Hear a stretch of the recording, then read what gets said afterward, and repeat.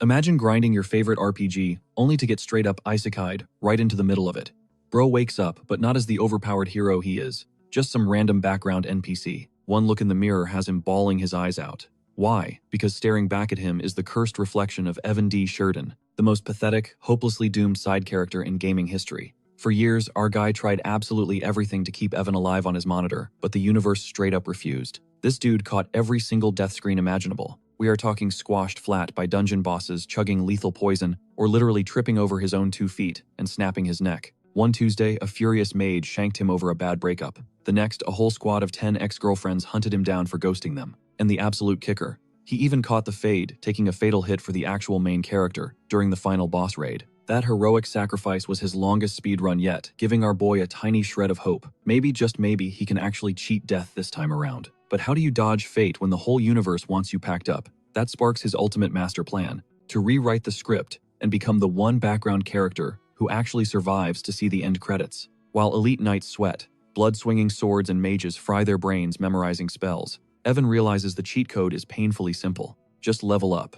Pushing those stats higher means mages can spam nuke-level magic, while frontline warriors turn into unstoppable, lightning-fast tanks. Overhearing his plotting, his personal maid, Mabel, freaks out instantly, assuming our boy is already planning to dive headfirst into a dungeon. She starts yelling at him, dead serious about how he needs to stop treating his life like a massive joke, considering dungeons are merciless slaughterhouses crawling with nightmare fuel. Sure, being a highborn noble means he is fated to conquer one eventually, but only after hitting adulthood. Until that day drops, she demands he grind through proper royal training to build some actual muscle. Mabel flat out refuses to let him wander into a death trap on her watch. Knowing better than to argue, he nods along to cool her jets. As she finally storms out of the room, he smirks. He totally bait and switched her, dropping that comment loudly on purpose, just to test her loyalty. Here is the massive plot twist. Our reincarnated gamer has been stuck surviving in this fantasy reality for 9 whole years now, and he knows every single NPC walking around is severely brainwashed by a massive lie. They genuinely believe dungeon raiding is the absolute only way to score experience points. I mean, they are not entirely wrong. Wiping out dungeon floors does shower adventurers with divine blessings that massively boost their stats. The hype got so intense that the Royal Crown locked the whole system down, forcing high-ranking nobles to manage the raids and building a massive fortress city around it. And pulling the strings of that massive hub is none other than his own dad, the legendary Marquis Soline D. Sheridan. Raiding absolutely spikes your level, but Evan holds the ultimate walkthrough. He knows hidden exploits to farm stats safely, relying entirely on busted mechanics he abused back in his gaming days. Catching a snippet of his muttering, Mabel turns around and asks what he is plotting. Flashing a soft, reassuring smile, he tells her to chill. Internally, he knows society views him as useless filler in the upcoming demon war. Yet, his character design is easily top tier. Still, he mentally swears off smiling from this day forward, fully aware of the brutal timeline approaching. In this chaotic universe, even a charming smirk can trigger a catastrophic butterfly effect. He refuses to casually smile at the wrong girl and trigger a fatal death flag. Shaking off the dread, he locks in on the mission. Now that Evan has double-checked the local lore regarding demonic threats, he zeroes in on his ultimate survival blueprint. Step 1 of his immortality project is securing infinite levels. Spinning back to Mabel, he casually asks when his birthday drops. When she replies, it is next week, he orders her to book a private audience with his father. He demands a sit-down before the celebration kicks off, practically buzzing with adrenaline to activate his masterstroke. He is hunting a highly classified family heirloom, hoarded by the Marquis. The Mirasol necklace, the very first mythical artifact dragged out of the Sheridan dungeon depths, and passed straight down the royal bloodline.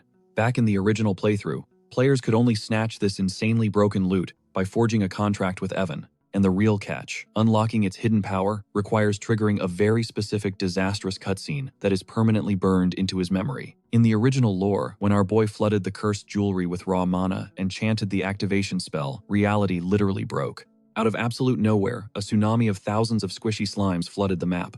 Sure, they were just pathetic level 1 trash mobs, but the spawning glitch was completely unstoppable. He desperately hacked and slashed through the endless tidal wave of gelatinous goo, but ultimately, getting swallowed alive and suffocating under a mountain of slimes became his most viral meme-worthy death screen ever. But during that exact massacre, his gamer brain caught a massive glitch.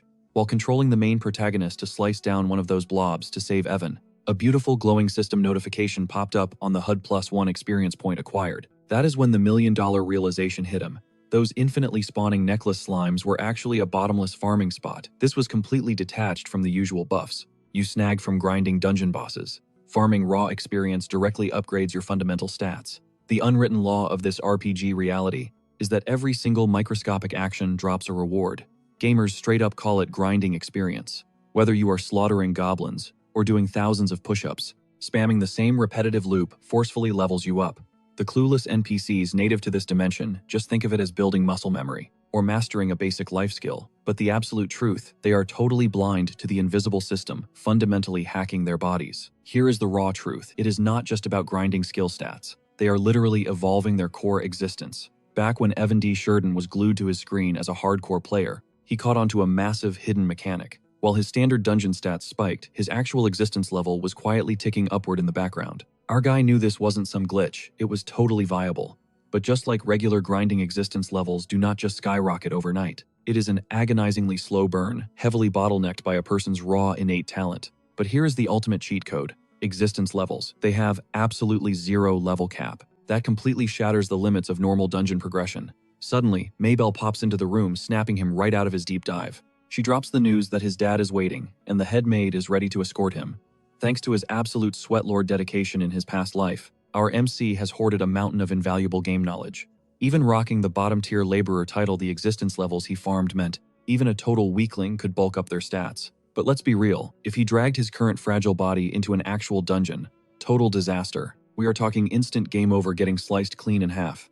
Usually a laborer class has to hunt to farm that sweet XP, but his current toddler-sized body is not surviving the wilds. That sparks an idea. What if he could find mobs so pathetically weak a literal kid could body them? A light bulb goes off, summon trash-tier slimes and farm them in his room. Enter the MVP item, Mirasol's Necklace. This beauty burns exactly 1 mana point to spawn a level 1 slime.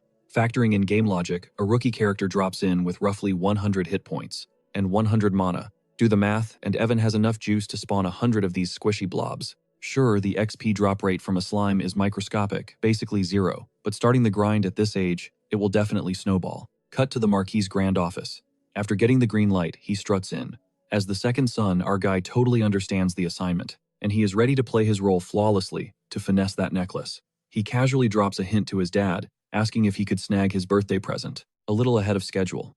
The Marquis raises an eyebrow, wondering what the rush is about. Evan immediately pivots, claiming he spotted a specific necklace, and is absolutely obsessed with it. The Marquis is stunned.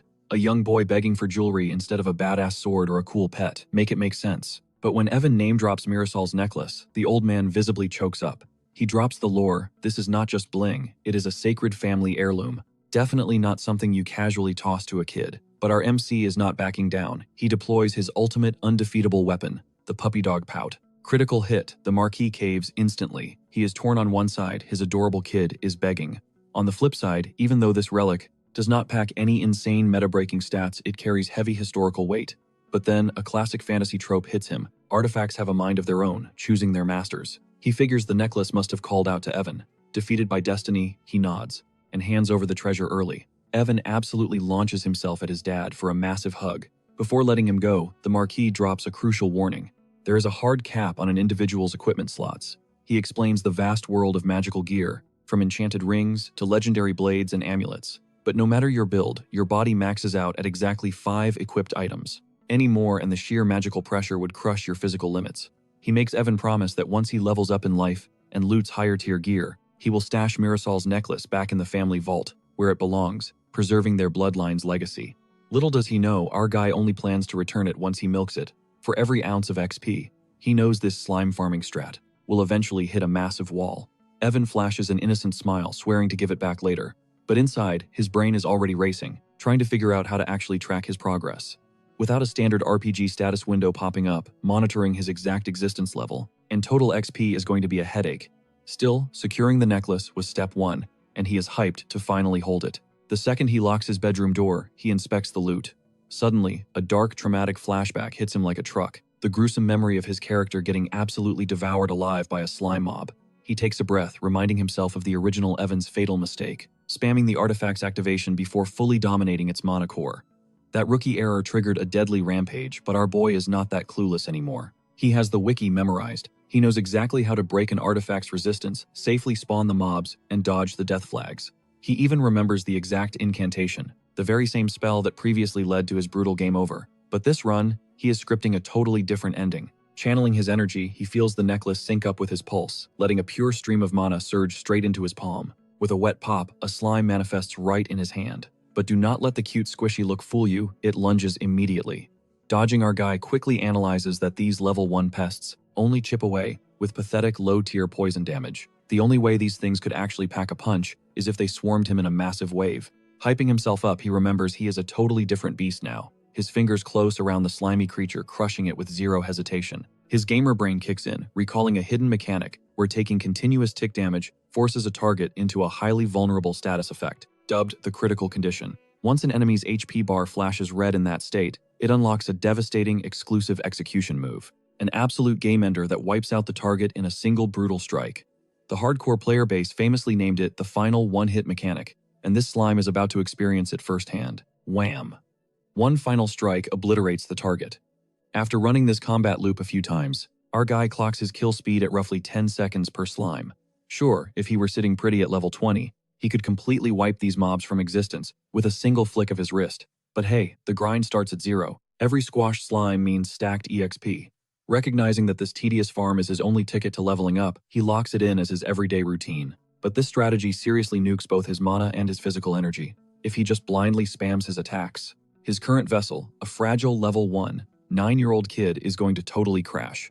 Luckily, his veteran gamer knowledge kicks in. He remembers the debuff mechanics. Pushing past the limit triggers nasty status ailments. Drop your energy pool under 50%, and boom, massive chills hit.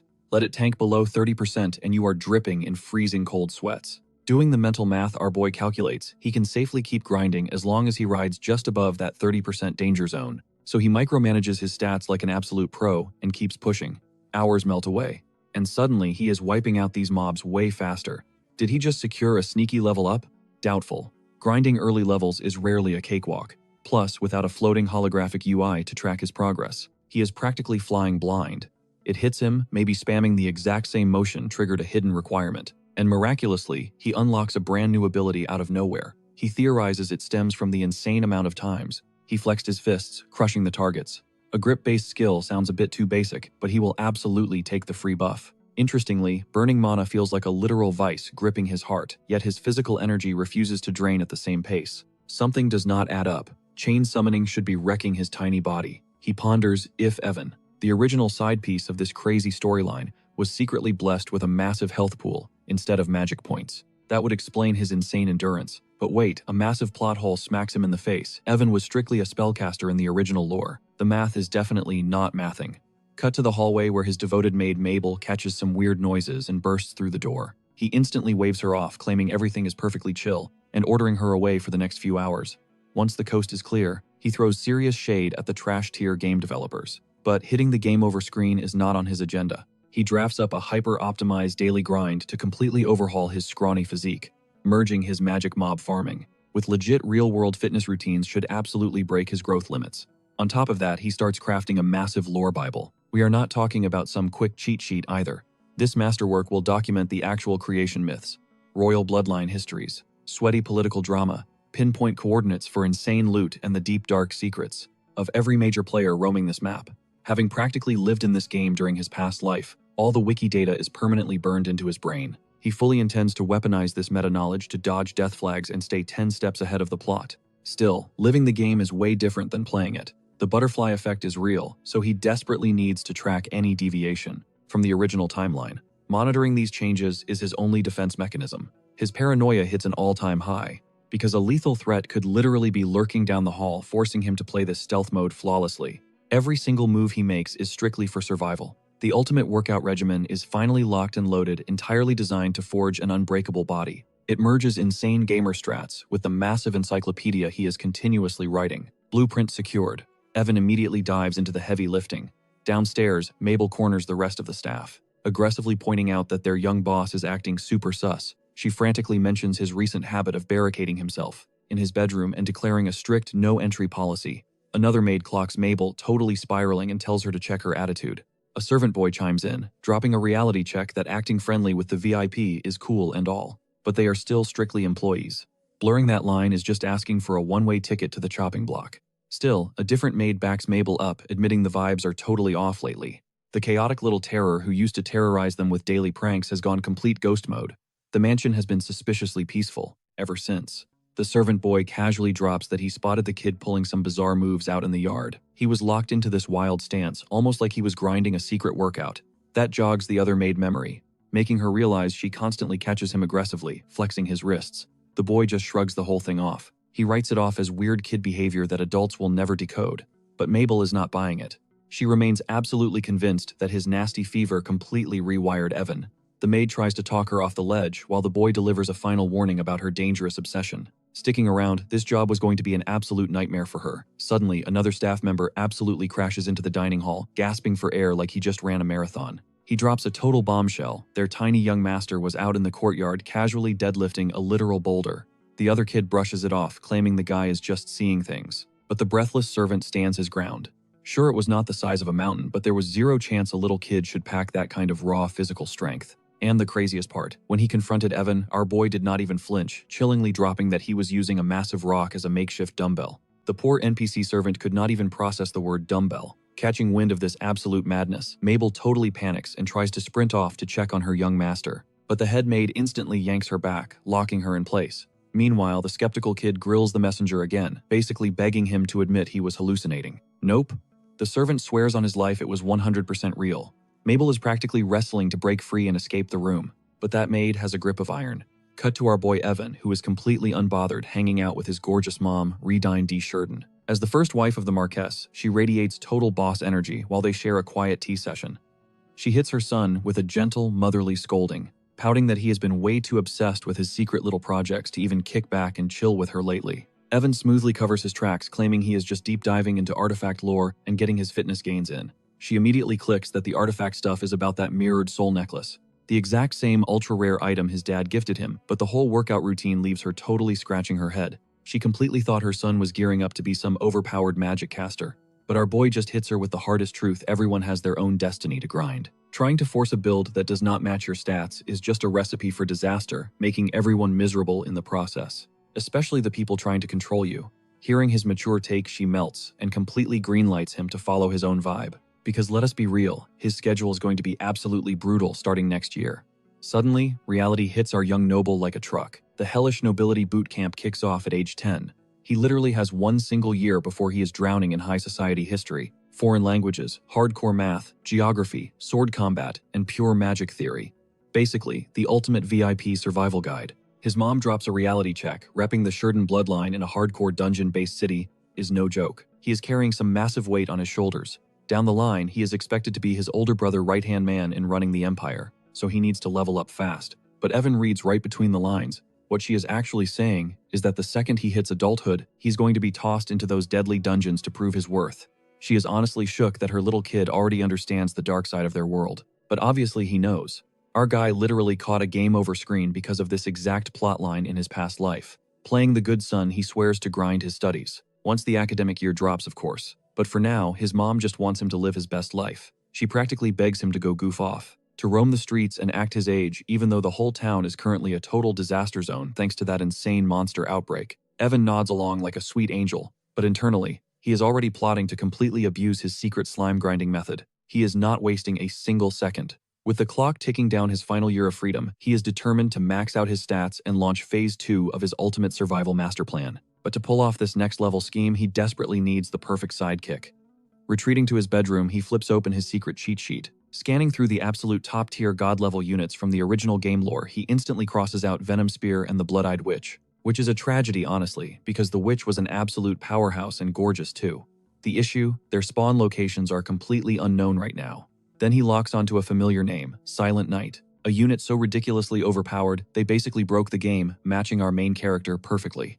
Evan remembers this guy was a lethal, cold-blooded killer, rocking dual blades melting into the pitch-black shadows, and one-shotting monstrous threats without making a single sound.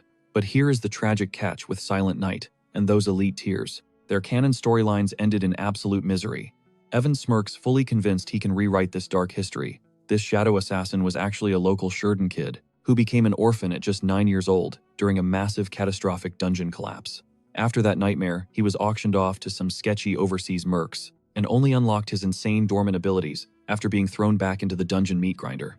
As our boy connects the dots regarding that massive monster breakout, a light bulb goes off. His mom literally just mentioned the city was still picking up the pieces from a recent outbreak. That means the legendary Silent Knight, one of the absolute most broken characters in existence, is currently wandering around his city. Without missing a beat, he locks in on his new target. He struts straight up to Mabel and casually drops that they are going on a shopping spree. Cut to them riding in a carriage with the poor maid looking utterly baffled. She cannot fathom what they could possibly be buying, considering the streets look like an apocalyptic wasteland right now. Evan stares her dead in the eye and says he is picking up a human being. Mabel's brain completely short-circuits. He casually adds that their map is set straight for the underground slave auction. The sun comes up over a completely wrecked neighborhood where battered civilians are limping through the rubble-filled alleys. Their fancy carriage bumps along the destroyed commercial district. Inside, Evan breaks down the economic crash, directly tying it to the monsters breaking out of the dungeon. Those freaks of nature absolutely demolished the infrastructure. Mabel chimes in, pointing out that until the construction crews fix this mess, the trade economy is basically dead. She keeps dropping harsh truths, mentioning that the local guilds are still actively hunting down straggler beasts. Our guy totally owns up to the fact that this is literally the worst time for a haul. But they have no choice. If he sleeps on this drop, the streets will be way too packed later. The maid is practically sweating bullets, warning Evan that casually strolling out for a shopping spree right now is a terrible idea, especially considering what he's buying. She's freaking out over him buying literal humans. But our boy stays completely ice cold, brushing off her panic. He drops the facts. The specific auction house they're hitting up is the single government-sanctioned trade hub in all of Sheridan. Sure, the morality of it is completely twisted, but it's heavily monitored and basically the safest spot in the city. Evan mentally flips through his game knowledge in this messed up reality. The kingdom monopolized the trade, practically wiping out underground trafficking rings. But obviously, scumbags still find filthy loopholes to exploit, push people too far, and they snap. Case in point, a legendary rebel from the Demon War 3 storyline. A crimson-haired psycho who literally breathes hellfire, the infamous Blood Witch. Evan remembers their last little encounter perfectly, mainly because she absolutely slaughtered him. The carriage jerks to a halt outside a massive, imposing fortress. Stepping inside, Evan is flanked by his maid and a heavily armored knight. The knight booms their VIP arrival. Evan glances up at the hulking dude Dane, confirming this guy is supposed to be his ultimate meat shield. Dane looks super uncomfortable, muttering that a filthy human market is no place for a high-born noble. But Evan shuts that down instantly, his voice dead serious. He isn't some sheltered rich kid blind to reality. He's not here on a twisted safari or to flex his dad's endless cash. He is here to handpick the exact weapons he needs to survive. Dane argues that the Marquis could just assign elite guards, but Evan hard passes. He knows exactly how that plays out. His dad's handpicked guards all ended up as corpses right next to him in his past life. They push through double doors, greeted by a slick, bald broker. The guy raises an eyebrow, shocked the young lord is pulling up personally. Evan smirks, making it clear he doesn't outsource his survival to anyone else's judgment. He demands a lineup of kids his own age, specifically orphans spawned from the latest catastrophic disaster. The broker warns him that these survivors have gone through absolute hell, selling their own freedom to survive, making them way too feral and stubborn for a noble's typical playmate. Evan doesn't miss a beat. He fires back that desperation breeds extreme loyalty and zero laziness, so he's skipping the tedious skill tests. He isn't looking for polished toys. He wants raw talent to level up right beside him. Absolute monsters, who will have his back when the world goes to hell. The broker shrugs, seeing the dollar signs, and stops arguing. The customer is always right. He leads Evan's crew into a dimly lit holding area packed with exhausted kids. The bald dude clarifies. He filtered out anyone under 12 years old. Evan's eyes dart across the room, analyzing every single face like a hawk. As the guards herd more kids into the lineup, his radar instantly locks onto a dark-skinned kid, rocking deep blue hair and pitch-black, lifeless eyes. Bingo. It's the legendary Silent Knight. Then his vision snaps to a girl with blazing red hair. His blood runs cold. She's a top 5 menace from Demon War 3, a villain practically synonymous with absolute carnage. Dane scoffs, calling these scrawny runts dead weight, and urging Evan to keep browsing. But our protagonist flat-out refuses. He points directly at the 2 future bosses, claiming them on the spot. See, in the game's lore, demigods were insanely rare anomalies. They were a freak mutation of humanity that just spawned out of nowhere, cursed with glass cannon bodies and agonizingly slow growth rates. Society treated them like absolute trash, but a tiny percentage of them eventually mutated into god-tier powerhouses. And the 2 shivering runts right in front of him, they are the absolute apex predators of that entire race, the Blood Witch and the Silent Knight. The secret cheat code demigods completely break the game mechanics through dungeon grinding. Every single time they hit a level up underground, the system hands them double the stat buffs of a normal player. Dive deeper, and the multiplier goes totally unhinged, skyrocketing their stats to a level normal humans couldn't dream of touching. But here's the massive catch. Most demigods were way too fragile to even step foot into a dungeon during the early game. If they tried, they'd get completely wiped out before hitting floor 5. The harsh reality was that 99% of them were nothing but fodder, sacrificed so the top 1% could ascend to godhood. But Evan isn't letting that happen. He vows right then and there to keep these two alive, because their insane scaling belongs to him now. The broker gets super nervous, stuttering out that these kids are basically clearance items costing half the going rate, and he's terrified the Marquis will execute him for selling his heir literal trash. Evan shuts him up, stating he couldn't care less about their market value. He's walking out with his future bodyguards. Deal closed. He officially claims both of them. Fun fact, earlier that day, Evan had actually bribed this exact merchant to act as a talent scout, secretly funneling him any kids matching these ultra-specific descriptions. The bald guy took the deal, swearing absolute silence. Evan smirks internally. He just built an underground pipeline to farm broken demigod recruits. He turns his full attention to his new prizes, getting a massive case of PTSD, remembering their blood-soaked psycho-killing sprees from his past life. The harsh truth, they don't have the luxury of crying over their dead families right now. Evan drops down to their level, promising he isn't going to be a tyrant, and casually asks for their names. The crimson-haired girl flinches, looking wildly confused by a noble actually treating her like a human being. Prompted a second time, she shares a nervous look with the boy, before whispering that her name is Beloa, but her late mother called her Lua. Evan hits her with a soft smile, telling her that he hopes they get close enough for him to earn the right to use that nickname. The blue-haired kid steps up, dropping the name Shine. He glances at Belois, realizing they've been suffering in this hellhole together, but this is literally the very first time he's hearing her actual name. Evan's brain lights up Shine. It's highly ironic for a dude destined to become the edgelord Silent Knight. Our boy formally introduces himself as Evan D. Sheridan, asking them to trust him. Shine bites his lip, visibly torn before daring to speak up. He stares the noble dead in the eye, asking the million-dollar question, why would a billionaire heir buy broken, defective trash like them? The young lord simply smiles, ready to drop the truth. Since Shine is basically the same age, he should already have this figured out. Shine refuses to drop it, demanding to know if this rich kid purchased them just to flex and play twisted mind games. Evan goes dead silent, his eyes darting between the two of them. He drops a heavy truth bomb about how rigged life actually is, looking dead at Shine. The kid nods, fully aware of just how brutal the real world can be. Evan brings up his own insane luck, winning the genetic lottery as a Marquis' second son, basically set for life with zero struggles. He points out how mind-blowing it would be for kids like them to ever catch a break like that. That strikes a major nerve. Shine snaps, spilling the brutal truth about his own messed-up childhood trapped in absolute poverty. He screams that his body is completely worthless, furiously questioning what kind of imaginary blessing Evan is even going on about. Our main guy just smirks. He calls it pure god-tier potential, and he claims both Shine and Beloa are absolutely dripping with it. Shine immediately accuses him of capping and trolling them, but Evan shoots back, that staying in denial might feel safer, but it will never fix anything. He challenges them, asking if they seriously want to stay losers forever.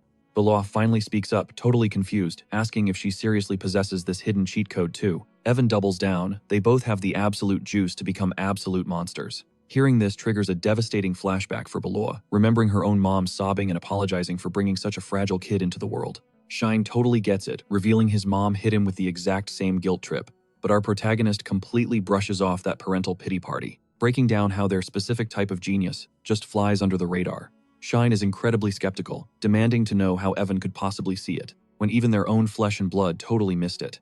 That is when Evan drops the ultimate plot twist: he has his own broken ability. Our boy claims he is basically a human radar for spotting hidden prodigies exactly like them.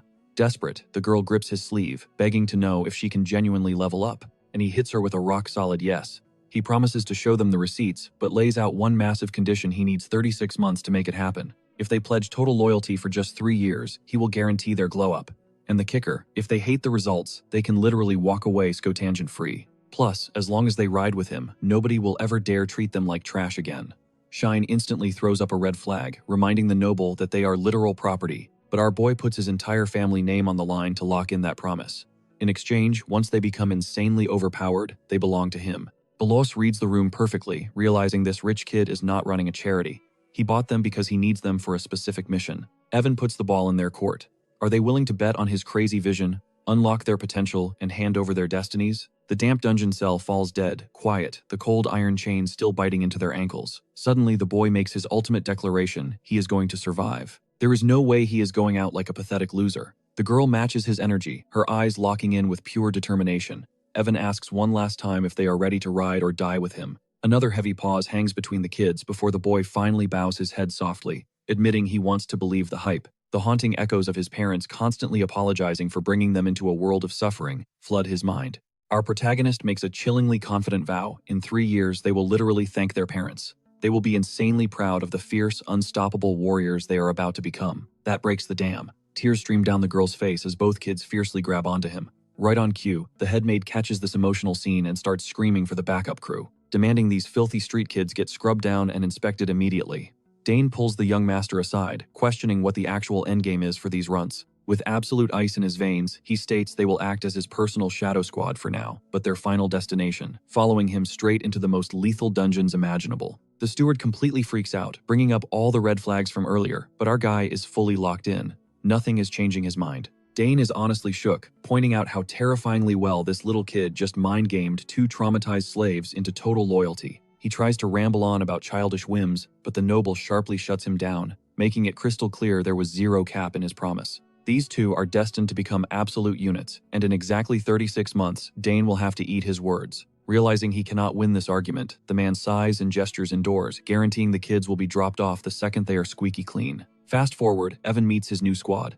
Shine gives him the silent treatment at first, before finally breaking the ice to bring up that suspicious favor Evan mentioned earlier. He is totally paranoid about the catch, asking if they are just going to be scrubbing floors and serving tea forever. The young master keeps it 100% real. He only wants a single thing out of this deal. They need to become his ultimate bodyguards. They parrot the word back, totally stunned. He taps his own chest, yeah, protect him. The boy immediately fires back that they are literal string beans with 0 combat skills. But our protagonist just waves off their doubts, promising they are going to get ridiculously buff. And once they hit that peak level, they are going to use that raw power to keep him alive. He lays down the ground rules. They are practically superglued to his side 24/7, only separating to grind their stats. They are his new VIP security detail.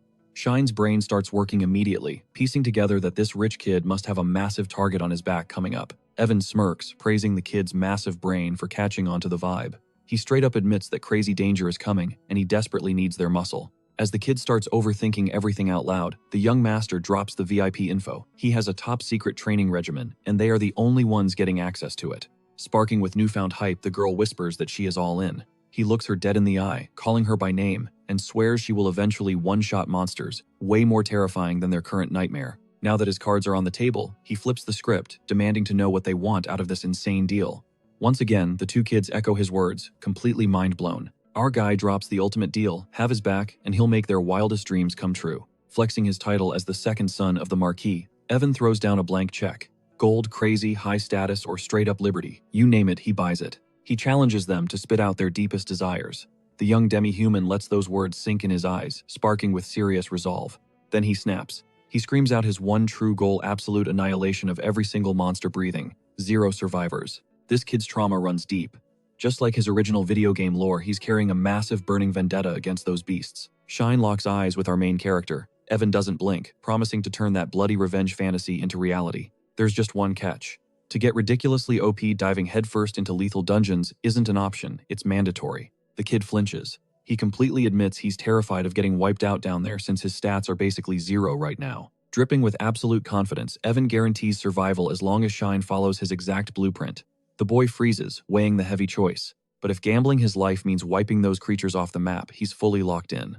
Evan instantly shakes on it. With the deal sealed, the young noble pivots his attention to Balua, waiting for her demands. Now, lore-wise, this girl was an absolute menace. Not a demon, not a beast, but a ruthless witch who gave players absolute nightmares. She literally triggered an unavoidable boss fight.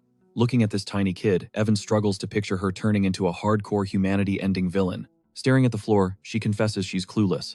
All she knows is that freezing, starving, and kicking the bucket are definitely off her agenda. Getting a power boost sounds nice, sure, but beyond basic survival, her mind is completely blank. Evan drops the tough guy act. Gently grasping her hands, he whispers her name, reminding her that expecting a 7-year-old to have her whole life figured out is crazy. He completely validates her feelings, promising they'll crack the code to her destiny as a team. Taking a deep breath, she slowly nods, ready to figure out her purpose one day at a time. Boom.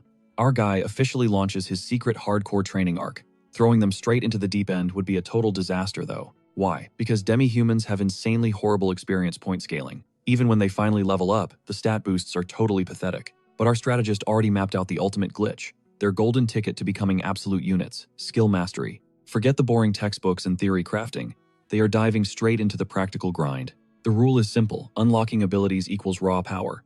Some perks kick in the exact second you acquire them. We're talking instant buffs to energy magic reserves and pure muscle. These permanent passive traits give you massive lifelong advantages. Take the elite Shurden Knights and their legendary blade arts, for example. Mastering that form didn't just make them lethal with a weapon, it permanently mutated their base stats into superhuman territory. Evan is betting hard that their current heavy lifting routine will evolve into a similar god-tier trait. Hooked on the idea, the duo leans in closer. Can grinding these abilities actually turn them into monsters? Breaking down the meta, Evan reveals there are countless unlock methods, but they're zeroing in on two. First up, insane, mind-numbing repetition. You spam a move until the system physically hardwires it into your body. The second route, getting initiated into an elite faction to absorb their ancient guarded techniques. They are going to abuse both systems simultaneously. He points out a crazy lore drop back in the Demonic Crusades. Even low-ranking maids and butlers were insanely tanky. How? Because high society families secretly injected their absolute best hidden arts into their staff. This basically created a hierarchy of overpowered servants, and obviously the richer and more famous the bloodline, the more busted their secret abilities were. The kids hang on to every single word, realizing they just struck absolute gold. Because the Shurden Empire doesn't just hold the Marquis title, they practically own the most broken top-tier legacy skills in the entire realm. Eyes wide, they ask if they actually get to touch that forbidden knowledge. Evan smirks. Yes, but the grind is going to be pure torture. Since their base stats are currently sitting at rock bottom, their progression speed is going to drag heavily compared to normal recruits. To even catch up to the average grunt, they'll have to put in double, maybe triple, the blood, sweat, and tears. But if they survive the gauntlet, they'll forge an unbreakable core of infinite endurance and magical power. That's the secret recipe for carrying raids and dominating dungeons. But Evan lays down a harsh reality check. He can open the door, but he can't walk through it for them. It's all on them now. Staring down the intimidating road ahead, Evan already knows they've got that dog in them to pull it off. Fueled by raw trust and loyalty, they lock in their choice. Towering over his new prodigies, the young noble sizes them up one last time. Checking their physical limits, he asks if they can actually stand on their own 2 feet. Both fiercely confirm they're good to go. A sharp clap echoes through the room instantly, summoning a blonde maid who rolls her eyes, fully expecting another spoiled rich kid tantrum. Shutting down her attitude completely, Evan demands her full attention for a highly specific mission. Aiming a finger straight at his new recruits, he orders her to become their personal drill instructor. The maid totally shorts out, echoing his insane request in pure shock. Wondering if this was the so-called favor he had in mind, he points out that the intel he pulled on these kids is an absolute game changer. He begs her to step up, hyping them as his future ride-or-die loyalists. Sure, they are a little squishy right now, but their raw potential is completely off the charts. She locks it in, deciding to personally mold the girl into a powerhouse, while tossing the boy over to the head butler's brutal boot camp, casually adding that this hardcore method will work wonders on him too. Minutes later, Shine cautiously asks what kind of absolute demon the head butler actually is. Before anyone can drop a single hint, a shadowy silhouette materializes, asking if the young master summoned him. Evan smirks internally. This is going to be a total breeze. He just has to weaponize his puppy dog eyes like always to secure Shine's safety, even if he has to sacrifice every last ounce of his dignity to pull it off. He pitches his voice up sweetly, begging the butler for a massive favor. Cut to Shine, his mind violently dragged back to a nightmare of scorching flames and agonizing screams. A desperate voice echoes in his memories, begging him to run away, sparking that deep burning vow he made to survive and slaughter every last monster that ruined his life. Bam! A booming voice shatters the flashback, barking at him to snap out of it. The butler is right up in his face, demanding absolute focus. The guy roars again, flaming him for acting totally washed after just a few measly hours of warm-ups, swearing that if he keeps flopping like this, he will never survive. A single pathetic chore as a servant of the Marquis. Then he literally blitzes forward, drilling it into the kid's skull that raw stamina is the ultimate baseline, and any lackey of the Shurden bloodline needs to be ready to throw down for their master. He drops a harsh reminder that afternoon theory grinds are up next, meaning Shine better stop burning out his energy. Calling a brutal 10-minute breather, the butler chuckles, muttering about how insanely satisfying it is to watch a rookie level up. Evan slides into the scene, agreeing the kid's gas tank is practically empty, but admits the boy is a total prodigy in everything else, boasting insane combat IQ for a kid, a razor-sharp mind, and that stubborn never-back-down grit. Deciding it is time to crank the training arc all the way up to max difficulty, he promises he has enough healing gear to keep them from flatlining. Right on cue, a maid sweeps in, dropping the news that the Marquis requested his presence. The young master gives a quick nod and strides indoors. Inside the lavish study, the Marquis frowns, clearly stressed that his boy hasn't touched grass in forever. The kid quickly defends himself, explaining he has been holed up trying to crack the hidden mechanics of his strange necklace. The Marquis leans back, listening closely, before gently warning him not to blow himself up. Right in the middle of their chat, the Marquis casually drops a massive bomb. The artifact is an actual growth-type item, designed to infinitely evolve right alongside its wielder. He breaks it down, revealing it can unlock insane new buffs once highly specific conditions are triggered. He confesses he was completely clueless about this feature until the necklace literally synced to Evan, pointing directly at the piece so the kid can witness it firsthand. Tapping the core jewel and asking if Evan can spot that faint toxic green pulse vibrating in the middle, he notes that the second that glow consumes the entire pendant, the artifact is going to hit its next tier, and since it is already flaring up, the upgrade is right around the corner. Our boy mentally pauses, flashing back to the original game, where this necklace was total trash tier loot nobody touched, meaning he never cared about its scaling potential. Now panic creeps in as he wonders if triggering this upgrade will accidentally hyper-buff his training slimes too. The terrifying visual of these gelatinous blobs evolving into unkillable juggernauts, completely immune to his punches, sends a cold shiver down his spine. Getting wiped out by a starter slime would be incredibly embarrassing, but hitting pause on his daily grind is absolutely out of the question. He forcibly shoves the paranoia aside, figuring a buffed slime is still basically just jello. Shifting gears, the Marquis asks why Evan completely drained his allowance to buy out new servants, genuinely curious if it was just a charity case. Evan instantly denies it, claiming it was a guaranteed investment, knowing these two will become absolute beasts who will guard his life, which perfectly explains why he threw them straight into the fire under the head butler and head maid.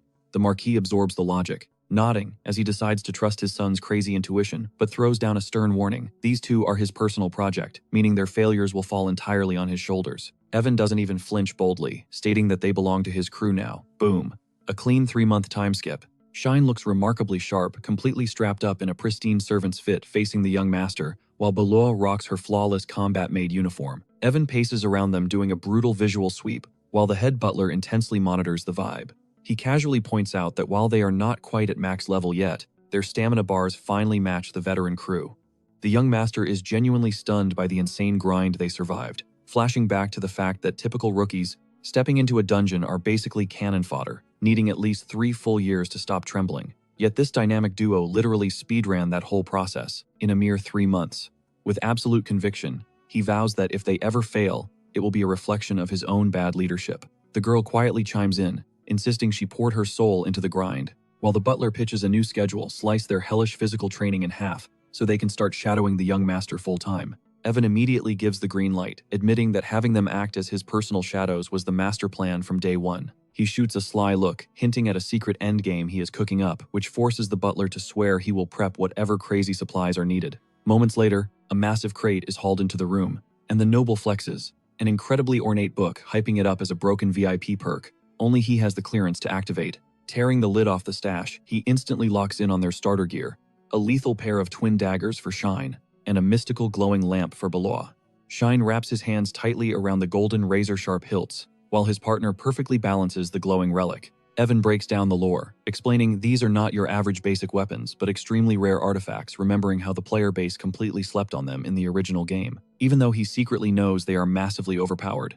To prove it, he violently dashes forward, turning into a human tornado as the blades carve brilliant, deadly arcs through the air, completely shredding a thick tree trunk into flying splinters with pure kinetic force. He pauses, looking back to ask if Shine locked onto the combo. The kid instantly nods, with burning excitement fully grasping. Looking for the ultimate speedrun tactic for twin daggers, Evan introduces his absolute cheat code, a move dubbed the Beehive Feller.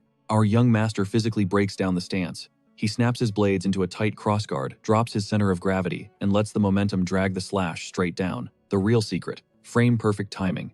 You literally animation cancel the strike halfway through to conserve stamina. Shine immediately mirrors the posture, while our protagonist breaks down the exact mechanics of brutally halting a swing mid-air. To spam the move faster, Evan basically tells him to turn off his brain and let muscle memory take over. The loyal bodyguard simply nods, white-knuckling his weapons. They lock into a flawless rhythm. Shine grinds the combo relentlessly, sharpening his footwork until every single blade arc looks terrifyingly crisp.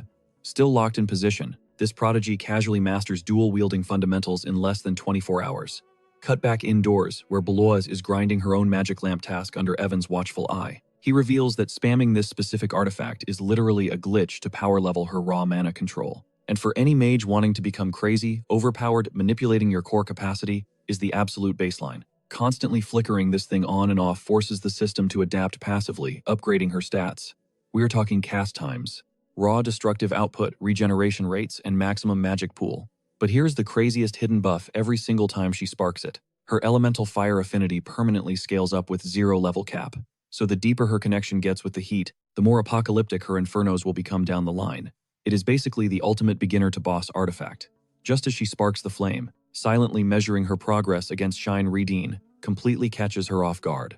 The matriarch locks onto the glowing object, demanding answers. Below stammers out a respectful greeting. Redeen instantly identifies the gear as an ancient family relic that definitely was not supposed to leave the vault. The dots connect. She recognizes this is the stray kid Evan adopted, putting together that her son just gifted away a priceless treasure. Belos nervously admits. The young master handed it over specifically to grind her magic stats. Redine just smirks, deeply amused that her boy casually dropped an ultra-complex artifact on a novice just to teach her the ropes, especially since he literally has 0 magical talent. Belos flares up instantly, defending her savior. She refuses to let anyone call him weak. Loving the fierce loyalty, Redine steps up and offers to personally mentor her in some intense secret witch arts. There is just one rule: Evan cannot know a thing. Fast forward and phase 2 of their secret boot camp is going flawlessly. Belois is practically spamming the relic, heavily expanding her energy reserves and skyrocketing her mastery. Over in the melee camp, Shine remains locked in on his dual blade mechanics, obsessively drilling the animation cancel for that elite tier beehive strike. Meanwhile, our main guy spends the next few months literally dual-wielding slime summons, flexing his newly unlocked ability to control 2 mobs at once. Gripping Mirasul's necklace, he flashes back to his original strategy of unequipping the cursed jewelry the second he hits a specific level cap. But here's the wild plot twist: it is an evolving item. As he levels up, the summoned mobs scale right alongside him. Sure, they become absolute tanks to defeat, but the experience drop is massively multiplied. Staring down this insane farming exploit, he realizes chasing better gear is useless right now. He needs a permanent passive ability. And just like that immortality project, Phase 3 is officially greenlit. Using his dual slime summoning technique to trigger the grind, Evan kicks off his wildest scheme yet securing absolute poison immunity. His endgame, maxing out his resistance until literally 0 lethal substances can touch his health bar.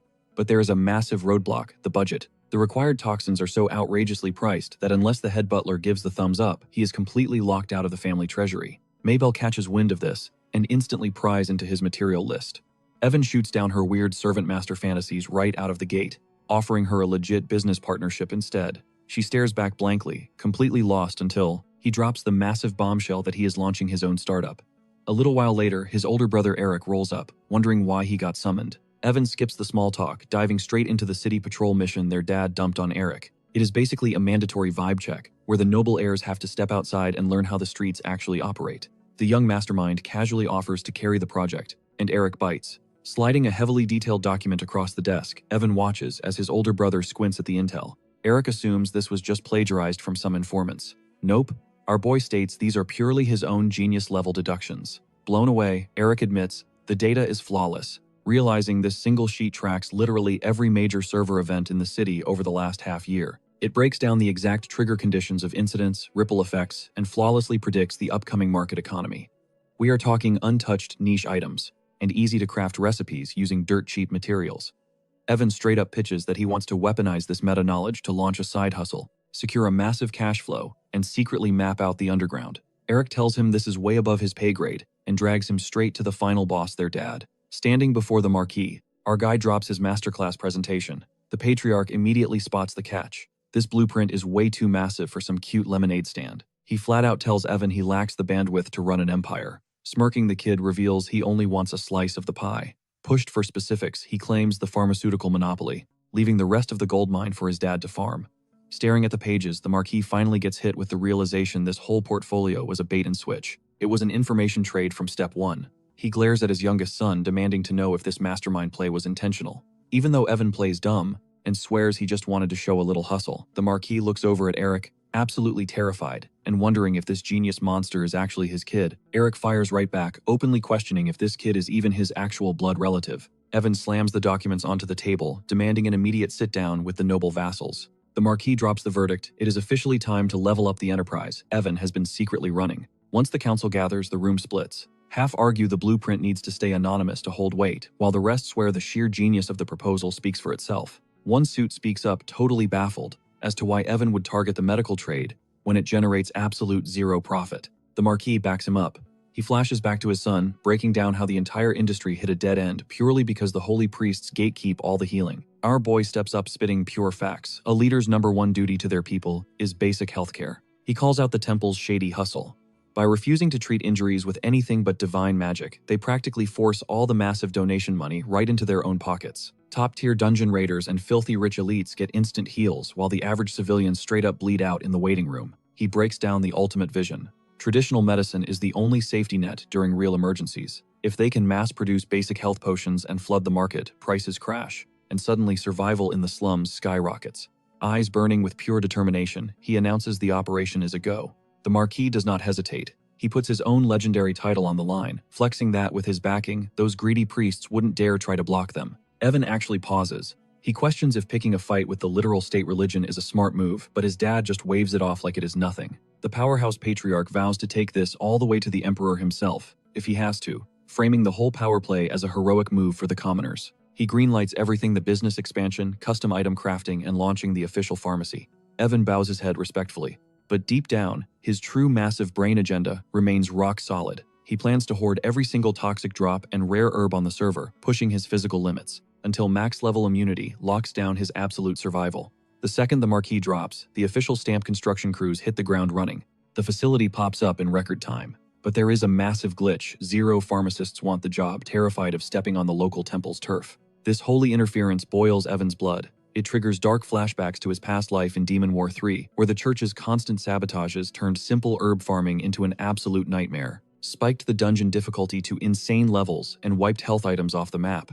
Back then, it literally forced the main character to drag an alchemist into the party, or grind the crafting skill solo. Done playing games, our boy decides to just brew the elixirs himself. Still, a huge reality check hits. Who in their right mind is dropping cash on medicine brewed by a literal 9-year-old? Then a galaxy brain idea sparks. He could fake being a simple apprentice under an established pro, flex some insane prodigy-level growth to win them over, and secretly pull all the strings from the shadows. Plus, he already has a massive cheat code, a god-tier potion, recipe ripped straight from his gaming days to claim as his original creation. The moment Shine steps into the room, Evan instantly presses him for updates on the headhunt. Shine takes an L on finding a direct hire, but reveals a backup strat: he tracked down an underworld fixer who specializes in finding anyone. Cue a bald man rolling in clutching a stack of files. Our protagonist immediately clocks the guy. It is the big boss of the shadow market. The trafficker lays out the intel, revealing a goldmine of independent alchemists, operating off the grid beyond the city limits. He slides over a VIP list, telling the kid to pick his poison. Evan scans the sheet, his eyes instantly snapping to one legendary name: Bernard Garcia, age 63. 0 hesitation. He orders the fixer to bag this exact guy and drag him here. Fast forward 4 days, and Shine is walking the grumpy veteran straight into the high-class mansion, where the old-timer drops the most raw, unfiltered introduction imaginable. The bald fixer also brought a bonus pull, a cute young assistant rocking a classic maid aesthetic, introducing herself as Hannah. Shine immediately flares up, ready to throw down over the old man's blatant disrespect toward his young lord, but the boomer bites right back. Evan cuts the tension, stepping up with ice-cold confidence to introduce himself. Unfazed, the veteran tells the kid to just call him Grandpa Bernard. Tossing the fixer some well-earned praise, Evan casually drops a reminder to keep the radar pinging for any rare demi-human kids, strictly off the books before sending the bald guy packing. Watching this literal child orchestrate mafia-level deals, Bernard genuinely starts sweating over whether this kid is human. Reading his mind, Evan drops his single-digit age, sending the old-timer into a booming fit of laughter before he finally gets down to business, demanding to know what exactly this pint-sized noble wants. When backed into a corner, the veteran draws a hard line. He admits he heard wild street rumors that our boy is secretly an alchemy god, operating on a level the old man cannot even fathom, promising serious blowback if this turns out to be some spoiled brat's prank. Completely stone-faced Evan slaps a massive wager on the table. If the kid can blow his mind with an unknown technique, Bernard is locked into a 5-year contract. Bernard takes the bait but sets his own trap. If the kid fumbles, Evan becomes his personal loot drop, forced to spill every single secret as his lowly apprentice. Smirking like a final boss, Evan shakes on it instantly. They hop in a carriage, rolling up to the absolute unit of a building known as Brothers Pharmacy. Evan casually flexes that this fortress is his new office. The second they step foot inside, Bernard practically begs to see the magic happen. But Evan slow burns the reveal, dragging them into the cultivation lab first. Rows of glowing, toxic-looking purple herbs are actively mutating in incubators. He casually slams down a few glowing vials and drops a masterclass on accelerated botanical growth. He dubs his creation a literal cheat code, praising its glitch-like speed and brain-dead simplicity, even though the crafting specs require late-game knowledge from the Demon War 4 era. Swirling the mysterious liquid, Evan looks dead at the pro and asks if he recognizes it. The legendary veteran straight up malfunctions. He stammers out a solid no, muttering the potion's name like he has seen a ghost while Hannah parrots him in pure shock. With both of them totally paralyzed by the sheer flex of this technique, Evan hits them with the patch notes. Top-tier herbs have a longer cooldown, and spamming the formula nerfs the final output. Sure, it constantly craves fresh ingredients, but this elixir straight up unlocks massive-scale herb farming. Bernard just sits there absolutely humbled. He spent his whole life convinced alchemy had peaked, only to get schooled by a literal kid. A smirk finally breaks through the old man's wrinkles. He mutters that his final years won't be so boring after all. But Evan isn't playing around. He slides over a contract, bumping the term from 5 years to a whopping 50. He demands that the veteran sign it immediately. The absolute gravity of the moment hits Bernard like a truck, and his shaky hand grabs the quill. With that locked down, our boy Evan dives right back into his Demon War lore Bible. He grinds through his daily routine, constantly tweaking those character stats to perfection. Fast forward, the whole squad huddles around a table stacked with magical flora and glowing vials. Evan calls the shots, laying out Phase 1, sweep the entire city, for every single medicinal plant they can find. Once they bleed the local market dry, they'll expand their turf. Plus, he points out a genius loophole: exhausted adventurers are always dumping their leftover stash. To sweeten the deal, Bernard pitches a big-brain marketing strategy: toss out free trial potions to the street vendors. Evan instantly greenlights the idea. He breaks down the math, crafting a budget-friendly, highly durable item. Means they can flood the entire city's market. In his head, Evan is already counting the bags. Sure, they are selling for pennies now, but volume is everything. And those razor-thin profit margins are just the starting line. Give it time, and their little pharmacy will monopolize the entire regional supply chain. Bernard starts sweating over rival guilds trying to sabotage them, but Evan shuts that down fast. The Marquis family name is the ultimate VIP shield. Nobody is touching their hustle. Since our MC can't exactly micromanage a shop every single day, he assigns Hannah to be Bernard's right-hand woman. Then he pulls Mabel aside for a serious chat. He looks her dead in the eye and drops a bomb he needs to stay in the shadows. He is making her the literal face of this booming enterprise. Stepping up as the CEO proxy is a massive flex. When he asks if she is built for that kind of pressure, the room goes dead silent. Then she locks eyes with him. She hasn't just been waiting, she's been plotting for this exact moment. She tells him to step back and watch her work, swearing on her life to protect his reputation. Anyone foolish enough to block their path, she promises to crush them herself. Loving that cutthroat energy, Evan hands over the keys to the vault. She is now officially the boss of their entire botanical stockpile, controlling every single ingredient flowing into the lab. Cut to exactly 1 week later, total chaos. Brothers Pharmacy just went insanely viral, and the line is wrapped around the block. The storefront is getting absolutely mobbed. People are desperately swapping raw plants for those low-tier health pots. And with a legend like Bernard Garcia backing the brand, the hype is undeniably real. Demand skyrockets off the charts. Mabel steps up to the plate announcing they are snatching up everything: healing blooms, deadly toxins, you name it all, in exchange for their liquid gold. That bold move drags in massive waves of new scavengers. The reviews are insane, with Evan overhearing some hyped-up warrior bragging that this cheap juice actually outshines a holy cleric's magic. Hearing this, Bernard flexes his ego, grinning that no basic-tier brewer would ever have the guts to slap their own name on a product. Meanwhile, up in the VIP suites, the Marquis is staring down a financial report. He squints at the ridiculous numbers, asking if that is the gross revenue. Nope. His jaw drops when he finds out that is pure, unadulterated profit after paying the overhead. The man is left speechless, finally realizing his kid is an absolute prodigy. To keep up with the insane momentum, they instantly scout 2 top-tier brewers from the guild. In no time, they create a complete monopoly over Dungeon City's flora. We are talking national buzz. Collectors and masters from everywhere are flooding into Sheridan just to get a taste. Riding this massive wave, Evan concocts something completely unhinged, a glowing purple tea slapped with a literal skull warning. The squad starts panicking, but our boy stays incredibly chill. He explains it is a microdosed cocktail of toxins and cures, explicitly designed to hack their poison resistance. To prove his point, he deadass downs the whole cup without flinching. Mabel is screaming that he is going to end his own life. Evan just wipes his mouth and drops a cold one-liner: he is chugging this, exactly so he doesn't catch a game over later. He slides a fresh glass over to Shine, daring him to take a hit. Shine immediately backs down, sweating bullets. But out of nowhere, Balua steps up to the plate fully, ready to risk it all. The headmaid goes absolutely ballistic, shrieking at her to drop the cup before this turns into a mass tragedy. Right in the middle of this total chaos, the calendar date hits her like a ton of bricks. March. She blurts out that Evan is about to hit the big one to 0. His 10th birthday is basically tomorrow. Time practically freezes for our MC. A whole year has vanished since he respawned into this body. And with intense aristocratic boot camp creeping up fast, he knows his freestyle training days are numbered. Shine, looking confused, suggests they just spill the tea and expose their real power levels to the family. Evan shoots that idea down instantly. The trauma of his past weak character deaths is still way too fresh. Changing tactics, Shine pitches a wild idea. Let's raid the dungeon. Once again, Evan hits him with a hard refusal. None of them, not him, not Shine, not Balua, are even close to being dungeon ready. Shine starts getting pushy, demanding a solid reason. Evan coldly reminds him of the timeline. They still have 24 months left on their training pact. He lays down the law. They don't step foot in a labyrinth until their stats are absolutely maxed out.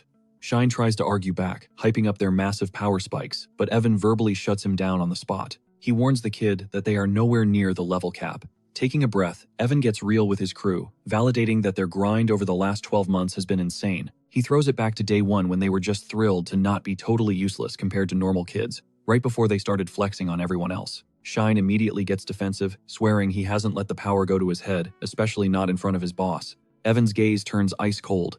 Even elite tier veterans get wiped out down there, he states. But noticing the tension drop, he quickly softens his tone, reminding the kid they still have the surface world to grind experience points. Rushing now means an early grave. He demands bulletproof preparation to guarantee 0 casualties. Staring him down, Evan asks if he can hold off, and Shine finally nods. Balua tries to play peacekeeper, begging Evan to dial back the intensity, but Shine just laughs it off, pointing out. Sighing about being just 8 years old, Mabel drops a crate of glowing green herbs on the table. She explains. It is their weekly stash of deadly poisons and meds. Evan instantly clocks it as pattern F, and gives her a solid nod of thanks. She then drops the news that Bernard is stressing over their massive workload, practically begging for more hands. Boom, lightbulb moment, they decide to bring Hannah on board as their brand new assistant pharmacist. Mabel hypes up the girl's serious glow-up in skills. Then Evan pivots, asking about the temple's latest moves. Shine jumps in, revealing that dropping a massive pharmacy right in the central district has the temple totally sweating. Mabel backs this up, confirming she already spilled the tea to the marquis.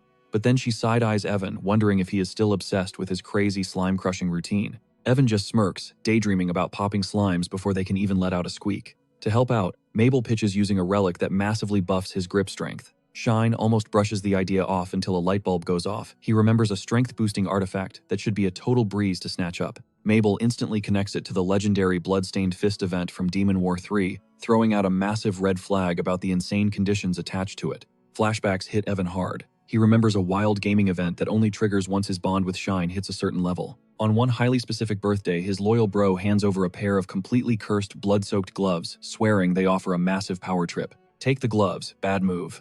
His attack's tank skills completely glitch out, monsters swarm him, and it is game over. Reject them. Shine keeps the cursed gear, dives into a dungeon, and gets wiped out when his magic fizzles. Total lose-lose situation, right there. Sure, the artifact heavily buffs raw power, but it straight up cancels out any weapon you hold. You only get the insane stat boost if you are throwing hands. Armed with this cheat code knowledge, Evan realizes these gloves are literally perfect for his slime hunting hustle, since he always fights empty-handed anyway. Hyped up, he rallies the squad for a massive shopping spree, totally steering Mabel away from the mainstream storefronts. He drops a truth bomb. Those places only sell cheap knockoffs.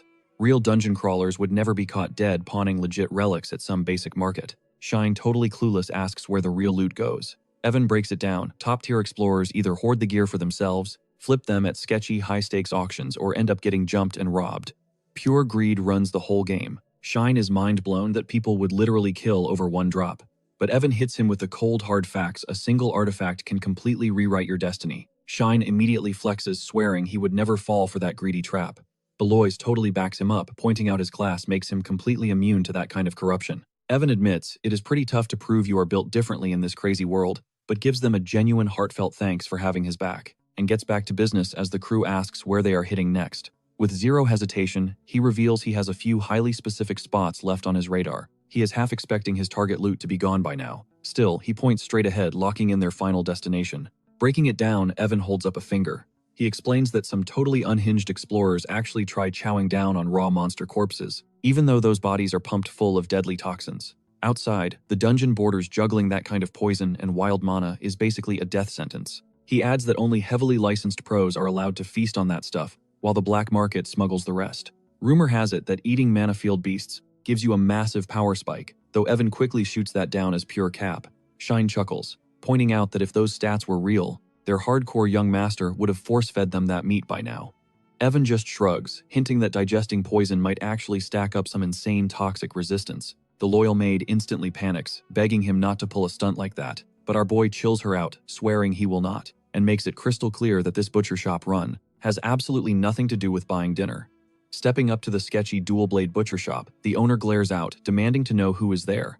Evan holds eye contact and tells him to drop the act. There is no need to waste time, the butcher knows exactly who they are, and they know his secret too. Caught out, the man smirks. He admits the rumors about the Sheridan heir being an absolute menace were totally true, and waves them into the back room. The butcher sizes him up, pointing out a VIP, like Evan definitely did not come to haggle over some prime cuts of steak. He asks if the young master is here to bust his illegal operation. Instead, Evan just points dead at the random item clutched in the butcher's hand. Evan drops a bomb. That piece of junk is actually insanely valuable, and the butcher is totally clueless. He challenges the guy to guess its real worth. The deal is simple: hand over the loot, and Evan will scrub his shady reputation spotless. But the stubborn butcher pushes back, thinking it is way too late to play the good guy. Evan has dealt with stubborn people like this before. He warns the butcher that a high-tier artifact like that will stay completely dormant for a total nobody. Then our boy hits him right in the feels, bringing up the man's deeply buried, abandoned dream of becoming a pro chef. The butcher literally freezes in shock. Dangling the kingdom's elite monster cooking license, Evan offers to fast-track a recommendation and give him a second shot at life, if he just hands over the goods. The tension is thick enough to cut with a knife, until the defeated owner finally asks what Evan really wants. Cut back to the mansion, where Shine and Beloa hover their hands over a wicked blade and a glowing crimson gem sitting on the table. Evan flashes back to their chaotic raids at Crimson Stir Fry and the infamous Orc Bar, where they totally cleaned out the hidden loot. These items sitting here, the ultimate flex of their massive haul. Up until this exact second, neither the sword nor the gem had found a worthy master. Shine grips the hilt instantly, feeling the insane magic pulsing through the steel. Meanwhile, Beloa brushes the gem, feeling it practically burn with raw power. Their master just watches from the shadows, smirking. He knows exactly what is about to go down. Before this total radio silence from these relics, Shine hefts the blade, basically asking the room if the thing is just a busted prop. Evan nods but pushes them to dig deeper. He drops the lore: these two specific pieces of loot weren't picked at random. Out of all of Sheridan's secret stash, their ownership codes are completely glitched. Breaking down the bug, he reveals the catch: to wield the twin blood dual blades, you gotta make contact with the crimson plate. But to unlock the Jade Flame Sphere, you literally have to touch twin blood. It's a massive dev oversight, a total coding disaster that completely scrambled their unlock requirements. Flashback to his past life, trusting the official strategy guide and taking endless L's. Grinding for intel and grinding useless quests, only to finally clock that the game itself was basically trolling anyone stupid enough to waste years hunting it. That is exactly why he scooped them both up together. Our guy makes it clear: these are straight up the most broken in-game weapons Sheridan has to offer. Beloa respects the massive brainplay, but Shine is still side-eyeing the situation, so the young master just tells them to swap gear and give it another shot, promising they're about to strike gold. The second they trade, boom, pure kinetic energy. Blinding light supercharges Shine's blade, while absolute hellfire wraps around Beloa. Now wielding their true legendary drops, they stand there, while Evan just trips out over how a literal software bug survived the transition into reality. He compares it to using a janky old recipe and accidentally cooking up a Michelin star meal. Bottom line, the stats on these weapons absolutely completely destroy standard summoned gear. It honestly throws him into a mental tailspin. Cut to Evan, remembering his old setup hunched over a monitor, obsessing over this exact game. He starts spiraling, questioning his own existence, wondering if he is even a real human being, or just code dreaming inside a simulation. Belois, clutching her pulsing crimson orb, starts breaking down its insane magic seal, while Shine stares at his twin blades like he just won the lottery. Evan snaps back, realizing that what he used to write off as a dev screw-up might actually be the universe handing him a cheat code. Shine notices him zoning out, but Evan brushes it off, saying he is just hyped to see them geared up, and drops a random thank you that leaves them both speechless. Shine is like, "Wait, why are you thanking us?" But Beloa shuts that down, reminding him who the real VIP is, for blessing them with god-tier loot. Realizing he messed up, Shine quickly bows his head, and Beloa's echoes the respect, calling him their young master. Flipping the switch back to boss mode, Evan announces it is showtime, slamming a gnarly pair of gauntlets onto the desk. He admits he dropped a massive bag of gold at the Orc pub for these fighting back dark flashbacks of how, in the original playthrough, this exact piece of armor triggered a brutal death screen for both him and the main character. Reliving that trauma, he white-knuckles the leather, grounding himself in how much he has leveled up thanks to Mirasol's necklace, an item that has already hard-carried him through countless game overs. He slides the gauntlets on. Instantly, they mutate in color, radiating raw violet aura as pure adrenaline floods his veins. Crackling orbs of raw magic spark in his palms. The power scales insanely fast, 0.5 hitting 0.7, until he literally shatters the orb in his fist, blasting out a blinding shockwave. In one fluid motion, our guy totally obliterates a slime, feeling confident this grind can become his new daily warm-up. But then, the necklace flares up out of nowhere, forcing him to look down. Mirasol's necklace just hit the next tier. He jumps back into the fray. But something is off. Every single kill is now taking a whole second longer to execute. And then the math clicks. The artifact leveled up, which means the mobs it spawns just got a massive buff right along with it. Reading the room, Evan knows carrying better items will not cut it anymore. He needs a lethal built-in skill. Accepting this reality, he summons Mabel. She pops in confused, but he doesn't miss a beat. He orders her to brew a cup of tea, spiked with a lethal dose of poison. She serves it up without flinching. Staring down the deadly cup, he mentally checks off the first prerequisite, which he already crushed thanks to months of agonizing toxin, immunity grinding.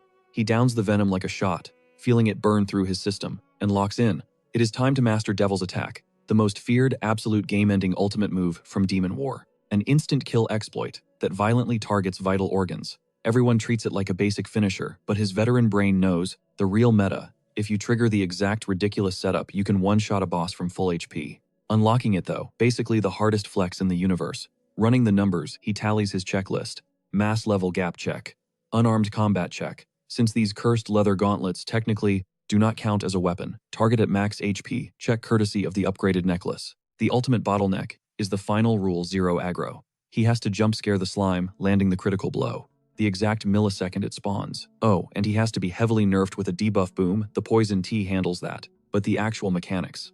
A total nightmare. You cannot just mash a gamepad here. He has to perfectly sync his physical muscles. The summoning, timing, and the kill shot purely on muscle memory. Sweating it out, he repeatedly hypes himself up. Failure is literally not an option. A few days later, Mabel hits up Bernard for a heavy-duty muscle relaxer.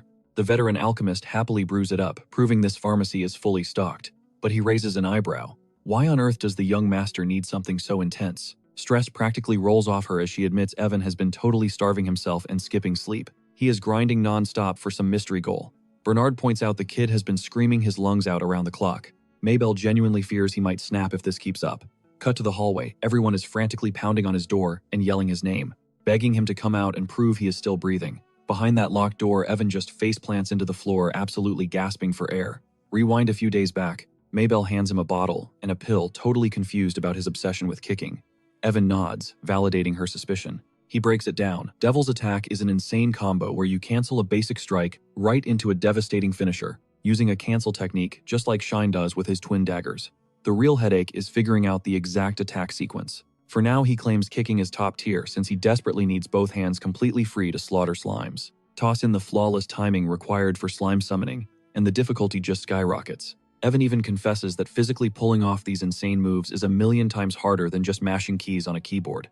Mabel straight up admits his gamer talk sounds like absolute gibberish, but she roots for him anyway. He shoots her a grateful smile and vows to crush it, though he shoos her back to work when she volunteers to spectate. Snapping back to the present, anxious voices echo from the hallway, pleading with him to just show his face. Our protagonist clenches his teeth, refusing to back down now. He makes a blood oath to master Devil's Attack before he turns 10. There is zero chance he is dying as some disposable extra in this twisted game world. Evan lets out a gut-wrenching scream of pure effort, while Shine violently slams his hands onto the desk, declaring he is totally done sitting around. He honestly has no clue how overpowered this Devil's Attack is supposed to be, but he is terrified the young master is going to seriously wreck himself. Belois, barely blinking, drops a reality check, coolly assuring him that if Evan truly needs this power, he will absolutely pull it off alone. Meanwhile, Mabel sprints down the corridor juggling a crate of potions. She freezes dead in her tracks outside his room. The chaotic noise has completely flatlined. She bangs on the wood in total panic, drawing Redine and the Marquis, who sprint over, yelling his name like crazy. The Marquis barks for the master key, but Mabel nervously explains the room is magically sealed. Only Evan can pop the lock from the inside. Redine suddenly remembers what today actually is asking through the wood if he finally achieved his goal and gently reminding him of the date. Finally, heavy footsteps echo from the other side. The door swings wide and Evan steps into the light.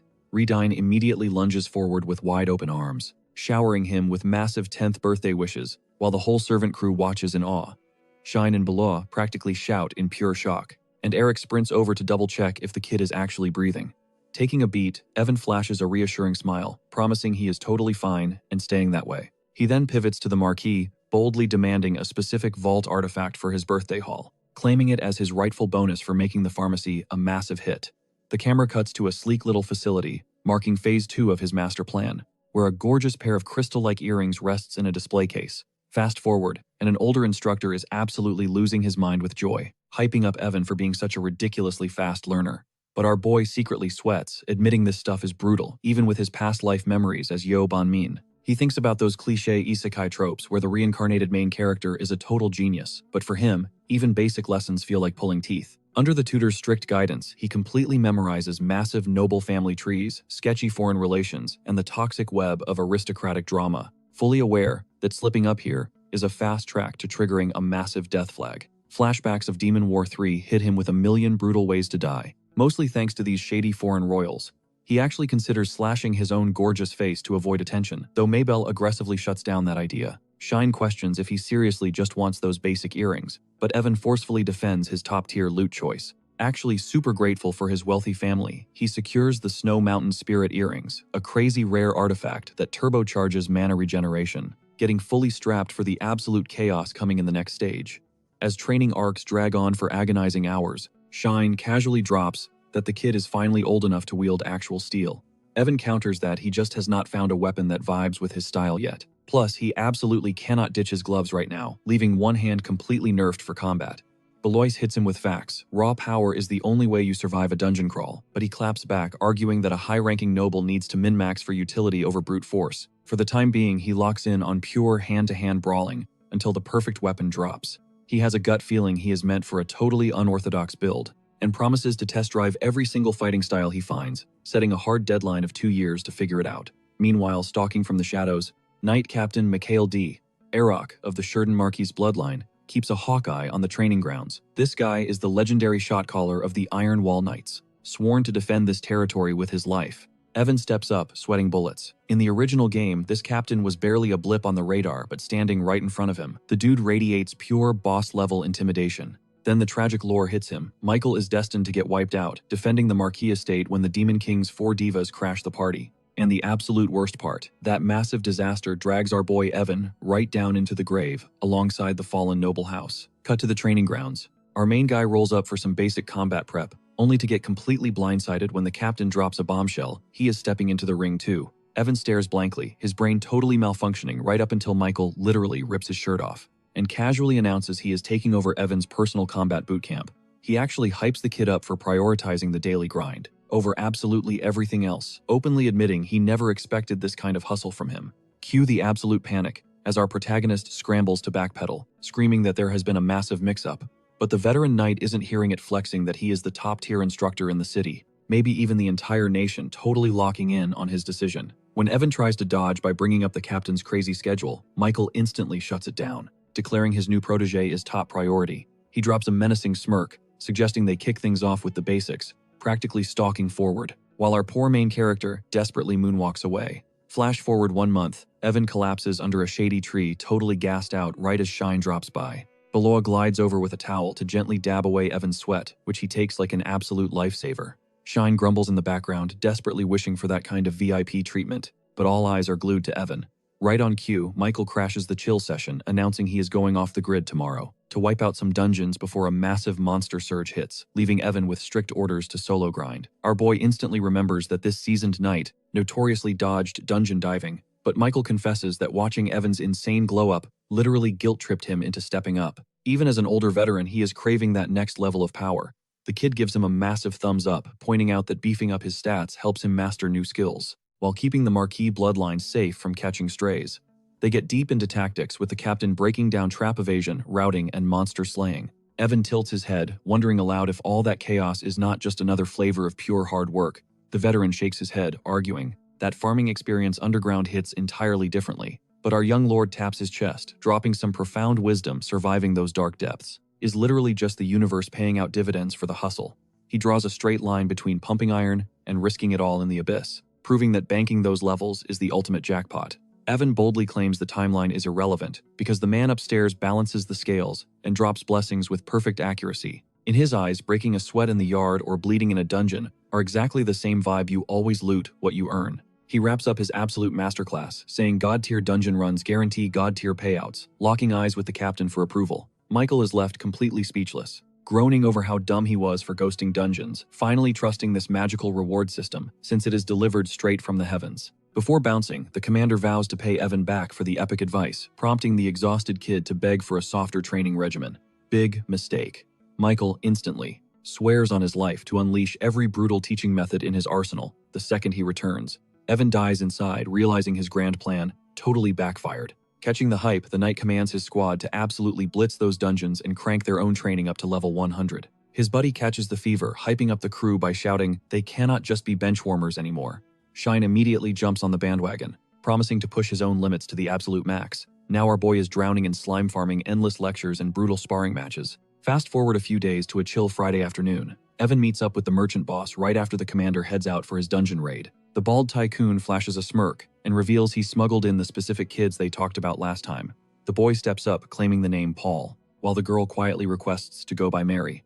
Our hero's brain starts spinning heavily, suspecting these are just placeholder aliases, before their canon lore drops in the main storyline. He shoots Mabel a look, ordering her to get them cleaned up and settled into their quarters. She nods, but Evan immediately catches her suspicious glare and shuts down any weird assumptions with zero hesitation. To clear the air, he straight up reveals that Paul and Mary are demi-humans, throwing a solid nod to the merchant, and labeling this whole operation a massive, long-term investment. Switching gears, the traitor slides over a stack of heavily redacted intel Evan asked for. He has been hunting for breadcrumbs regarding the heavy hitters of Demon War 3, quickly realizing this is going to be way harder than tracking down Bernard. He knows full well that 90% of the cast is practically off the grid right now, and even the real name, or origin story of the sequel's main protagonist is a total ghost town. But he refuses to fold, locking in on his mission no matter what. When Shine raises an eyebrow, asking if playing detective is really enough, Evan casually shrugs it off as a win. He casually mentions he will recruit the rest of the crew whenever they finally spawn into the world.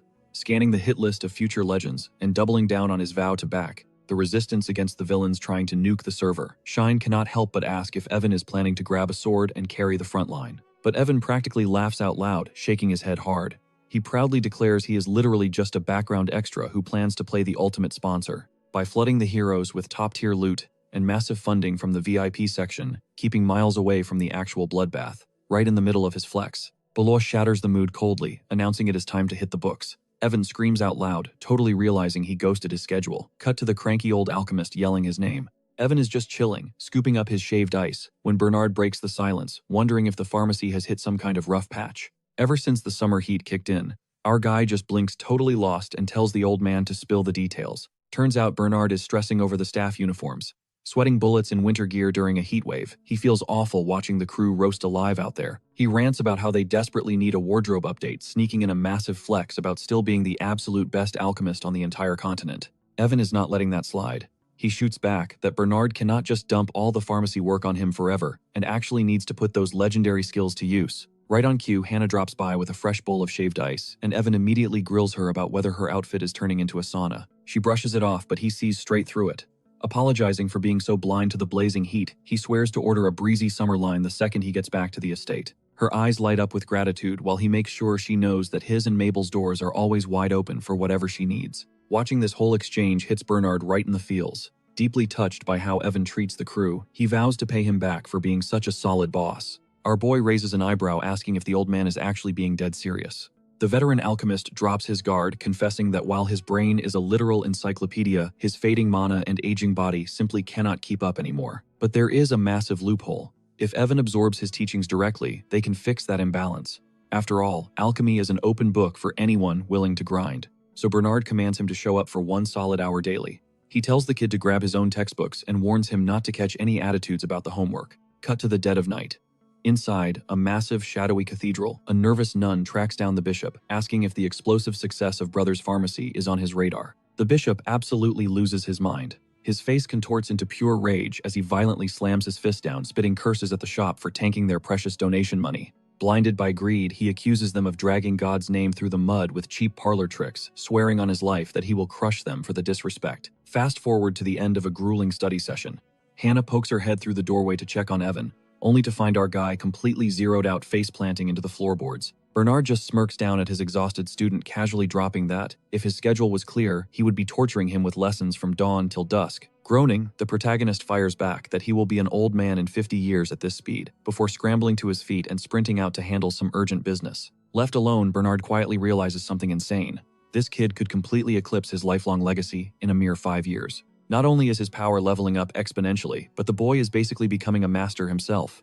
Still, the old man wonders if throwing potion brewing into the mix is pushing it. Out in the hall, Hannah mentions she has some free time because foot traffic took a massive nosedive. The culprit, the local temple, throwing a giant free blessing marathon for the past few days. Meanwhile, back at the corrupt church, the nun delivers the update. The pharmacy's numbers are bleeding out and the bishop just flashes an incredibly toxic, self-satisfied grin. She tries to talk some sense into him, warning that this petty stunt will backfire, but he completely waves her off, claiming morality has zero place in this chess match. Homeboy goes on an absolute tear about the nosediving profits since the shop launched, pointing his finger straight at the noble count's bloodline for stealing their entire demographic of locals and dungeon crawlers. He wraps his greedy tantrum in a fake holy mission to restore the goddess's ultimate power. He is stubbornly doubling down. The nun desperately warns him that messing with a business protected by a literal count could trigger an all-out political war. But the bishop just scoffs, planning a cowardly loophole to ruin the shop without laying a finger on the nobles themselves. She begs him to spare the innocent staff getting caught in the crossfire. His cold response, he completely dismisses her, acting like sparing their lives is generous enough. Pushed to her absolute breaking point, she screams that she is totally done with his garbage. Cut to later that night, our runaway nun is drowning her sorrows at a dusty tavern, loudly venting to her glass about the bishop, using divine authority as a cheap smokescreen to hoard fat stacks of cash. She bitterly complains that the blessing campaign is a complete scam, while she and the lower priests are the ones breaking their backs doing the actual heavy lifting.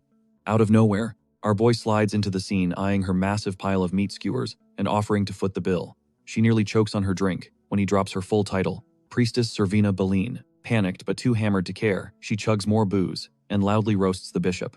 Slurring her words, Servina trashes the entire corrupt priesthood, heavily debating if she should just toss her holy robes in the trash and go work freelance under the count's banner. Evan locks eyes with her and casually drops a bomb. He offers her an exclusive spot on his personal roster, backing it up with a promise of infinite funding. Caught off guard, Servina admits the offer sounds like an absolute dream, but shakes her head. When he pushes for a reason, she spills the truth. She swore a personal oath to cleanse the rotting temple from the inside out. Evan hits her with a harsh reality check, brutally pointing out that the system is way beyond her saving. Defeated, she nods, confessing that she is already on thin ice and practically one step away from getting forcefully kicked out of the church anyway. It suddenly clicks for Evan. She is already an outcast from the main branch. He could easily just sit back and watch her crash and burn. But then he remembers how he totally flipped the script on Shine and Bella's tragic destinies. Why not give this rogue priestess the exact same glow-up? Getting her attention, he drops some heavy wisdom. If she does not have the firepower to tear down the system solo, why not borrow the strength of a heavy hitter? Blinking through her buzz, she asks him to translate that out of cryptic protagonist speak. He smirks, suggesting they sit down and dissect the real root of her problems and figure out the exact strategy to completely demolish it. The scene shifts.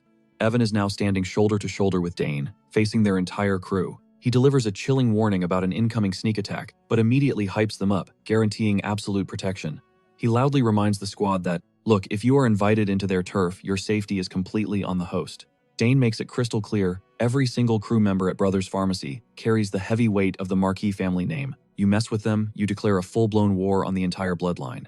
One of the staff pipes up, genuinely baffled about who would actually be crazy enough to pull a stunt like that. Evan does not even miss a beat. He flat out names the Bishop of the Order of the Great as the mastermind actively plotting to sabotage their operation. The crew is totally shook. Is this holy man completely unhinged for crossing a marquee? But then it clicks. That massive noble influence is exactly why there is a giant target painted on their backs. Someone finally connects the dots. Those sudden free blessings being handed out at the temple, total sabotage designed purely to choke out their cash flow. But our boy just brushes it off like it is nothing.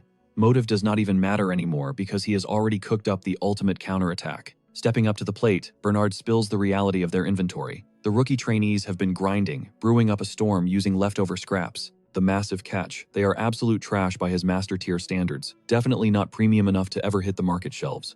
Instead of dumping them, he pitches a massive charity drop for the poorest districts. He swears on his pride to personally quality check every single vial to ensure nobody gets poisoned. Fail his strict inspection, and you are banished from touching any medicinal herbs for a long time. Surprisingly, the squad absolutely hypes up the brutal challenge. The master alchemist quickly kills the competitive vibe though. He firmly states it is not a contest, and this little giveaway only lasts until their scrap stash completely dries up. Pivoting back to the actual danger, Evan drops a heavy truth. Rolling out into the exposed slums, hands the temple a golden opportunity to violently ambush them in the open. Bernard smirks, realizing they can flip this into the perfect bait to expose the church. Our guy totally agrees, emphasizing they need airtight evidence so the temple cannot gaslight their way out of the fallout. Boom, he slaps down a stack of rolled up intel. Leaked documents from a nameless shadow source exposing the temple's dirty laundry. It literally includes the hit list of corrupt knights scheduled for the raid. His orders are cutthroat, keep your eyes glued to them, and bag them breathing. He tasks Dane with circulating the blacklist among their own forces, before officially greenlighting the high-stakes operation. Fast forward, and Evan is playing the public relations game beautifully. He publicly hypes up both the church's blessings and their own freebie potions, sarcastically joking that Shurton is basically a utopia right now. Down in the gritty slums, a pharmacy rep is screaming at the top of his lungs, hyping up the $0 elixirs, and organizing a massive, desperate crowd. Locals are chugging the brews left and right, even carefully splitting the precious doses with the neighborhood kids. Dane is genuinely stunned by the sheer volume of the stockpile. The rookies brewed so much during practice that they could literally flood the entire district with healing. An elderly woman practically weeps in sheer gratitude, praising the young boss as her chronic chest pains vanish like absolute magic. Strolling through the chaos, Dane points out Evan's insane main character charisma. Going out of his way for the bottom tier naturally turns him into a massive magnet for undying loyalty. The knight confidently predicts smooth sailing from here, but seconds later, his earpiece crackles to life. Panic on the other end, a burglar just got busted trying to breach one of their clinics. Security has the guy pinned down, but the frantic dispatch warns this might just be a distraction, with other locations likely getting breached too. Dane catches the emergency dispatch to hustle. He locks in, realizing the enemy syndicate has officially pulled the trigger on their ambush. Breaking down the enemy strategy, Evan points out a brutal reality. Bodies hold way more leverage than buildings. He predicts the assassins are gunning straight for their crew. He calmly asks if Dane's lethal instincts are picking up any weird vibes. Before the knight can even open his mouth, his blade is drawn in a blinding silver flash. They whip around instantly. A cloaked phantom materializes from the shadows, eyes locked dead onto their prey. Evan's gamer brain instantly clocks him. It is Fanto the Shadow Thief, a notorious early game boss carried hard by his overpowered stealth gear, the Shadow Cape. Dane barks a lethal warning. Completely unfazed, Fanto casually states he is just clearing a quest log. His singular mission is to wipe out anyone handing out free meds in the gutter. The rogue smirks, claiming noble bloodlines mean absolutely zero to him. If Evan catches a blade today, it is purely terrible luck. Fury spikes in the knight's eyes, but our boy is playing chess. He remembers the lore Bishop Seteron only unleashes Fanto when he needs a target permanently deleted from existence. He totally anticipated a dirty play, hence the lockdown on his staff. But staring death in the face, the terrifying reality hits. They are not here for vandalism, they are here for blood. With a legendary killer actively blocking their path, the tutorial phase is officially over. Evan casually admits he never thought Seteron would actually burn his best card by sending Fanto. The assassin violently flinches, absolutely shook that his identity got leaked. Sizing up the deadly ambush, Evan asks his bodyguard if he can solo this. Squinting into the shadows, Dane drops his pride and confesses that fighting a ghost is going to be incredibly tough. The knight vows to become a human shield until backup drops in, but our boy refuses to let a loyal vassal get packed up on his watch. He violently orders Dane to shut his eyes tight. Sprinting straight into the danger zone, Evan spikes something onto the cobblestone that violently erupts into a blinding flash. He instantly screams for the strike. Dane's aura flares, his heavy blade ripping a brutal arc right across the rogue's chest, dropping Fanto into the dirt. Dane pauses, debating if they should violently interrogate the bleeding assassin. Evan waves it off completely, knowing these high-tier mercenaries never talk anyway. Zero time to breathe. A massive bald brute suddenly bulldozes out of nowhere, dagger gleaming. Dane roars, a desperate warning, but Evan fluidly sidesteps the lethal thrust. He violently snatches the giant's wrist and buries a devastating punch straight into his gut. Dane tries to step in and lecture him about safety, but Evan just ignores the fuss completely. Dusting off his hands, he declares the trash officially taken out. Now his brain shifts into overdrive, plotting exactly how the Marquis dynasty is going to utterly destroy the fools who dared to test them. Cut to the Grand Estate. The head butler delivers the grim report. The captured thug is playing dumb, stubbornly repeating that Evan just looked like a loaded wallet waiting to be snatched. Pinning this hit directly on Bishop Seteron is mathematically impossible right now. The corrupt holy man scrubbed his footprints like an absolute ghost. The holy knights spin a pathetic excuse, claiming they went rogue because the temple cash flow totally dried up. They swear up and down they had zero clue the Shurton heir was on site. The Marquis scoffs, realizing everyone is seriously sleeping on his family power. The butler brands the bishop a complete lunatic. He pitches slapping the order with a formal complaint to permanently shut down this nonsense. Evan's dad instantly vetoes the idea. If the order actually respected the Shurton name, they wouldn't have dared to pull a stunt this reckless. It is time to stop playing nice. He decides to unleash the raw, terrifying might of their bloodline. But the butler drops a bombshell. The young master already secured a lethal weapon to nuke the order. With just 4 days on the clock, Evan pulls his dad aside. He promises that before the week ends, they will hold the exact ammunition needed to utterly obliterate the bishop. The Marquis raises an eyebrow, asking if this involves his secret mole inside the church. The young mastermind just smirks and nods. Evan breaks it down. Patience is key. His inside girl is about to deliver airtight proof that will bury the man alive. The bishop has been heavily skimming off the top, hoarding donation money meant for the main headquarters. Evan reveals that Tavern personally greenlit the hit on Brothers Pharmacy. The blueprint is genius. Corner the order with a deal, throw the bishop under the bus, and let the Sheridan family handle the execution. In exchange, they sweep the massive embezzlement scandal under the rug to save the church reputation. The Marquis instantly spots the golden opportunity to hijack the church loyalty. Evan points out the ultimate flex. The order is backed into a corner and has literally no choice but to agree. Pondering the master plan, his dad pauses, questioning if this mystery informant could be playing them. Evan vouches for her entirely. She holds a low rank, but is insanely sharp, and after reading her vibe in person, he knows she is 100% legit. Buying into the strategy, the patriarch decides to wait for the drop.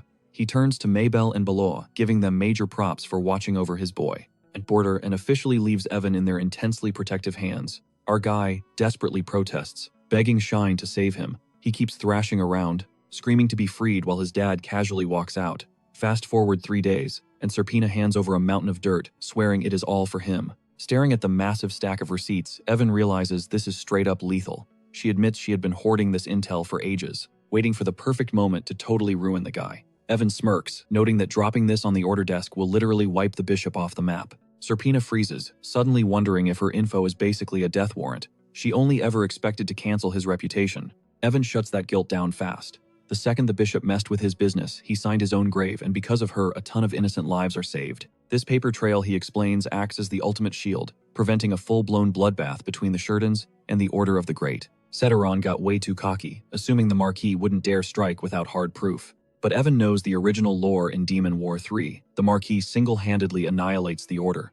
That corrupt fool seriously picked the wrong enemy. Evan tells Serpina to drop the guilt trip and leave the baggage behind. Smiling softly, she says she is just thrilled to be useful, wishing him the best and pledging her absolute loyalty. But Evan drops a twist. He does not want her switching teams to the Marquis estate. Instead, she needs to stay planted as a double agent. If he can manipulate the next Grand Bishop into power, his own survival odds skyrocket, creating a massive win for his family, the Dungeon City, and his own neck. Cut to the trial where Cetteron is losing his mind, screaming that this is pure slander, and playing the victim while heavily armed guards pin him down.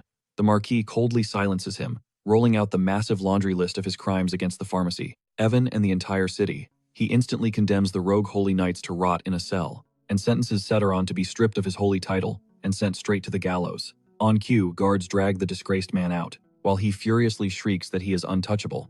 Unfazed, the lord of the city lays down the absolute law, making it crystal clear that this is the brutal reality for anyone who messes with his turf or threatens a Sheridan. Stepping outside to face the massive crowd, he delivers a chillingly epic speech.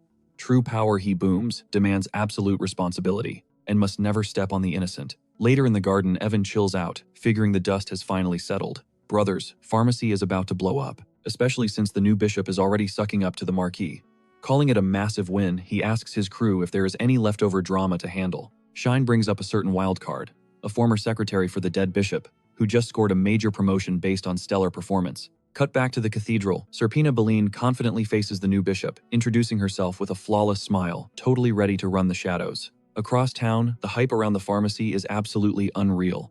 Everyone is praising it as the ultimate success story. Word on the street is that Evan himself masterminded the whole empire. Hearing this, our guy just groans, realizing his low-key life is spiraling out of control. Knowing deep down he can never fill his older brother's shoes, it hits him hard. He never expected that his sweaty, desperate hustle just to survive as a background character would put him in the spotlight.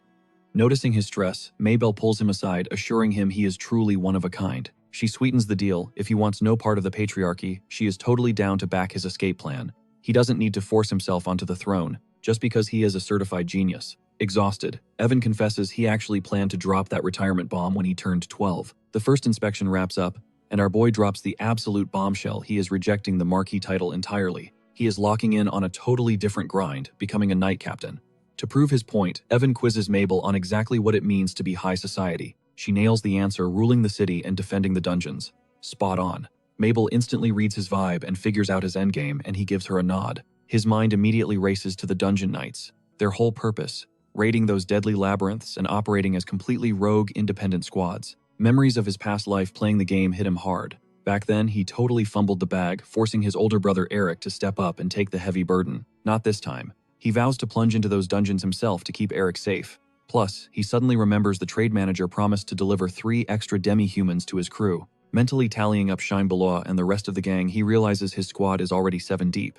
It is time. Evan resolves to pitch this whole dungeon night idea to his dad as soon as possible. When he asks for a status update, Mabel spills the tea. Shine is out there, grinding his sword skills to the bone, while Belo's just vanished to do her own solo thing. Strolling down the halls, Mabel whispers that he needs to put Beloe in check before the girl gets way too comfortable. Evan just brushes it off with a deadpan response. Mabel is not letting it go though. She straight up begs to join his elite night order, but he immediately shoots that fantasy down. Our guy has to remind her that she is already pulling massive weight as the literal face of the brothers' pharmacy empire. Mid-conversation, the vibe shifts. Servants are sprinting down the corridors in an absolute panic, prompting him to demand what is going down.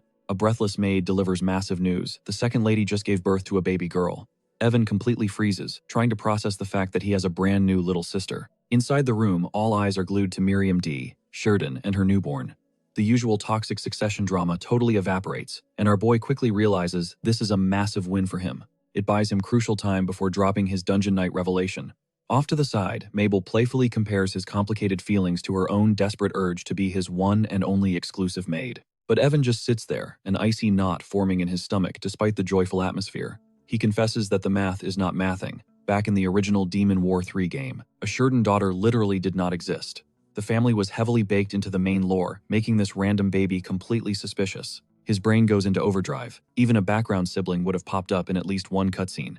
The verdict: she was absolutely never part of the original script. Did she just marry into another family and dip? Impossible. The main storyline kicks off in exactly 9 years she would still be a kid. Running through the scenarios, 2 chilling options remain. Either his butterfly effect shattered the timeline, or she was always born, but never lived long enough to see the game start. An even darker realization hits him like a truck in the original canon. Her death was probably directly linked to his own brutal demise. Seeing him spiral, Mabel desperately tries to calm him down. She swears he is still her ultimate favorite regardless of how insanely adorable the newborn is. Evan just lets out an exhausted sigh, muttering that her cuteness is literally the least of his worries right now. The little girl flashes a tiny smile.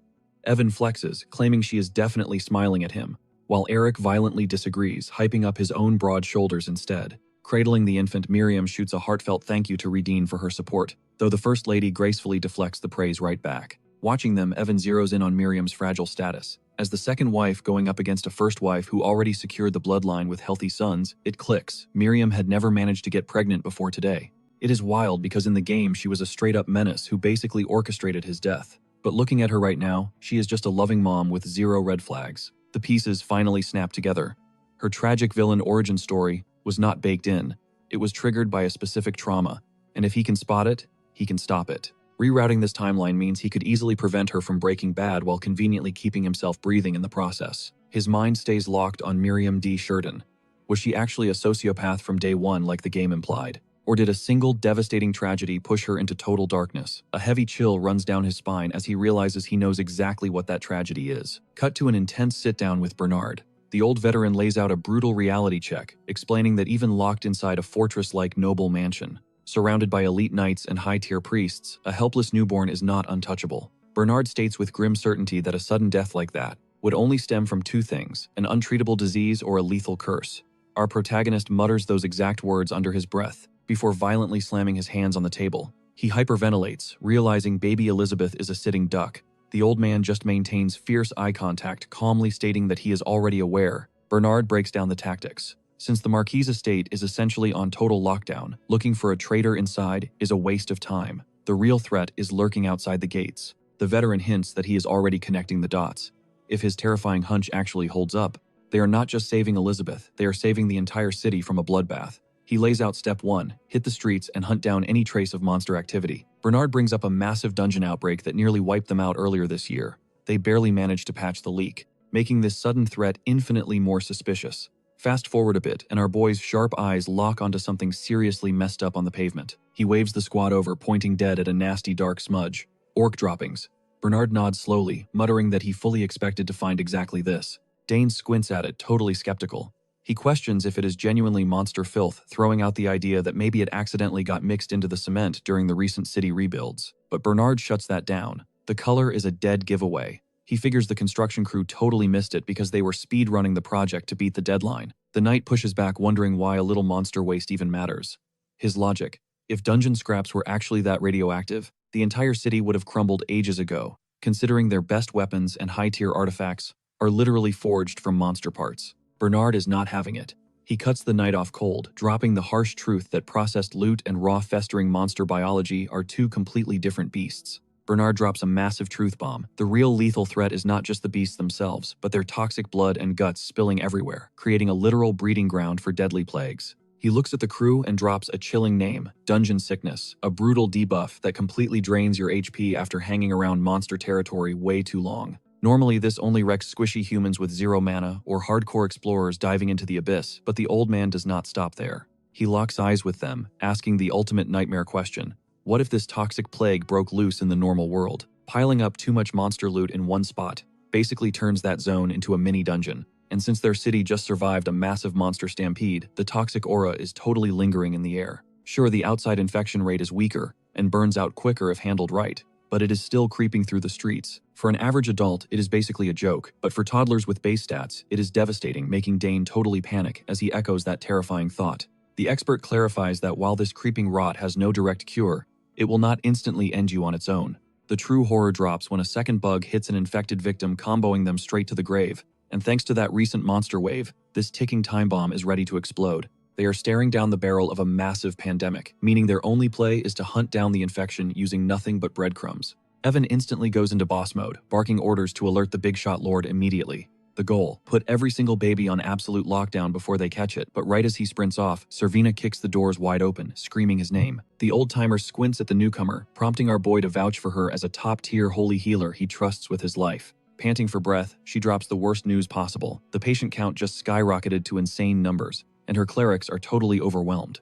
Dane breaks into a cold sweat, realizing a contagious outbreak means game over, so Evan aggressively demands to see the victims firsthand. The priestess drags them to a makeshift ward, packed with groaning bodies, where the veteran pharmacist dives into an intense medical check. His diagnosis: the virus evolved, but he can totally still brew a counter potion, ordering the hero to round up every single alchemist from the guild. Stepping up to the plate, our main character delivers a hype speech to the crew, swearing they gotta crush this plague before it hits critical mass. The lab geeks freak out, calling it an apocalyptic curse immune to divine magic, but the old man stays icy cool. He flexes his genius casually, revealing he already reverse-engineered the viral mutation and knows exactly how to craft the antidote. Evan pumps up the squad, hyping up the veteran's massive brain and telling them to just focus entirely on grinding out the meds. The room erupts into a roaring cheer as both the pharmacy squad and the Holy Order launch into a frantic, all-out crafting montage. Backed by the Lord's heavy resources, they lock down infected zones and scrub the tainted districts spotless at lightning speed. Once the dust settles, our dude gives major props to the old man, who humbly passes the credit to the insane teamwork between everyone involved. But the veteran drops a harsh reality check,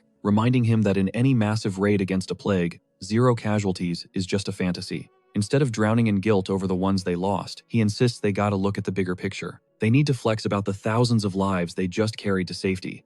Evan nods with grim resolve until a desperate scream shatters the moment. Mabel completely bursts through the door in hysterics, dropping the bombshell that the baby girl's health is crashing fast, sending him sprinting down the hall. He bursts into the room to find a terrified mother clutching her incredibly pale, gasping newborn, throwing his brain into complete overdrive. Panic grips him as he questions everything. Did the legendary potion glitch out and totally fail to work on her? Scooping up the fading infant, he watches her mom totally break down, absolutely convinced her little girl is doomed. But our main character straight up rejects that bad ending, whipping around to demand a backup plan from his master, who mentions a forbidden elixir. This mythic brew could permanently buff her stats to survive, but they are entirely out of the necessary ultra-rare loot. Even a top-tier veteran who survived the apocalyptic Demon War 0 through 4 barely knows the recipe. But then Evan spots her level 1 status and remembers a core game mechanic. The kill shot takes all the XP. Going full gamer mode, he spawns a low-tier slime, intending to drop its health to one single point so the baby can secure the kill. Pinning the squishy mob down, he literally coaches the newborn, telling her she just needs to deliver the ultimate tap. He physically guides her tiny trembling fist forward, while everyone else in the room loses their minds, begging him to stop as he pushes her to strike. Gripping the wiggling beast close, the whole squad starts hyping the baby up until she finally squashes the creature flat. The mob shatters into dust, and the sobbing mother snatches her child back, while our guy breathes a massive sigh of relief that the crazy strat actually worked. His parents are absolutely floored by the miracle survival, while the lord of the house starts hollering for the medical team to double check. The whole room realizes our boy just pulled off a literal miracle, pulling him into a massive group hug, while the old expert gives him an approving head pat. The veteran drops some heavy respect, admitting that forcing a baby to farm XP was absolutely unhinged, but totally brilliant. Mabel practically tackles him with happy tears, but inside his head, the terrifying lore of the Velfin pandemic flashes before his eyes. Recalling that apocalyptic event from his past gaming days, he gets massive chills, wondering how the original timeline survived without this insane intervention. He catches himself zoning out, realizing a terrifying truth: if it weren't for his grandpa and the absolute miracle cures from Brothers Pharmacy, their entire world would literally be in ruins right now. But Bernard isn't letting him spiral. The old man just keeps perfectly swirling neon liquids in his flasks, casually dropping some heavy wisdom, telling our guy to stop overthinking and just use his massive brain to save lives. And honestly, he keeps it super real, adding that if giving his absolute everything still falls short, walking away is totally valid. Because let's face it, a world where nobody even tries to step up, yeah, that place is basically doomed anyway. Cut to the grand estate later, where our dude is awkwardly balancing baby Liz in his arms. Big bro Eric is instantly waving and shouting for their attention. Evan smirks, totally flexing that the baby obviously favors him, which just prompts Eric to say bet and tackle them both into a massive group hug. But our boy is having none of it, ruthlessly stiff-arming his older brother, while keeping Liz perfectly safe. The Marquis just watches this pure chaos unfold before waving his youngest over. His dad drops a major reality check, pointing out that keeping this little girl alive practically rescued the entire city and honestly the whole nation. When pushed on whether he's saying this just to hype up Eric, things get intense.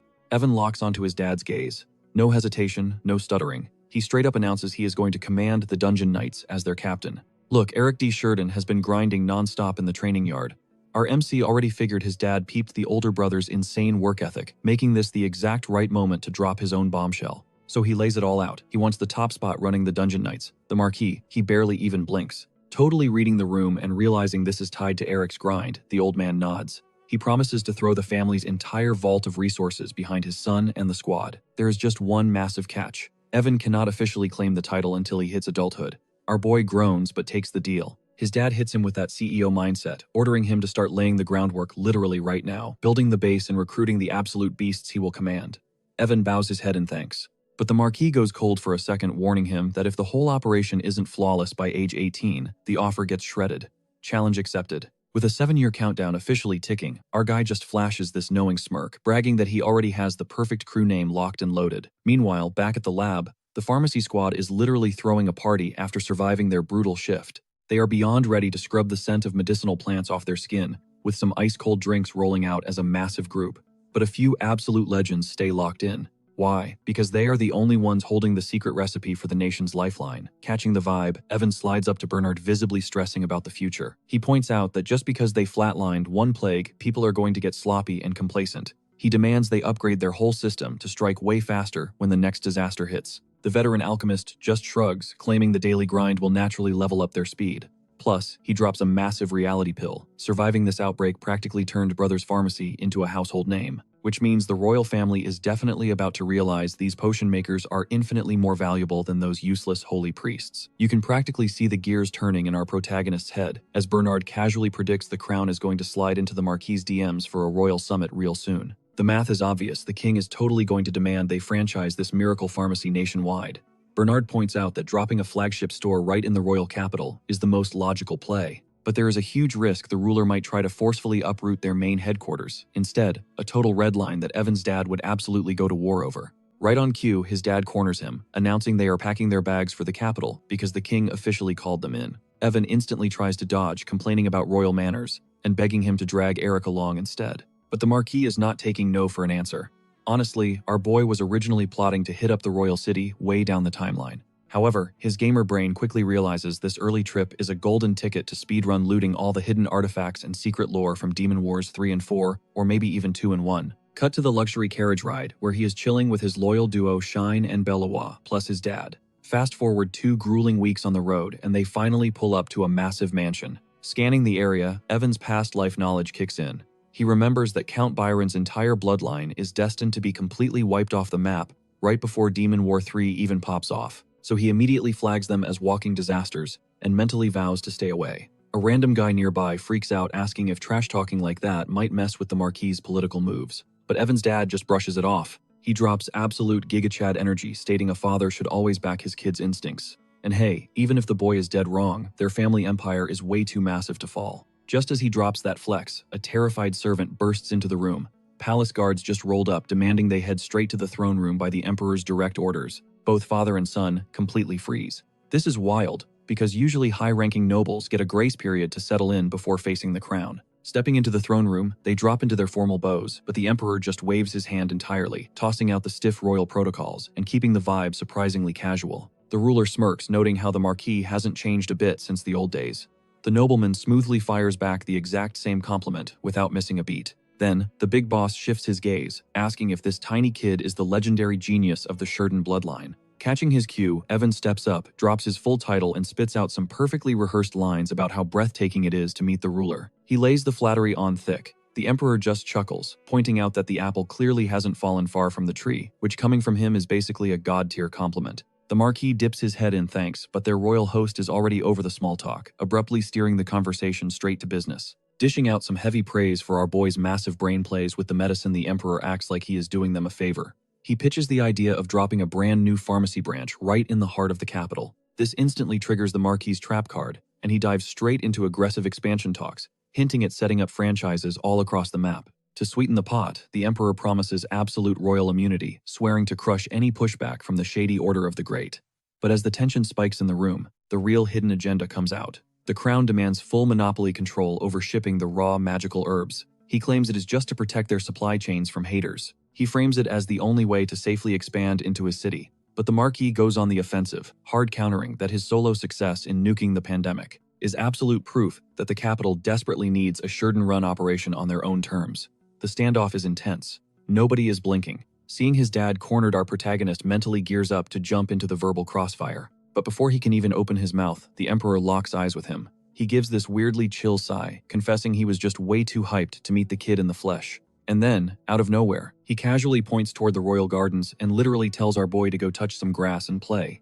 Both Evan and his dad are left absolutely shell-shocked by the sudden dismissal. Evan tries to politely decline, but before he can even get the words out, the emperor spots someone lurking. Next thing you know, he's barking orders to have the Sheridan family's second son escorted straight to the royal gardens. Heavily armored guards close in, and Evan's stomach drops. He totally missed his window to back up his dad. A guard gestures toward the path, and Evan immediately pivots to his ultimate survival strat, grinding that slime training. So he asks for some solo sightseeing time. The guard surprisingly buys it. Strolling through the lush greenery, a vibrant, pulsing blue aura bleeds from his fingertips as he surges with an insane amount of pure mana. Grinding alchemy hasn't just boosted his stats, it literally rewired his physical limits. The catch: he has zero actual combat skills to flex this wild power, unless you count brewing potions as a lethal weapon. But hey, infinite mana unlocked. Now, he hyper-focuses on hacking his summons, picturing a massive, jiggly slime compressing down into a bite-sized version. The logic is flawless. Micro-slimes mean he can spawn 4 to 5 at a time.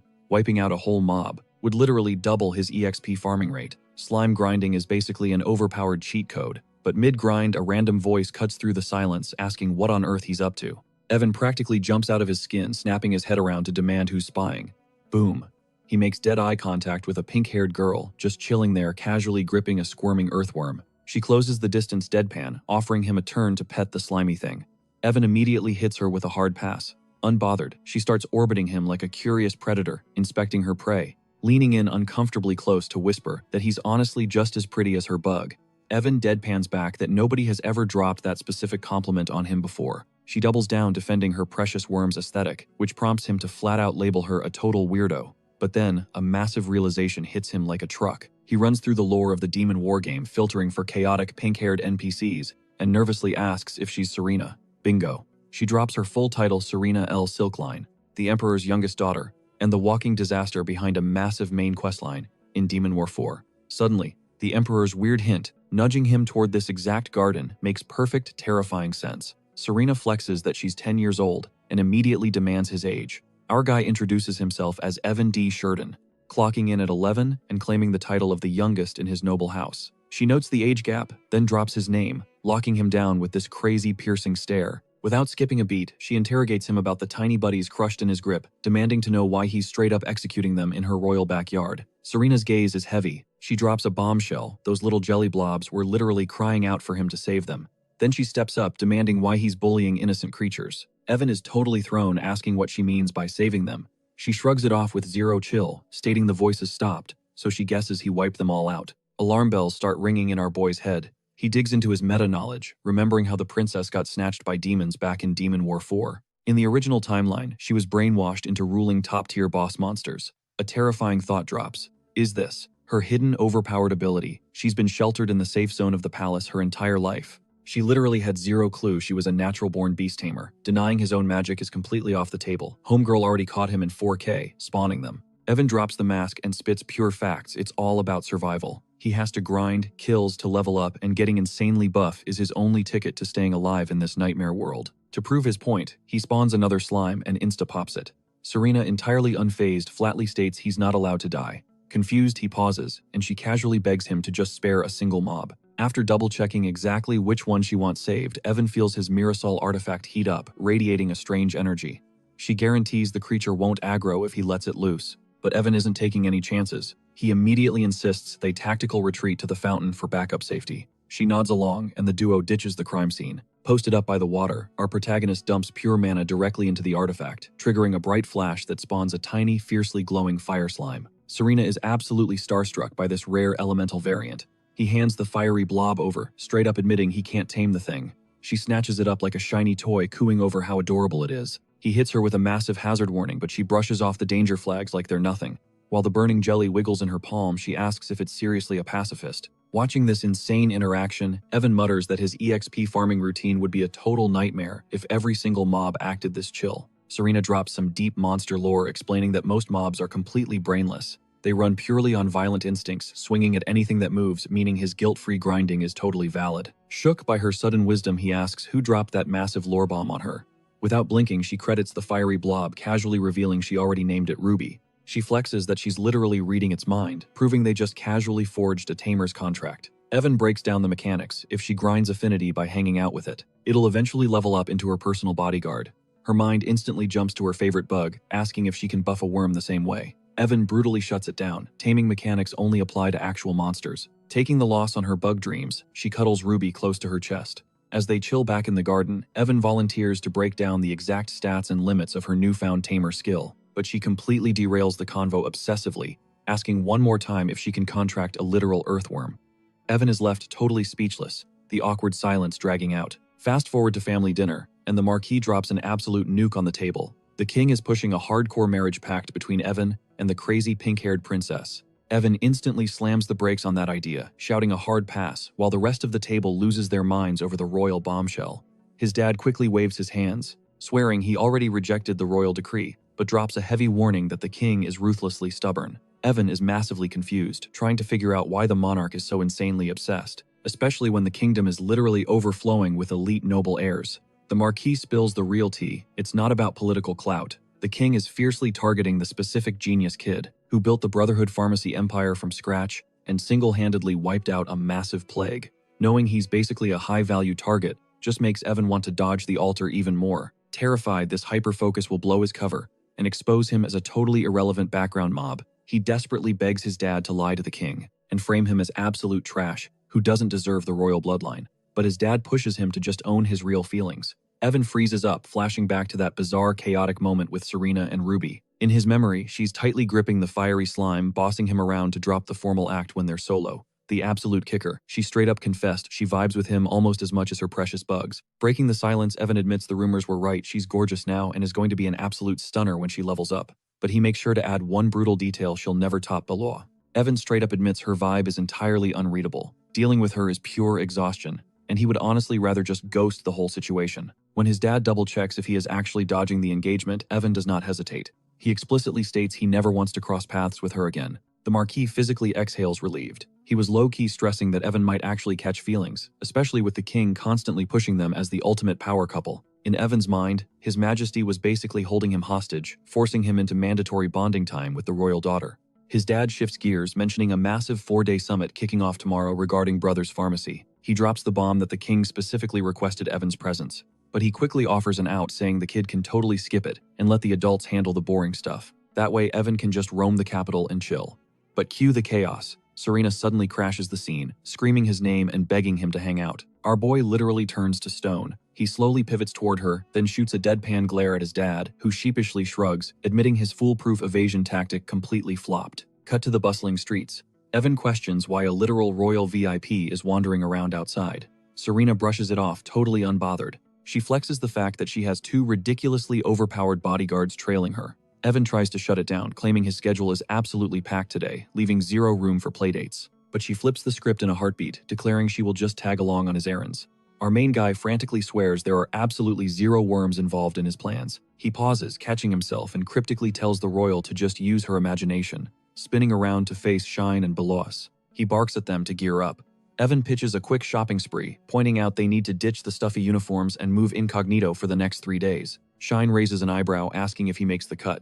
Evan hits him with a solid yes, prompting a quiet nod from Belos. She promises they will get ready and bounce right back. Evan clarifies that these 2 are not just staff, they are his ride-or-die besties, trapped in servant roles by pure bad luck. He demands the princess treat them with absolute respect, and she enthusiastically nods. Cornered, Evan finally asks the million-dollar question. Why is she even stalking him? Serena innocently chirps that she literally just asked the king for a playdate with brother Evan and he greenlit the whole thing. Heart pounding, our boy interrogates her about yesterday's drama. She nods casually, dropping how she detailed their garden meetup and her little encounter with Ruby. Full-blown panic sets in when she blindly admits she told her dad she likes Evan just as much as she loves worms. And the king totally bought it. Alarm bells ring in Evan's head. This is a one-way ticket to a forced engagement. Gritting his teeth, he mutters that he just wanted her to live a free, unchained life, not tied down by political leashes. She pouts, swearing she only asked her dad for some innocent hangout time. Pinching the bridge of his nose with a massive sigh, our hero caves. He agrees to hang out, but forces her to swear absolute secrecy. Serena lights up like a Christmas tree and eagerly accepts the deal. Flash forward. The squad rolls up to the ultra-luxurious King Island Cigargi boutique. The owner fawns over Princess Serena before doing a double take when she spots the infamous Evan D. Sheridan. She verifies his VIP status, but he instantly waves off the boring formalities. Instead, he demands top-tier drip for Shine and Belois, strictly woven from premium fabrics. Inspecting the racks, he checks if the threads actually stretch. The shopkeeper flexes their enchanted inventory, explaining the magic fabric physically morphs to fit growing bodies. Serena tilts her head, genuinely puzzled, and asks why people do not just buy new fits when they level up in size. Our boy drops some sentimental wisdom. Keeping the same gear means locking in core memories attached to those very threads. Her eyes widen, asking if clothes really hold memories like that. When he nods, a sneaky, shy idea pops into her head. Evan raises a suspicious brow. She pitches a trade. She will cop him a fresh outfit if he buys her one right back. Boom. Instant matching memory markers for both of them. He shrugs and agrees to the hustle. Cut to the fitting rooms. Shine pushes past the velvet curtains, looking absolutely sharp in his new gear.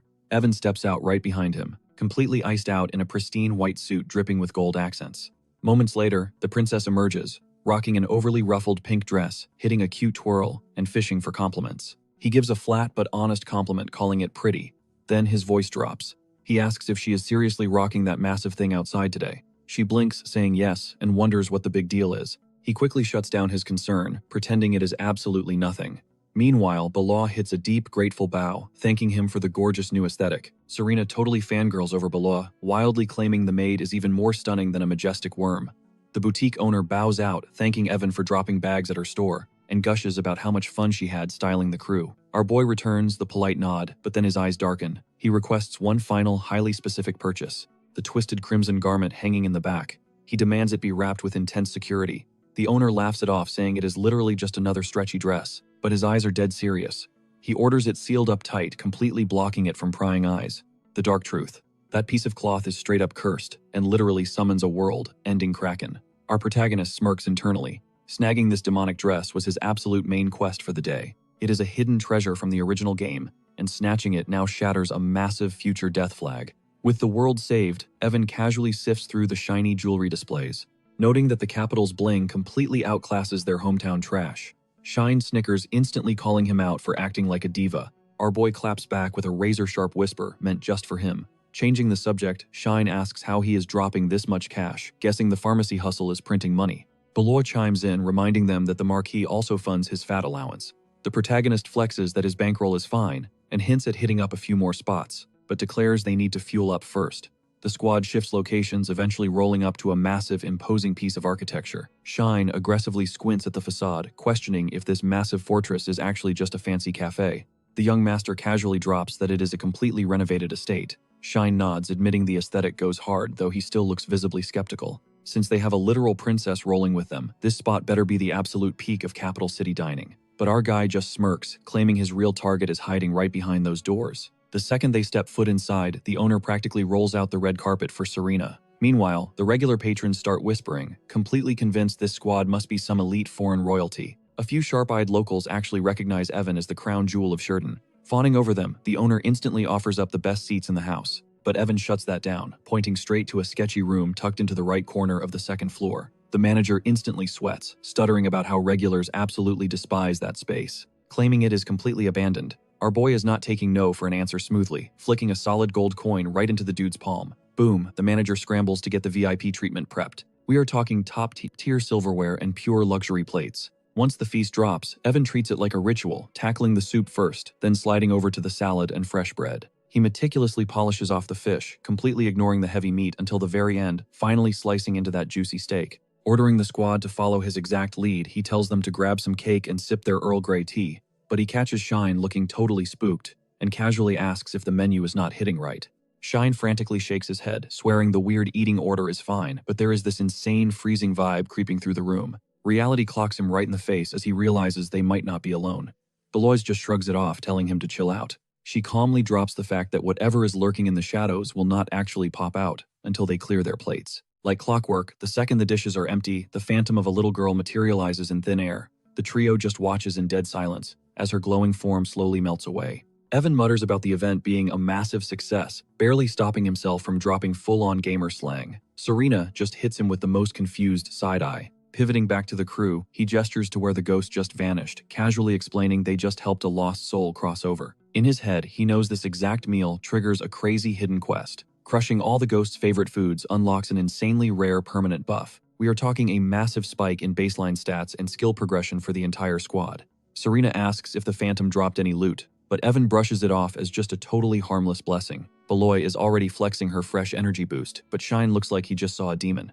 He stammers out a question about the ghost, and our main guy confirms she is officially gone for good. Only then does Shine weakly ask for permission to pass out before straight-up face-planting into the floor. Cut to a bit later, safe inside their room, where Beloy locks down the door. She hits him with the all-clear, confirming she set up a perimeter so nobody can spy on them. Evan gives her major props before pivoting toward the desk. And honestly, the space looks like a pirate horde, shining gems, raw crystals, and flex-worthy jewelry scattered everywhere with the girls flanking him. Our boy rubs his hands together, asking if they are ready to tally up today's massive loot drop. Tearing through the pile, he counts up a solid 32 pieces of pure treasure. He is honestly hyped, totally shocked he managed to sniff out ancient relics from the First Demon War. Serena just scans the glittering pile, completely mesmerized. Belois is stressing about just leaving top-tier gear lying around, but our protagonist shuts down the panic. He breaks it down, explaining that true artifacts have self-sustaining durability. The princess is entirely baffled, wondering how literal magical weapons ended up sitting in a random jewelry store.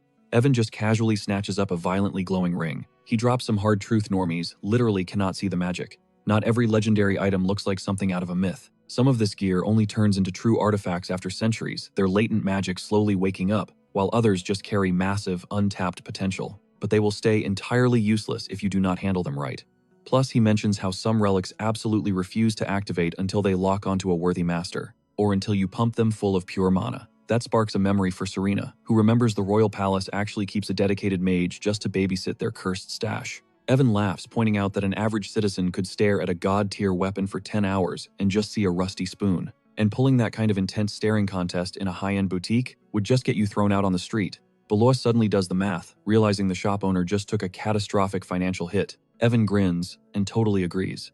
The dude got scammed in broad daylight simply because his eyes were not sharp enough to spot the real prize. Serena tries to pry more info out of him, but he shuts her down, calling it a strict trade secret. Not backing off, she straight up asks if she can bag one of the relics for herself. Evan roasts her a bit, teasing that royals really should not just beg for free handouts. But she claps back, offering to smuggle something out of the royal vault as a trade. Evan instantly bites, knowing exactly how insanely valuable royal loot is. He locks it in, declaring it a solid business deal. But she gets all flustered, insisting it is a cute gift exchange, not some corporate contract. He tells her to grab whatever catches her eye, but she makes him do the choosing. Without missing a beat, he snags a wicked-looking necklace. He introduces the piece as the Tigress Glory. It is basically an absolute cheat code for beast tamers, permanently spiking their capture success rate. On top of that, pumping it with mana deploys a literal force field. The princess instantly lights up, hyping it up as the perfect gear for her build. But the absolute second it touches her skin, the gemstone detonates with blinding light. Our boy instantly narrows his eyes at the crazy reaction. His brain goes into overdrive, wondering if the core stats of the item just glitched and mutated from his original knowledge. Serena flexes, feeling an insane download of monster-taming knowledge rush into her brain, totally obsessed with her new drop. Evan just nods, acknowledging the massive win. Time to pay the piper. She leans in, ready to hear his demands. He locks eyes with her, stating that if a very specific artifact is chilling in the palace vaults, she absolutely has to snatch it for him. Flashing a confident smirk, she swears she will pull off the heist. She even drops a wild joke about casually swiping her dad's legendary ceremonial sword. Evan aggressively shuts that chaotic idea down on the spot. Later, as she is gearing up to bounce, Serena double-checks the mission. She verifies her only job is to secure that one specific target. Watching her leave, Evan smirks his mind, completely focused on the absolute god-tier relic waiting for him. Since it's basically junk to everyone else, the king shouldn't sweat handing it over if she just asks. Pivoting to Balua, he offers to snag something for her too, but she quickly waves him off, claiming she isn't looking for handouts. She throws his own words back at him about striking a bargain with the royal, but he shoots that down. This isn't some shady trade. It's straight up a gift just for her. Locking eyes with her, he casually whips out a pair of dazzling studs, introducing them as the volcanic spirit earrings. He drops the crazy stats, insane mana regen, and a massive buff to any fire-based magic. Wide-eyed, she stammers, asking if they're the legendary drop she's thinking of, and he gives a cool nod. He casually drops that they're the ultimate combo piece to the Snow Mountain Spirit set. Instantly backing away, she insists she can't take something so overpowered, panicking over how a servant could rock the same god-tier loot as her boss.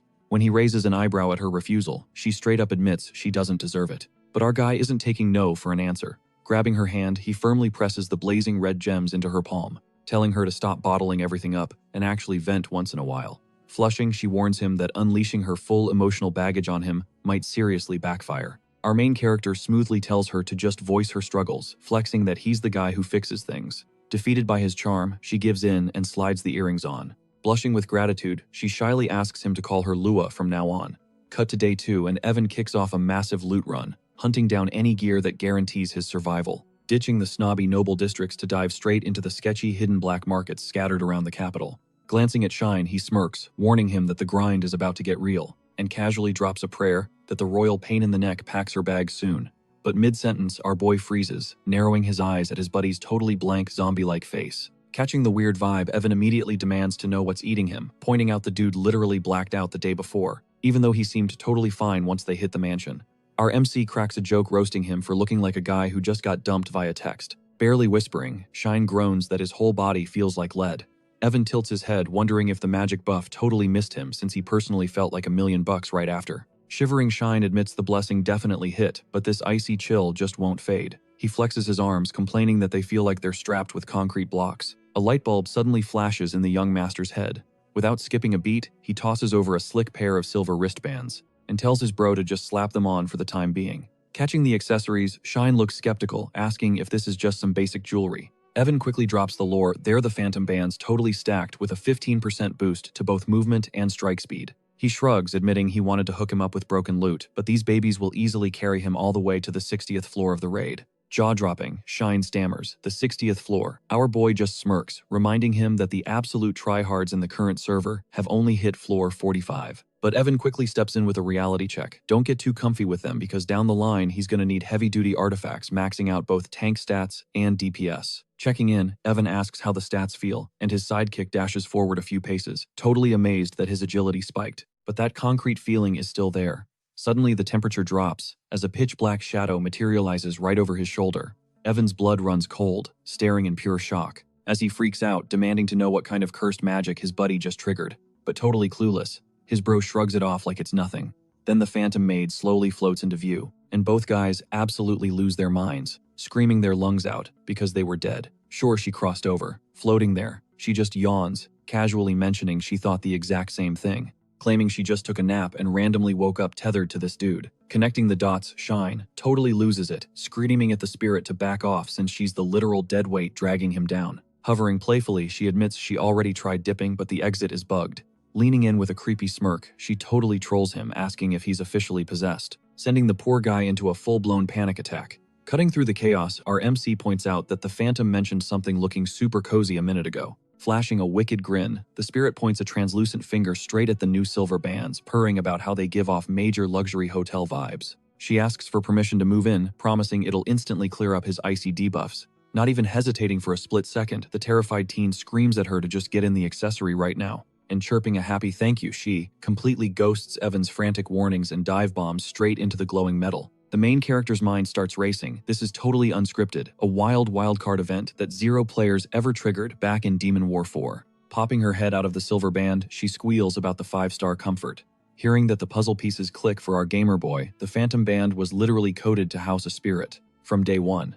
He realizes the player base just completely missed this interaction, meaning these absolute legends just unlocked a secret game-breaking feature. He starts theorizing if absorbing her just upgraded the gear into a super rare leveling artifact.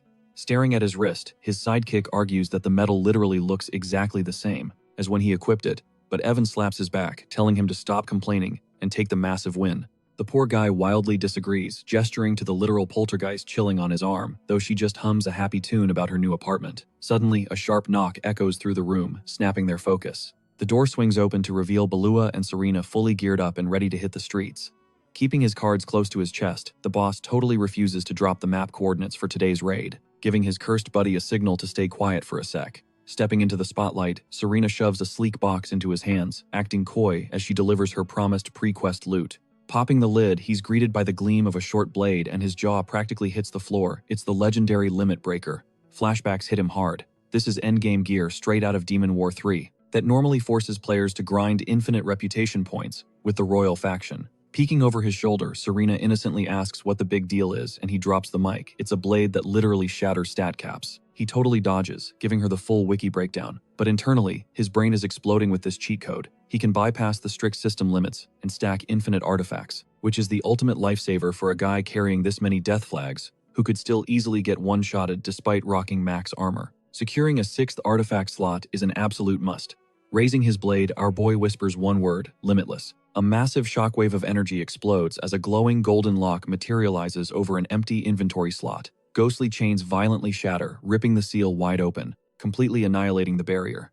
Shine totally drops his jaw, asking what in the world just went down, while Serena intensely watches, piecing together how the item actually functions. Our guy shrugs it off as complicated gamer logic, but flexes that his maximum equip capacity just leveled up, catching on fast. She immediately calls his next move hunting down more overpowered gear, which he straight up confirms.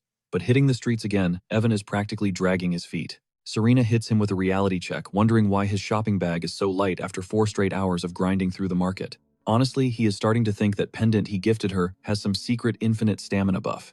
When she hypes up their next destination, our tired protagonist instantly calls for a food break, hyping up a local joint he supposedly knows like the back of his hand. Shine raises an eyebrow at the weird flex, but the young master tells his shadow to just roll with it. Pulling up to the spot, the squad is staring down a massive, intimidating establishment. Dane narrows his eyes, questioning how a sheltered noble even knows this territory. Playing it cool, our boy claims he just heard it was trending. But in his head, he knows Amy's Kicking is a legendary hub from Demon War 2, and it makes a massive comeback in Demon War 3. It is the ultimate grinding spot to recruit top-tier party members and trigger main story quests, famously pulling in absolute monsters like the Silent Knight. Catching onto the tavern vibes, Shine instantly stresses over the alcohol flowing inside, but Evan swats away the panic, reminding everyone they are rolling deep with a security detail. Plus, the sun is literally still out.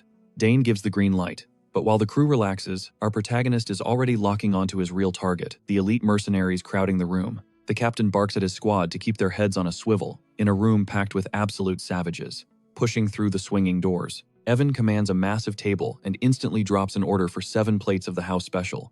Scanning the dimly lit room, Shine immediately senses the heavy aura radiating from the patrons. Our guy just smirks, confirming they just walked into the ultimate den of the nation's heaviest hitters. Taking her seat, Bella nervously asks why they are chilling in such a high-threat zone. Dropping a hint, Evan admits he is hunting for a priceless artifact, though mentally he is talking about a literal human being.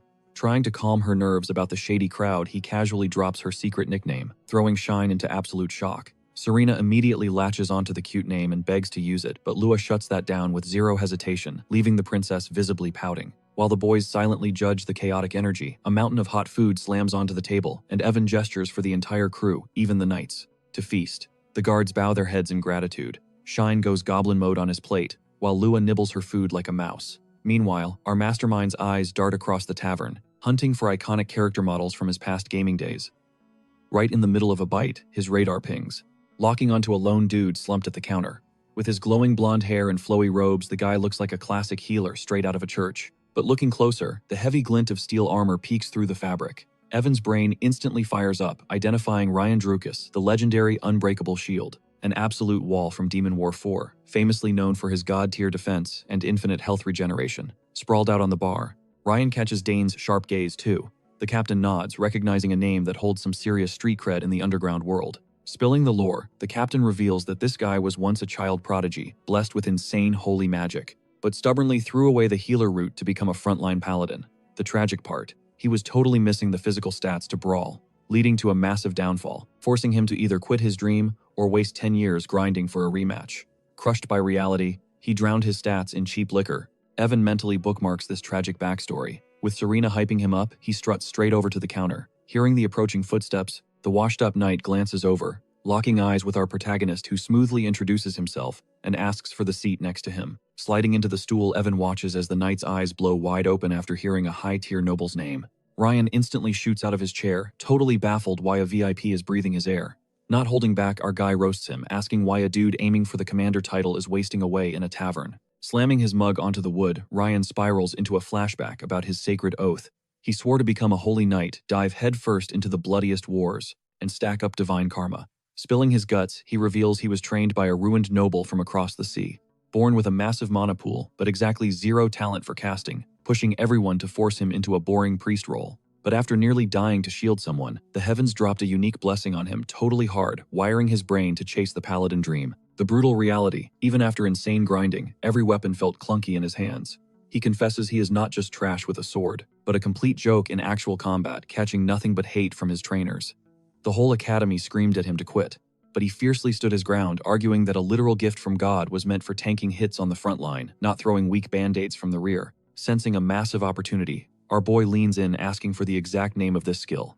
Ryan mutters that it is the Guardian's Blessing, a legendary passive ability awarded only to players willing to become human meat shields. He breaks down the mechanics, detailing how it violently forces aggro onto him instead of his teammates, and while it is constantly running, popping the Holy Knight's divine shout, cranks the taunt to maximum overdrive. Evan's eyes practically light up instantly, recognizing this as the absolute god-tier skill for a main tank. Ryan bitterly nods, completely shattered by the fact that he was given ultimate defense, but zero attack damage, cursing himself for becoming such a massive failure. Our guy grills him about that rescue mission right after he unlocked his blessing, making it crystal clear that this power was literally built for defense, not throwing hands. Ryan confesses he totally used himself as monster bait, pulling aggro and sprinting for his life until the coast was clear. While Ryan calls his survival tactics pathetic, Evan is absolutely mind-blown. He straight up tells him that watching ripped warriors clash is basic, but stepping up to the plate when you literally cannot throw a punch, that is peak bravery. Still second-guessing himself, Ryan stays dead silent as our boy crowns him a literal hero for throwing himself in the line of fire, fully aware his blessing was zero help in a brawl.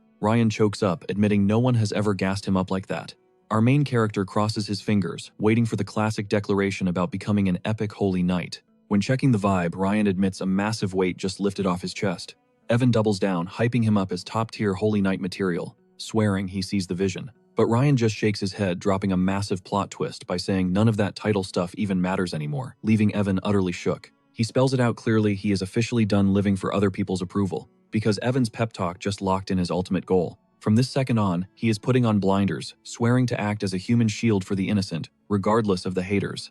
Our boy smirks, realizing he just rolled a critical success. Matching that intense energy, Evan steps up and formally drops his full title, Evan D. Sheridan, the second born of Marquis Elaine D. Sheridan, the absolute boss of Dungeon City Sheridan. Ryan fires back with his own legacy, introducing himself as the living bloodline of the Drukus clan, the legends who literally tanked Dragonfire. He gives Evan a massive shout-out for being a real one, and giving him the push needed to face his destiny. Looking at him, Evan realizes the universe totally knew what it was doing when it handed Ryan that specific power. Finally, our guy drops the T. He is not inheriting the Marquis throne, so the second he reaches adulthood, he is launching his own elite squad from scratch. Reaching his hand out, he formally pitches Ryan a day 1 spot on his future roster. He points out that Ryan does not just have the defensive stats, he has the hardcore drive to actually use them. He proposes they team up to keep their turf completely safe. Ryan stammers that he is way out of his league for something that prestigious. But he follows up by saying if Evan is fully aware of his flaws and still wants him, he is ready to grind 100%. They lock hands in a solid grip, and our protagonist officially welcomes him to the team. Cut to treasure chests, violently popping open, flooding the entire room with blinding gold, icy jewels, and mythical gear. The Marquis just stares, demanding a literal explanation. Evan casually brushes it off, claiming he scored insane luck on his trip back, and is treating this as startup capital for his new guild. He then shifts the spotlight to his new recruit, telling his dad he poached Ryan straight from the capital. Ryan immediately hits a textbook bow, declaring his vow to ride into the dungeons alongside his new boss. Then comes the massive favor begging the Marquis to liquidate this high-tier loot, to buy his friend's freedom from the Order of the Great. The Marquis just cracks up, flexing that he already handled the buyout in cash. Just like that, their capital side quest is 100% cleared. Not only did Evan bag top-tier loot, he buffed his own gear slots and officially locked Ryan Drukas into the squad. Out in the courtyard, the princess is catching major feelings, whining about how her dad would grant her infinite outdoor passes if Evan just moved in. He ruthlessly shuts it down, stating he is locked in on Dungeon City and is practically ghosting the capital forever. She claps back, crying that he is making it sound like a permanent goodbye. He nods brutally, reminding her that his dad already vetoed the arranged marriage, but she stubbornly swears this is not the end. Evan tells her to chill with the dramatic promises, pointing out that VIP royals like her cannot just roam the map solo. He gives her a serious reality check about how toxic the outside world gets, telling her she needs to grind her stats to actually survive. Instead of getting scared, she takes that as a personal challenge, vowing to level up hard enough to track him down and crash his night roster. Our protagonist lets out an exhausted sigh, basically telling her to go wild if she actually manages to pull off that massive power-up. She promises she is going to lock in, and right before the carriage pulls away, she drops a sneaky request for him to start calling her by an exclusive nickname, Ray. Hitting the dirt road away from the capital, Ryan suddenly observes how their boss acts like an absolute magnet for chaos. Shine completely backs this up, confirming that endless waves of trouble are basically guaranteed. Ryan connects the dots, realizing Evan's insane talent for decoding the universe's cheat codes comes with a seriously cursed price tag. Shine just sighs, emphasizing that keeping their leader breathing is the ultimate main quest over the city itself, because if he drops the whole squad wipes. Ryan gets hyped, swearing to swing his blade at any threat, until Evan brutally interrupts to remind him his sword skills are pure garbage. Ryan blushes, admitting his adrenaline totally blinded him to his own trash stats. Our boy quickly pivots, explaining he only meant his combat output is 0, not that he is worthless. He hits him with cold, hard facts. His ultimate build is pure defense, and the creator did not just randomize those stats. Ryan looks confused, asking how he can play Protector when he cannot deal damage, but the solution is crazy simple. He does not need a blade to carry the team, just gear that perfectly matches his meta. Ryan's eyes go wide as he pieces it together, a massive shield. Evan nods, revealing that back when Ryan face-tanked that monster, he unconsciously unlocked his signature playstyle. Our protagonist breaks it down. His job is to pull the enemy aggro, soaking up the heavy hits so the rest of the squad can survive untouched. Evan hits him with the real talk. What else could he possibly need? He calls Raihan out for ghosting his own backstory, and Raihan finally caves, admitting he was just cringing at his past self. Evan drops a massive truth bomb. A solo carry is not the only way. He hypes up Raihan, telling him his unique skill set is literally god tier for squad formations. The reality check hits hard. Raihan roasts his own past stubbornness as straight up pathetic, finally realizing that swinging a blade is not the only way to flex on the battlefield. Locking eyes with our main character, the whole vibe of Raihan shifts from shame to absolute pride. He swears on his life to master the shield, hyping himself up to become the ultimate protector for his crew. He is fully ready to squad up and dive into the chaos. Our boy Evan just grins, telling him to max out his defense stats and let the heavy hitters handle the damage. Evan starts cooking up the ultimate dream team in his head. He envisions this unbreakable alliance, Shine stepping up, Raihan locking it down as the Silent Knight, and Balaz bringing the heat as the Blood Witch. Together, they would be an absolute menace of a squad. But then Raihan drops. The million-dollar question is Evan actually going to throw hands on the front line too? Raihan just assumes the Knight Captain title automatically means frontline duty, but Shine instantly pushes back, questioning if their boss really needs to risk his neck like that. Balaz chimes in with pure loyalty, straight up telling the captain he does not need to lift a single finger in combat. Evan gives her a grateful nod but drops the bad news: the dungeon run is mandatory for him. Still, he promises to play pure support without getting his hands dirty. He flexes the fact that he has been grinding alchemy under the wing of Bernard. The jaw of Raihan practically hits the floor, completely shook that this legendary tier of training is even a thing anymore. Playing it cool, Evan brushes it off as pure luck, finding a top-tier master promising to stay chilling in the backline with the buffs, while Shine and Belois instantly swear to be his ultimate meat shields. Cut to the squad rolling up in their carriages to Steama, a literal hot springs paradise. Shine low-key admits this is his first time seeing a hot spring, and Beloa quietly echoes the exact same vibe. Raihan chimes in, confessing he is totally clueless about them too. And even for our reincarnated protagonist, this is a brand new experience for this lifetime. The Marquis raises an eyebrow, doubting if our boy can handle the boiling temperatures, but Evan just smirks, claiming the hotter the water, the harder it buffs the body. There was zero chance he was skipping this epic side quest on their trip back from the capital. The Marquis drops some philosophical wisdom. The bathhouse does not care if you are a royal or a peasant, but it definitely still cares about gender rules. He points Beloa toward the section for ladies, causing her to instantly snap into defense mode and ruthlessly tell Shine to shut his mouth. Fast forward to the inn, our boy struts into the room to catch Shine and Raihan dealing with their luggage. He casually checks if they are done sorting their gear. Shine hits him with a confused look, completely baffled since Evan was supposed to be hitting the baths with the Marquis right now. But Evan hits reverse, saying he needed to chill and recharge first. The brain of Shine immediately starts cooking, guessing the captain ditched the bath to secretly raid a local dungeon. Evan shuts that theory down fast, hitting Shine with a brutal reality check about his low power level. Annoyed, Shine interrogates him on why he even brought the dungeon up, and Evan just hits him with a mysterious smirk, promising their time will come eventually. Raihan jumps in with the lore drop. There are literally only 3 mega dungeons on the entire planet, massive enough to have entire metropolitan cities spawned around them. We are talking Sheridan of the Silk Line Palati, of the Magic Kingdom Mana Road, and Murden over in the Commerce Nation Baypika. Sure, the world is absolutely crawling with mid-tier and low-level monster hubs, but only the god-tier city dungeons actually drop the blessing required to level up. Naturally, Shine gets curious and asks about the dungeon lurking right in this town. Evan does not sugarcoat it. That zone is completely hard-locked for regular players, because the difficulty scaling is straight-up lethal. Elite squads still have to grind it on the regular just to wipe the monster spawns before they raid the town. Plus, the loot table is insane. Random drops can literally spawn, or the dungeon walls themselves can mutate into overpowered artifacts. Shine gets stars in his eyes, wondering if they are about to secure a massive mansion drop. But our main character drops a totally unhinged flex. He is planning to drag an entire hot spring back home, and literally construct a brand new resort right in their own city. Smash cut to the actual baths, where Shine is nervously hovering at the edge of the boiling water next to Evan, hyperventilating as he stares at the bubbling steam, swearing on his life that stepping in there equals an instant game over. Our boy just sighs, pointing at the random people, and even their dad just chilling in the heat. But Shine starts making excuses, panicking that his weaker demigod stats cannot handle the temperature. Evan is officially out of patience. Snatching his towel, he coldly tells his buddy that if he is going to die, he might as well get it over with. With a ruthless kick, he launches Shine straight into the boiling depths, and the demigod hits the water with a massive splash, screaming and flailing like a glitching character. He complains about the insane heat for a moment before his entire body just suddenly melts into pure relaxation. Blushing, he finally admits the vibe is absolutely immaculate, and our protagonist drops a satisfied nod. While they are soaking up the good stuff, Shine genuinely questions if this is actually a healing buff. Evan goes full nerd, explaining that this water totally outclasses basic healing magic. Standard spells just wipe out temporary muscle fatigue, but this legendary spring actually repairs deep tissue damage and permanently buffs physical stats beyond their original limits. Raihan overhears and hypes up our boy for knowing the lore, pointing out that this exact exploit is why veteran knights used to camp in Steama for long-term grinding. Catching on, Shine leans in close, whispering his own theory about whether soaking here could secretly multiply their skill proficiency after a heavy workout.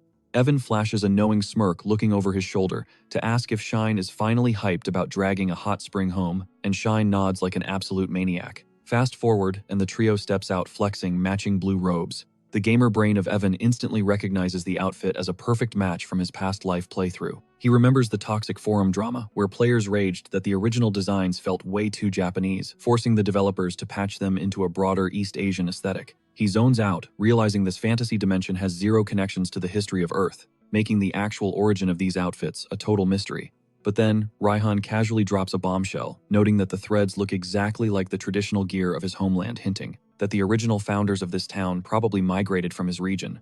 Evan is genuinely shook, completely mind-blown, that someone in this universe actually knows the lore behind the cosmetic skins. Right on cue, Lua pulls up, curious about his review of the baths, and he gives her the full rundown. Just as Beloa enters the scene and starts making her way over to our protagonist, this random white-haired kid literally crash lands into the moment. He forcefully shoves his way to the front instantly, flexing his massive ego and screaming to the heavens that he is the one and only Crow von Pilati. Evan instantly recognizes this guy. He is the Grand Duke's kid, famously known in the lore as the one NPC who actually steps up and introduces himself without even being clicked on. We are talking about a top-tier side character, the firstborn of a legendary royal bloodline. But right now, Crow is completely triggered, snapping at the crowd and demanding to know who just dropped his full government name. That tough guy act vanishes the second he locks eyes with Marquis Solane D. Sheridan. The dude literally freezes, backtracking instantly and swearing up and down that the girl was totally innocent. He stammers out that he was just talking to her because she was so insanely gorgeous. Watching this mess unfold, our main guy suddenly remembers the lore. Crow eventually evolves into an absolute menace, with both magic and a blade. Knowing that, Evan decides to just take a back seat.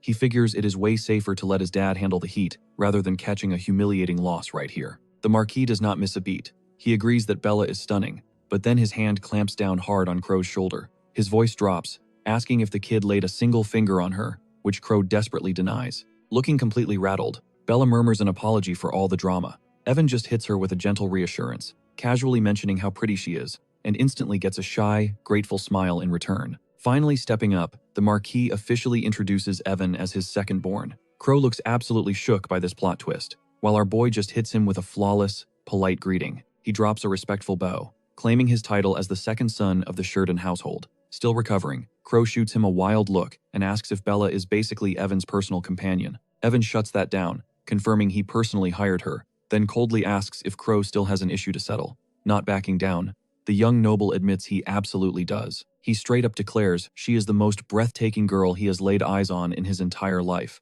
Then, with zero hesitation, he spins toward the Marquis to make the craziest request. He wants permission to duel Evan, and the prize is literally Belua. The tension spikes, and Crovan Ferrati points a finger right at Evan's chest. He officially drops the challenge to fight over Belua. Our boy just stares at him, wondering if this absolute weirdo thinks they are living in the Dark Ages. But Marquis Sheridan? He actually finds the whole situation hilarious. The Marquis laughs, praising Crow for having real guts. The challenger opens his mouth to speak again, but the Marquis slices right through his sentence, shockingly giving the green light for the fight to happen. He straight up tells his son to accept. Evan screams in pure disbelief, his brain short-circuiting as he tries to figure out why his own dad would throw him to the wolves like this. Coughing awkwardly, Evan flat out rejects the terms. He makes it crystal clear that Bella is not some shiny trophy to be won, and fighting over another human being is just unhinged. Desperate to throw hands, Crow pivots. He switches up the stakes, promising that if he secures the victory, Bella gets her freedom, and he will merely ask if she wants a job with him. Evan pauses. He actually never considered that angle, and since it honors her free will, he finally agrees to step into the ring. Playing the referee, the Marquis steps between them and strictly outlaws both weapons and magic. It is going to be pure, hand-to-hand brawling, a condition Crow accepts with terrifying confidence. Dropping the signal to start immediately, the Marquis leans in close. He whispers for Evan to pull his punches, reminding him that this kid is definitely not some heavy-duty knight captain. The air turns electric as Evan steps up to the plate. Before throwing hands, he lays down one final rule. No salty feelings and no revenge arcs once this is over. Crow agrees without batting an eye. Instantly, our protagonist stomps his foot hard onto the stone floor, locking his body into a flawless combat stance. From the sidelines, Ryan, Belua, and Shine are practically holding their breath. Suddenly, a wild blue aura erupts around the challenger as he blasts forward. He hits top speed instantly, erasing the distance between them in a literal blink. Unfazed, Evan decides to just weave out of the way to gauge the guy's reflexes. As Crow's aggressive strike hits nothing but air, Evan effortlessly slides to the side. He spots a massive blind spot and delivers a punishing hit that literally launches Crow across the room. The impact hits like a truck, and the arrogant noble crashes hard into the dirt, totally knocked out cold. Staring at his own hands in absolute shock, Evan mumbles about what just happened. Shine deadpans from the back, stating the painfully obvious fact that hitting people usually makes them fall down. Still totally confused by the one-shot knockout, our boy demands a real answer, forcing Shine to break down the mechanics of the punch. Stepping into the spotlight, the Marquis officially crowns his son the victor. Catching his breath, the protagonist searches his memory banks for Crow's game stats, recalling his brutal upbringing. The guy was forced to master both sorcery and blade work since he was a toddler. On paper, that dual-class build should have made him an absolute nightmare to fight. Evan pieces it together. Crow must have dumped all his skill points into magic, leaving his physical defense completely trash. Letting out a nervous chuckle, Evan admits they got incredibly lucky that casting spells was banned. His dad is not having any of that modesty, proudly declaring that Evan simply overpowered the kid. But our boy quickly brushes off the hype, insisting Crow would absolutely wreck him in a magical shootout. He argues that the no magic rule is the only reason the fight ended in a flash. The Marquis beams with pride at his son's humble attitude. Meanwhile, Ryan and Shine are exchanging side eyes, silently judging Evan's hilarious lack of self-awareness. Breaking the tension, Balua steps into his personal space, softly praising his insane combat skills. She holds out a clean handkerchief, nervously explaining she grabbed it to wipe his sweat, but the beatdown was so fast he did not even break a sweat. Evan gives her a warm thanks, just as a glowing wave of Ryan's healing magic jolts the unconscious noble back to life across the room. Crow practically leaps off the floor like a spring, leaving Evan genuinely impressed by Ryan's top-tier healing buffs. Dusting himself off, the defeated noble finally swallows his pride and accepts the loss. Playing the good guy, Evan compliments the challenger's opening dash. He swears up and down that he only secured the win because of the crazy rules and a massive dose of pure luck. Crow nods along, coping hard by claiming he was not even using a fraction of his true power. He stares Evan down, promising to run it back in the future, with zero limiters holding him back. Our protagonist immediately drops a hard no. He flat out states there is absolutely zero reason for them to ever clash again. But Crow is completely delusional, ignoring the rejection.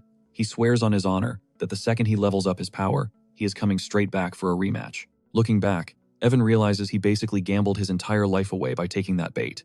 Now, he is dragged way deeper into this messy storyline than he ever planned. Honestly, his main goal was to avoid the Ferrati bloodline like the plague. Noticing his stress, Shine quietly volunteers to personally humble the kid if he ever tries anything funny again. He tells Evan not to waste another second of brainpower on that loser. Our boy throws him a grateful look, but the peaceful moment shatters when the Marquis suddenly spots Melthor entering the scene. Knowing how the political game works, the Marquis decides they absolutely need to pay their respects. He orders the rest of the crew to chill out, but ruthlessly drags his son along for the ride. Evan instantly groans, dreading the small talk. But his dad shuts down the complaining, dropping a heavy lecture about how surviving as an aristocrat means you have to fake a smile and network with the elites. Apparently, schmoozing is how you save the world around here. The kid gets the logic, but the thought of dealing with the Ferratis makes his skin crawl. Pushing through the dread, they step up, and Melthor greets the Marquis with a ridiculously warm smile. The Marquis brushes off his health and immediately flips the script, dropping some smooth compliments on the flawless looks of Mrs. Palati.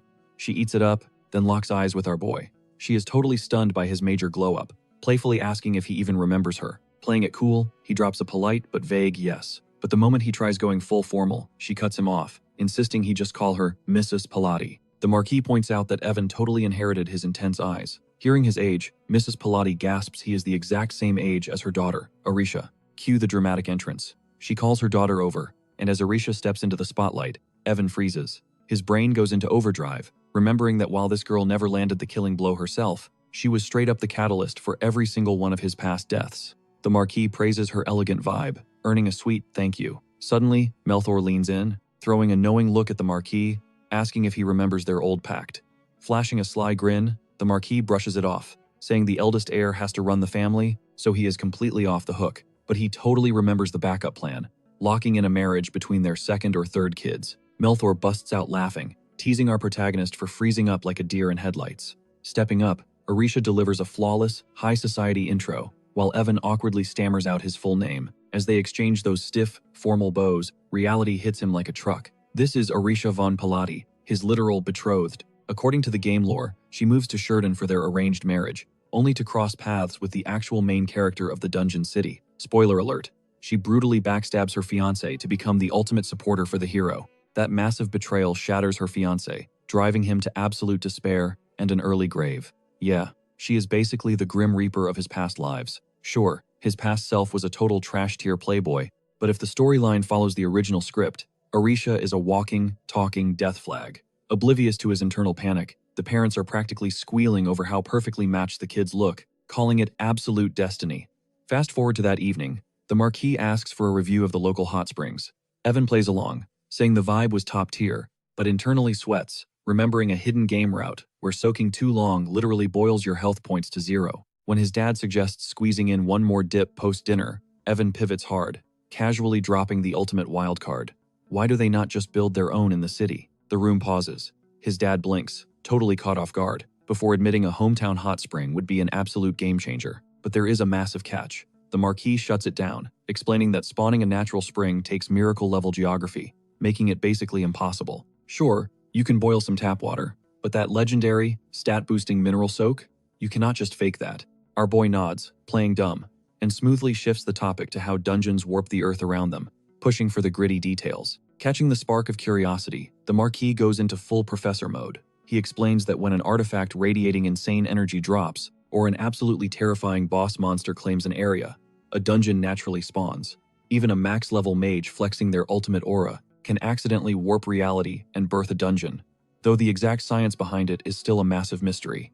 Evan strikes. He casually asks if a god-tier item could glitch the system and spawn a hot spring instead of a monster pit. His dad rubs his chin, admitting it is theoretically possible if the item had water-based stats, but predicting when it would bloom is pure guesswork. Laying his trap, Evan points out that a healing spring right in their backyard would massively buff the local explorers, skyrocketing their raid-clearing speeds. His dad narrows his eyes, his radar pinging. He stares Evan down, asking if his genius son is already cooking up a scheme. Smash cut to the dead of night. Shovels hit dirt as workers dig under the intense supervision of Evan. One dude wipes his brow, doubting the location, but our boy shuts it down, swearing on his life that top-tier loot is buried right outside the dungeon. The crew starts questioning his sketchy intel, but suddenly, Raihan shouts from the trench.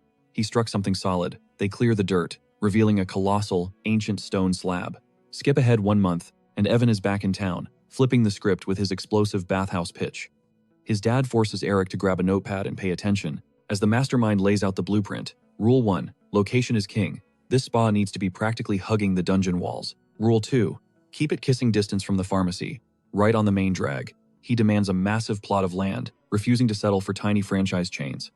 This place needs to be a colossal mega resort, complete with a sky-high VIP entrance fee, to match its absolute luxury.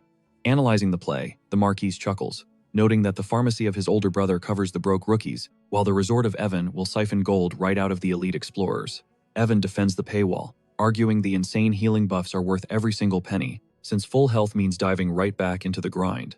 Eric is mind blown. He praises the synergy, calling it an absolute masterclass in city development. But a thought hits him. Will the local temple not throw a fit over rival healers stealing their spotlight?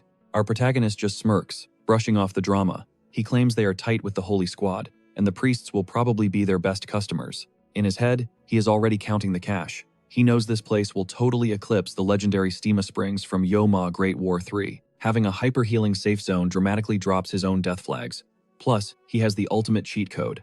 Mr. Bernard is going to heavily buff the medicinal stats of the water. Right on cue, Bernard crashes the scene, slapping the hand of Evan away. He grumbles, admitting he was losing sleep over what kind of chaos Evan was causing in the capital, only to find out the kid smuggled an entire hot spring home. He points at the glowing relic, asking if the slab is the secret sauce, and our boy gives a cheeky nod.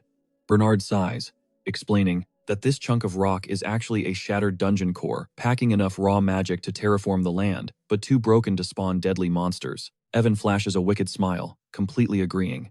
He drops the ultimate hook, saying it would be a crime to keep this god-tier water to himself, before casually asking if Bernard is ready for a spa day. Eric totally brushes it off as no big deal, flexing that Bernard literally cured actual plagues back in the day. The legendary alchemist inspects the stone slab, declaring its form totally unalterable.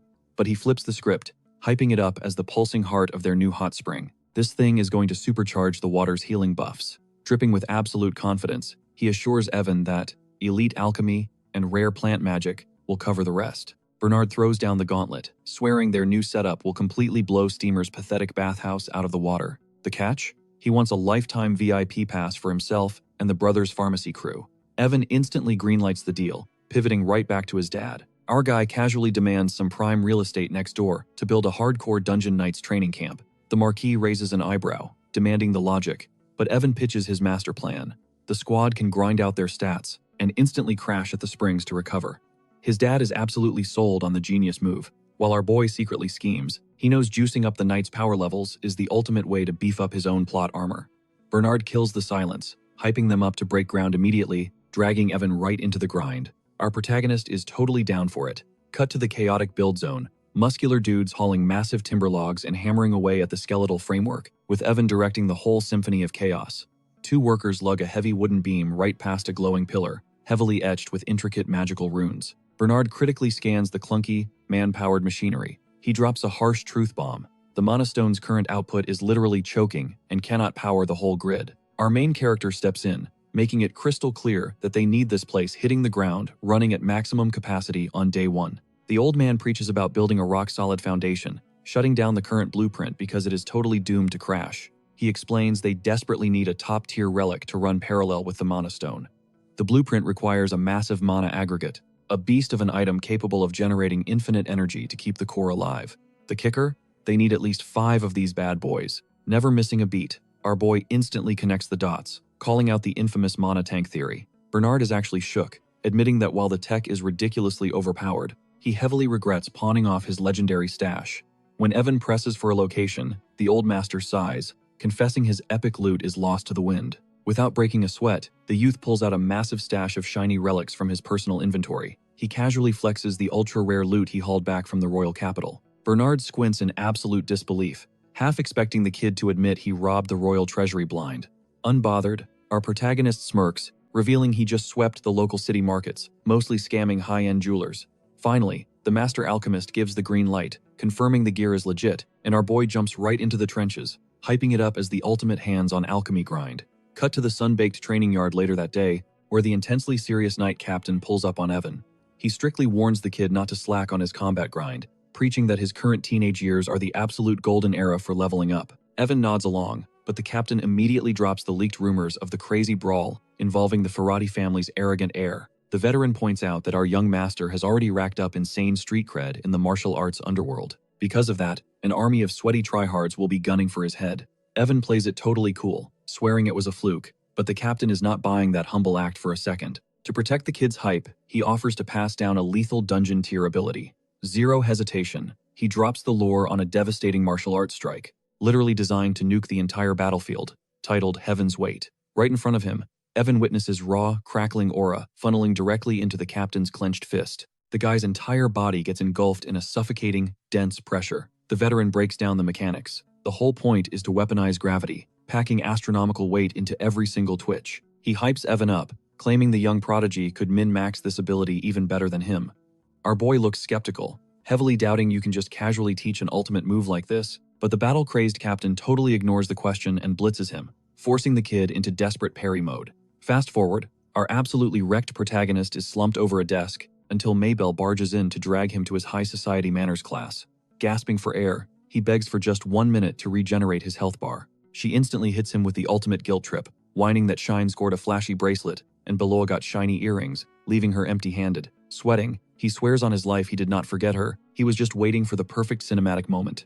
Evan whips out a gorgeous necklace, ordering her to keep it equipped at all times. As the official face of Brothers Pharmacy and the literal symbol of his ultimate authority, her face completely lights up as she aggressively hugs the jewelry to her chest, swearing to protect it with her life. He tries to act like it is no big deal, but she just giggles at his tsundere energy. Over the next few chaotic days, boring nobility classes totally eat up his morning schedule. Hardcore alchemy, grinding at the bathhouse construction zone locks down his afternoons, while getting brutally beaten down practicing Heaven's Weight. With the ruthless captain drains every single second of his free time, pushing his limits with his weird slime magic. The glowing little blobs hover perfectly in his palms. Evan smirks like a total boss, seeing 4 of them spawn simultaneously, even though his mana bar aggressively plummets to 0. He physically faceplants into the grass before willing his broken body to stand back up. He mutters that the clock is ticking, because the mega project, known as Brothers Bathhouse, is hitting its final stages. Back in the meat grinder, the knight captain barks at Evan to swing with lethal intent and channel pure, crushing gravity into his knuckles. The kid flawlessly executes the combo. Hyping up the perfect form, the veteran explains that overwhelming density is the absolute cheat code to mastering Heaven's Weight. Once he fully unlocks the muscle memory, he can inject pure mana directly into his strikes for literal explosive damage. Labeling the kid an absolute combat prodigy, the captain casually drops that he was literally gambling on whether the move could even be learned.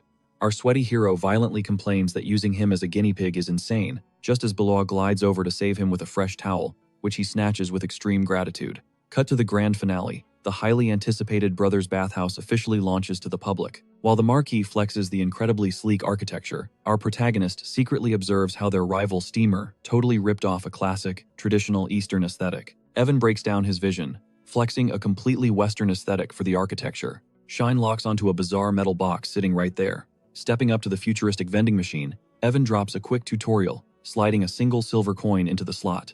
He smacks a button, and boom, a chilled coffee milk instantly clatters down into the dispensing tray. Shine steps up to test the magic contraption himself. Meanwhile, Evan spills the specs, revealing the insane tech inside. Spatial expansion artifacts heavily fused with frost magic. These customized beverage stations completely trick out both locker rooms. Bernard shudders, having brutal flashbacks to the absolute nightmare of wiring and calibrating the whole system. The grumpy alchemist growls that this flavor better justify his sweat, but Evan just flashes a cocky grin, guaranteeing it will blow their minds. Dipping in, Shine realizes the scorching temperature completely rivals the legendary springs of Stemma. Evan flexes the mechanics. A massive core artifact sits beneath the tubs, massively amplifying and filtering the thermal waters. Bernard chimes in, noting they continuously pump hardcore herbal extracts directly into the flow for maximum healing buffs. He makes sure everyone knows this crazy dispensing machine was purely Evan's brainchild. The Marquis instantly stamps it as an absolute cash cow. Shine wonders aloud if Bella and the girls will actually vibe with the setup, prompting Ryan to guarantee they will be totally obsessed. Bernard throws a glance at Evan, asking if the mastermind is finally satisfied. Our boy smirks, betting his life on skyrocketing sales, but the veteran alchemist drops a heavy truth bomb. He claims they are facing one major roadblock, leaving Evan raising an eyebrow. Right on cue, Mabel bursts through the front doors. Outside, an absolute mob is rioting, screaming that a single silver coin could buy an entire feast. The furious crowd roars that the pricing is a total scam, and nobody will ever step foot inside. They trash the business model as pure delusion. Amidst the deafening backlash, a seasoned crawler demands a massive price cut, while another instigates a full-blown boycott. The mob mentality spreads like wildfire, sparking an angry chant to starve the business. Watching the riot unfold, a panicked Mabel radios Evan, but he completely brushes off the chaos. Cut back to reality. She welcomes a high roller who loudly slams a heavy pouch of currency onto the desk. Evan breaks down the economy, pointing out top-tier adventurers roaming the streets. These absolute units casually drop a full gold coin just to fast travel past the 30th floor of the abyss. He knows the moment they shell out 20 silver coins and hit the water, the insane buffs will silence the haters. Cut to the pools. A battle-scarred warrior gasps at the pure madness of the effects. Another dude practically melts as the botanical magic instantly regenerates his depleted stamina. A third guy stares blankly, swearing the water is literally scrubbing the trauma from his soul. He screams that it is an absolute steal at any price. Nearby, a massive tank of a man rises from the mist, roaring a strict new mandate to his crew. He barks that any guild member who skips the brothers' bathhouse pre-raid routine is permanently benched from dungeon runs. Evan calculates the massive spike in combat efficiency this creates. Back in the steamy domain, an awestruck customer scoops the glowing liquid, weeping over the absolute miracle in his palms. Someone else drops to his knees, praising divine intervention for this spiritual detox. Evan smirks, knowing the entire city will inevitably bend the knee. They will have no choice but to accept that dropping 20 silver coins here is mandatory. He knows the second the hype train leaves the station, even the broke adventurers crying about the entry fee will crawl in for a test run. Our boy drops the core lore, revealing this place is way more than a simple spa day. It literally hard resets a fighter's base stats, drastically reducing the fatality rate of deep dives. Evan highlights the insane experience multiplier effect, predicting a massive, unbridgeable power gap between the VIP patrons and the cheapskates. The stubborn ones skipping the soak, they will be totally wiped off the map. Two battle-hardened veterans sink into the thermal depths, hyping up the god-tier setup. One guy loses his mind over the buffs, whispering that a 20 silver coin cover charge is practically a charity giveaway. His buddy nods, calling it a literal cheat code. Smash cut to the abyss gates. A raid boss commander yells out, checking if his entire squad hit the thermal pools. The whole platoon screams their confirmation, completely hyped. Buzzing with insane energy, they aim to smash through the 40th floor and rival the elite squads. The Yellow Drake Guild blitzes into the dark zone. Watching from the sidelines, random civilians whisper in pure jealousy, desperate for a taste of that power. A local points out that aristocrats and street rats alike are soaking side by side, praising the Marquis for his open-door policy. Others clench their fists, swearing to grind hard enough to afford a ticket. Evan watches his master plan unfold as high-level squads clear zones with zero casualties. Even the rookie scrubs are grinding like crazy, fantasizing about that magical soak, knowing the heavy paywall and premium beverages only make the flex that much sweeter. Stepping through those doors instantly becomes the ultimate status symbol for top-tier fighters. Fast forward, the Marquis is flipping through financial reports. He realizes Evan played everyone perfectly, staring wide-eyed at the astronomical revenue charts. It hits him that the sheer liquid cash flowing from the spa completely annihilates the combined income of all four brothers' pharmacy locations. The buff is massive for the elite vanguard, but the Marquis knows it is a literal lifesaver for bottom-tier grinders and trench dwellers, who would go bankrupt hiring a cleric.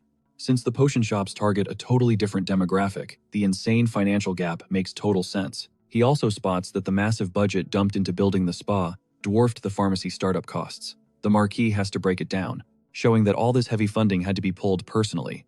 We flash back to an incredibly toxic boardroom meeting, where a furious vassal loses his mind. The suit brutally slams his fists on the mahogany desk. He screams about being locked out of the investment pool, shouting that Evan is playing favorites with his own pet project. He flexes his lifelong loyalty while demanding financial transparency, only for the boss to ice him out. The Marquis drops a bomb. He did not throw a single dime into the spa either. The project only accepts outside cash when it is absolutely drowning in debt. The truth spills out. Evan single-handedly bankrolled the whole thing, using his potion, empire, money, and raw genius. Plus, throwing in his own cash. The older guy completely freezes, mind blown by the sheer scale of it all. Meanwhile, Evan casually notes how a few subordinates are literally blinded by the bag.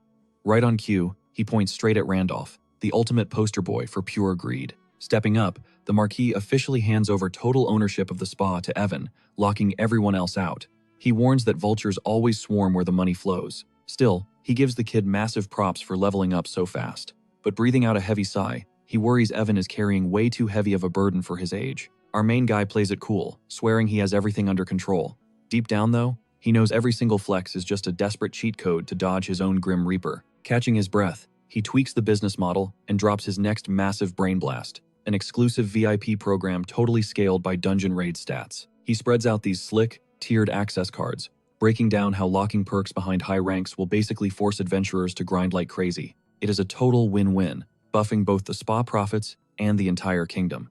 Mabel immediately sees the vision, agreeing it will hype up the locals, while Evan points out it builds an empire that does not need to be hard-carried by one single legendary savior. Mabel confesses the logistics go way over her head, but she swears he is literally carrying the entire community right now. She claims the whole territory would straight up crumble without his genius, calling him their ultimate anchor. Hearing this, our boy silently locks in, refusing to become a tragic casualty or watch this place burn. Fully aware that dumping all hope on a lone protagonist is a massive red flag, Evan promises to shatter that meta, engineering an autonomous fortress that levels itself up. That way, he guarantees the kingdom survives, and more importantly, he stays breathing. Cutting over to the apothecary, Evan dumps a crazy loot pool of elixirs, crystals, and raw metal onto the table, flexing his latest alchemy homework. Bernard squints closely at one of the shining stones, totally forced to admit the kid's skills are skyrocketing. Feeling himself, our guy cracks a joke about taking over the night shift and locking up the shop. The veteran stays quiet for a beat before hitting back with absolute savage sarcasm, making Hannah eavesdrop from the sidelines. Stepping outside, the senior crafter lets his crew clock out, dropping some rare compliments on their hustle. Out of nowhere, a couple of staff members ask him to hit the hot springs, and he instantly catches the vibe. Hannah tags the protagonist along for the trip, and he is totally down. Walking into the steaming sauna, he bumps into a couple of familiar faces. They are already chilling in the water, flexing that they just wrapped up an insane grind session. Shine brags that he completely closed the gap on the stats. He lost while away from keyboard in the main royal district.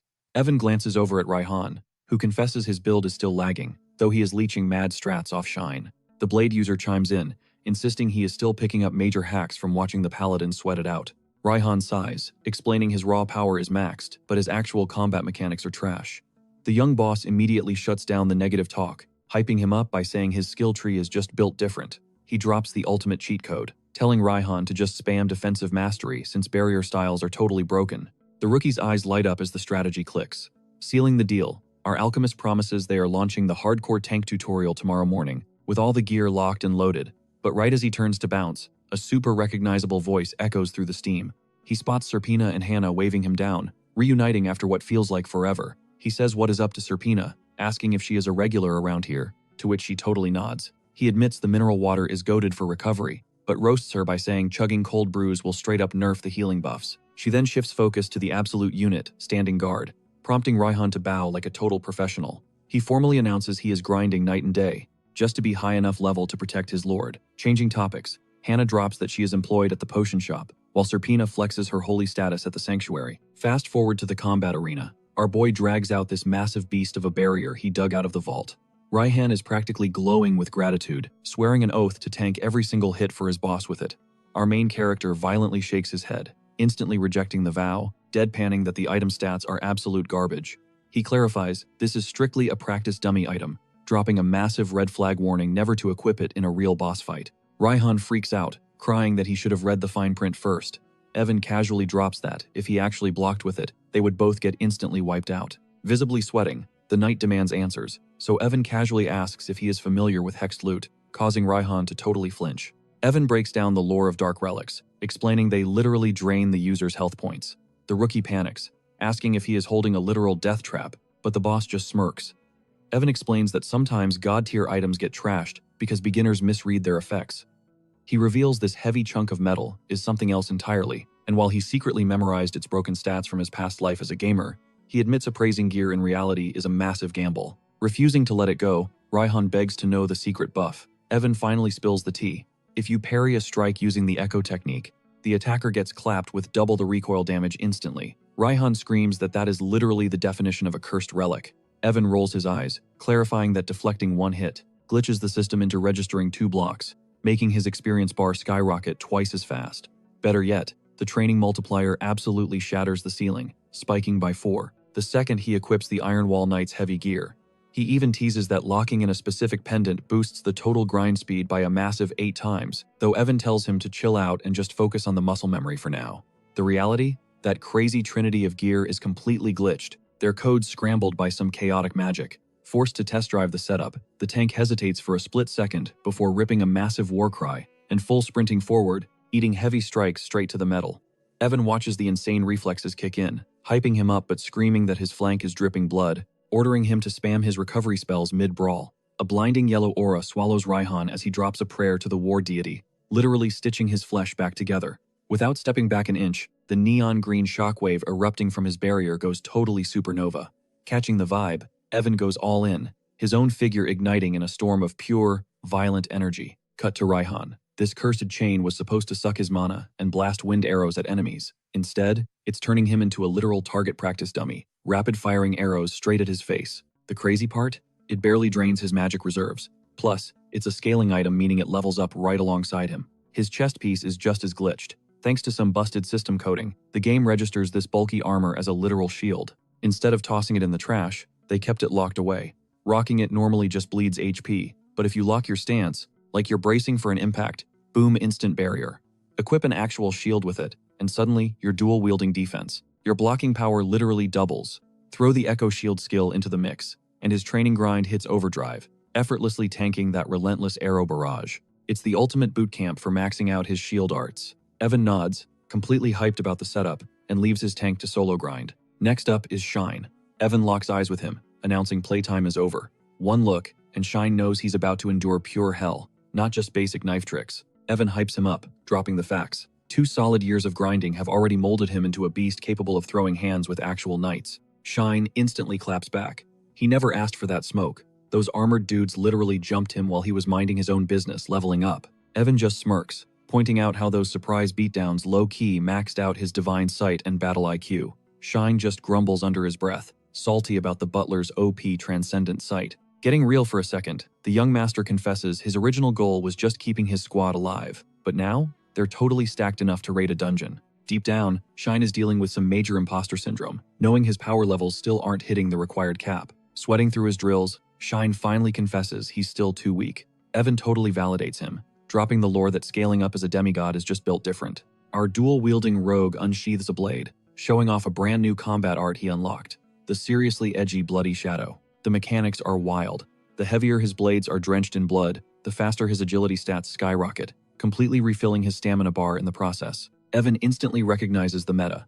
It's the absolute perfect passive ability for a speedster meant to solo massive mobs of enemies. He breaks it down further. This isn't a static buff. It's a mastery skill that snowballs into absolute broken territory the more it's used. Shine argues you can only grind this out in life or death combat, but our genius alchemist hits him with a massive logic bypass. Just manually slather the blades in gore. Shine freaks out, asking if his boss is casually ordering a hit.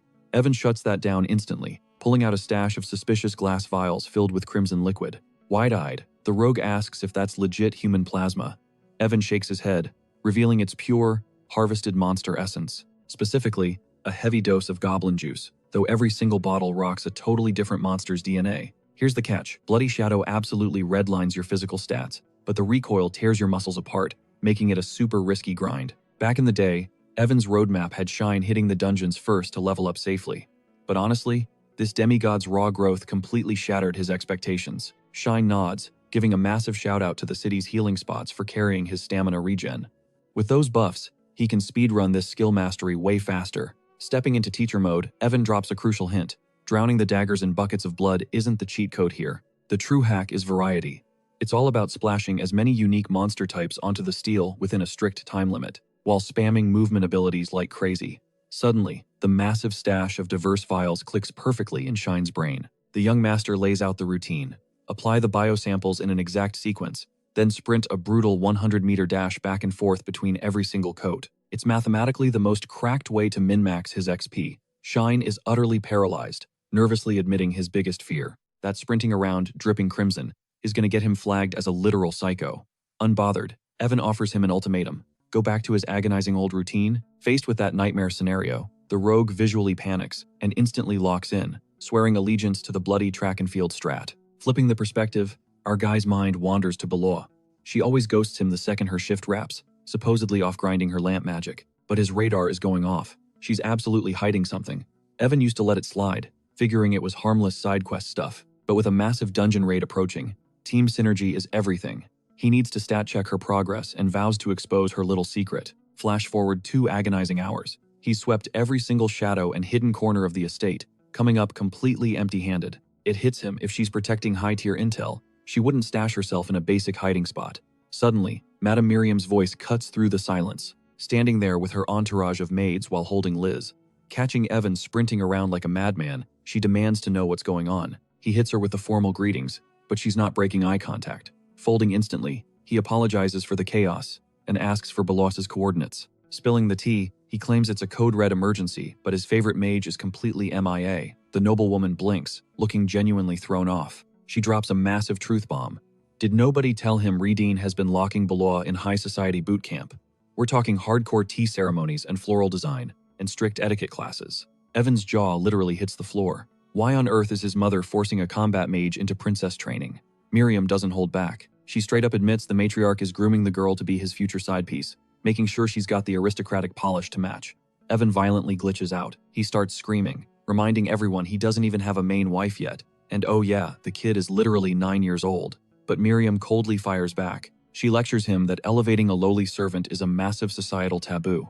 For Evan, the whole concept is pure insanity, because romancing the legendary blood-eyed witch is a guaranteed death flag. Having a side chick? Hard pass for our guy. Looking back, Evan realizes it has been a solid 3 years since he last sat down to chill and sip tea with his mom.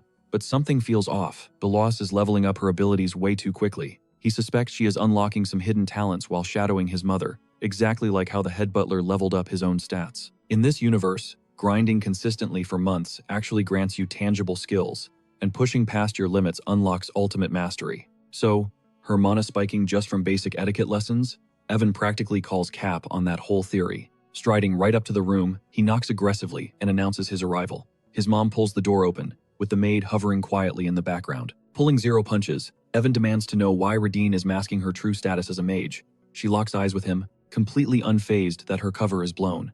Sitting across the table, our boy presses harder, asking why she is playing dress-up, and whether his old man is clueless about it all. Redine shrugs, admitting her husband might not have the full picture, but he definitely suspects something. She points out that the Sheridan bloodline is practically cursed when it comes to magical talent.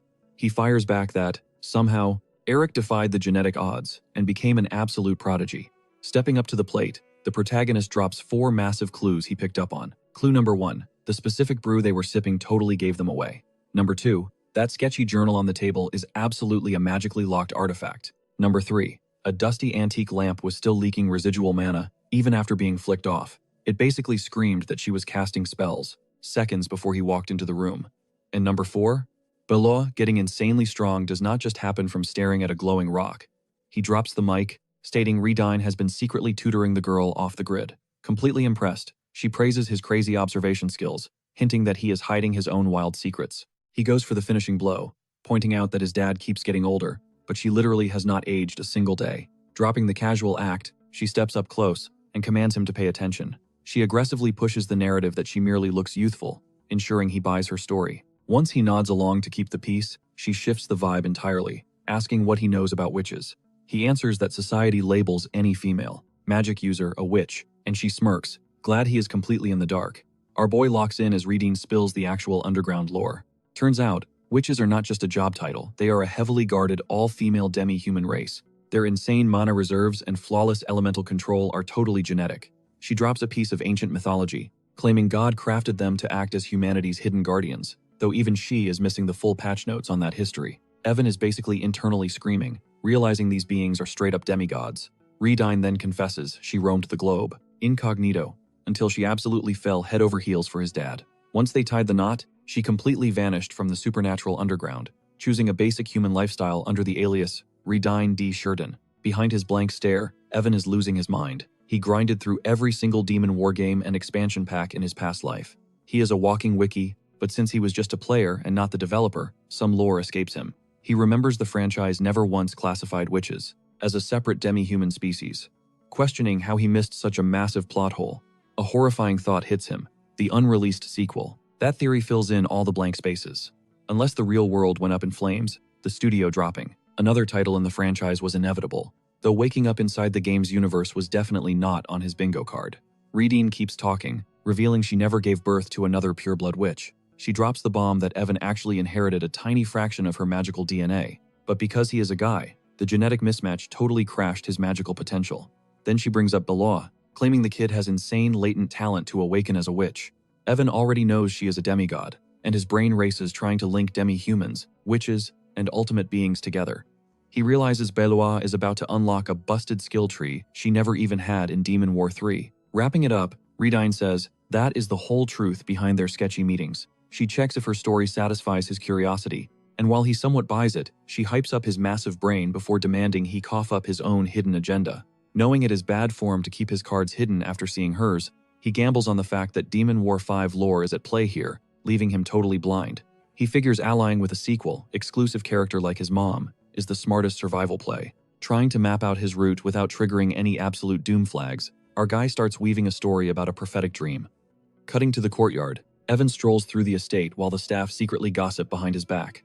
They whisper about his insane grind and weird quirks, right as Shine blocks his path in the garden. Shine goes rogue, cracking a hilarious joke about the groundskeeper that almost shatters Evan's stoic facade. The young lord dubs this struggle survival strategy number 5, the ultimate poker face, a desperate mission to stay completely numb in any crisis. He openly admits his defense is pretty weak right now. Flashback to a couple days ago, when Belaw sweetly confessed that his smile literally brightens everyone's mood. The sheer shock of it made him stumble, shattering a teacup as she sprinted over to check on him in a panic.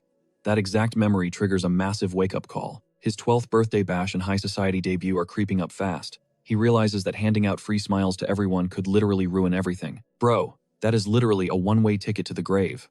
Evan totally shuts down Shine's idea to take a break from the grind, hitting him with a reality check about how a noble hitting, age 12, is no walk in the park. The head butler flashes back to young Master Eric's insanely hyped bash, a massive flex packed with overseas elites and top-tier guild bosses. But our main guy catches on to the real issue, a guest list stacked with high society ladies. To him, that is straight-up disaster material. He locks in, declaring that keeping an icy poker face is the absolute only survival strat to dodge random drama. Shine is totally baffled by the panic, dropping hints that girls can just be chill homies like Mabel or Belaw, but Evan immediately vetoes that logic. Right on cue, Belaw crashes the chat holding official mail straight from the palace. His blood runs cold the second his eyes scan the parchment. He practically loses his mind, screaming over the fact that the actual crown just hit up his inbox.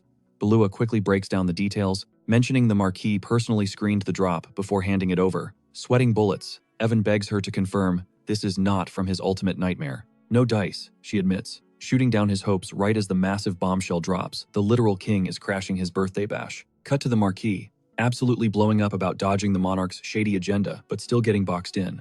Evan's mom steps in, warning her husband not to sleep on royal schemes, hyping up just how built different their second kid truly is. The Marquis snaps right back, swearing the crown is not pulling one over on his house today, all because our boy is plotting to drop a massive career bomb at the party, declaring himself the next Dungeon Knight captain. Shine's jaw practically hits the floor, but the young lord smirks, claiming that is exactly the vibe.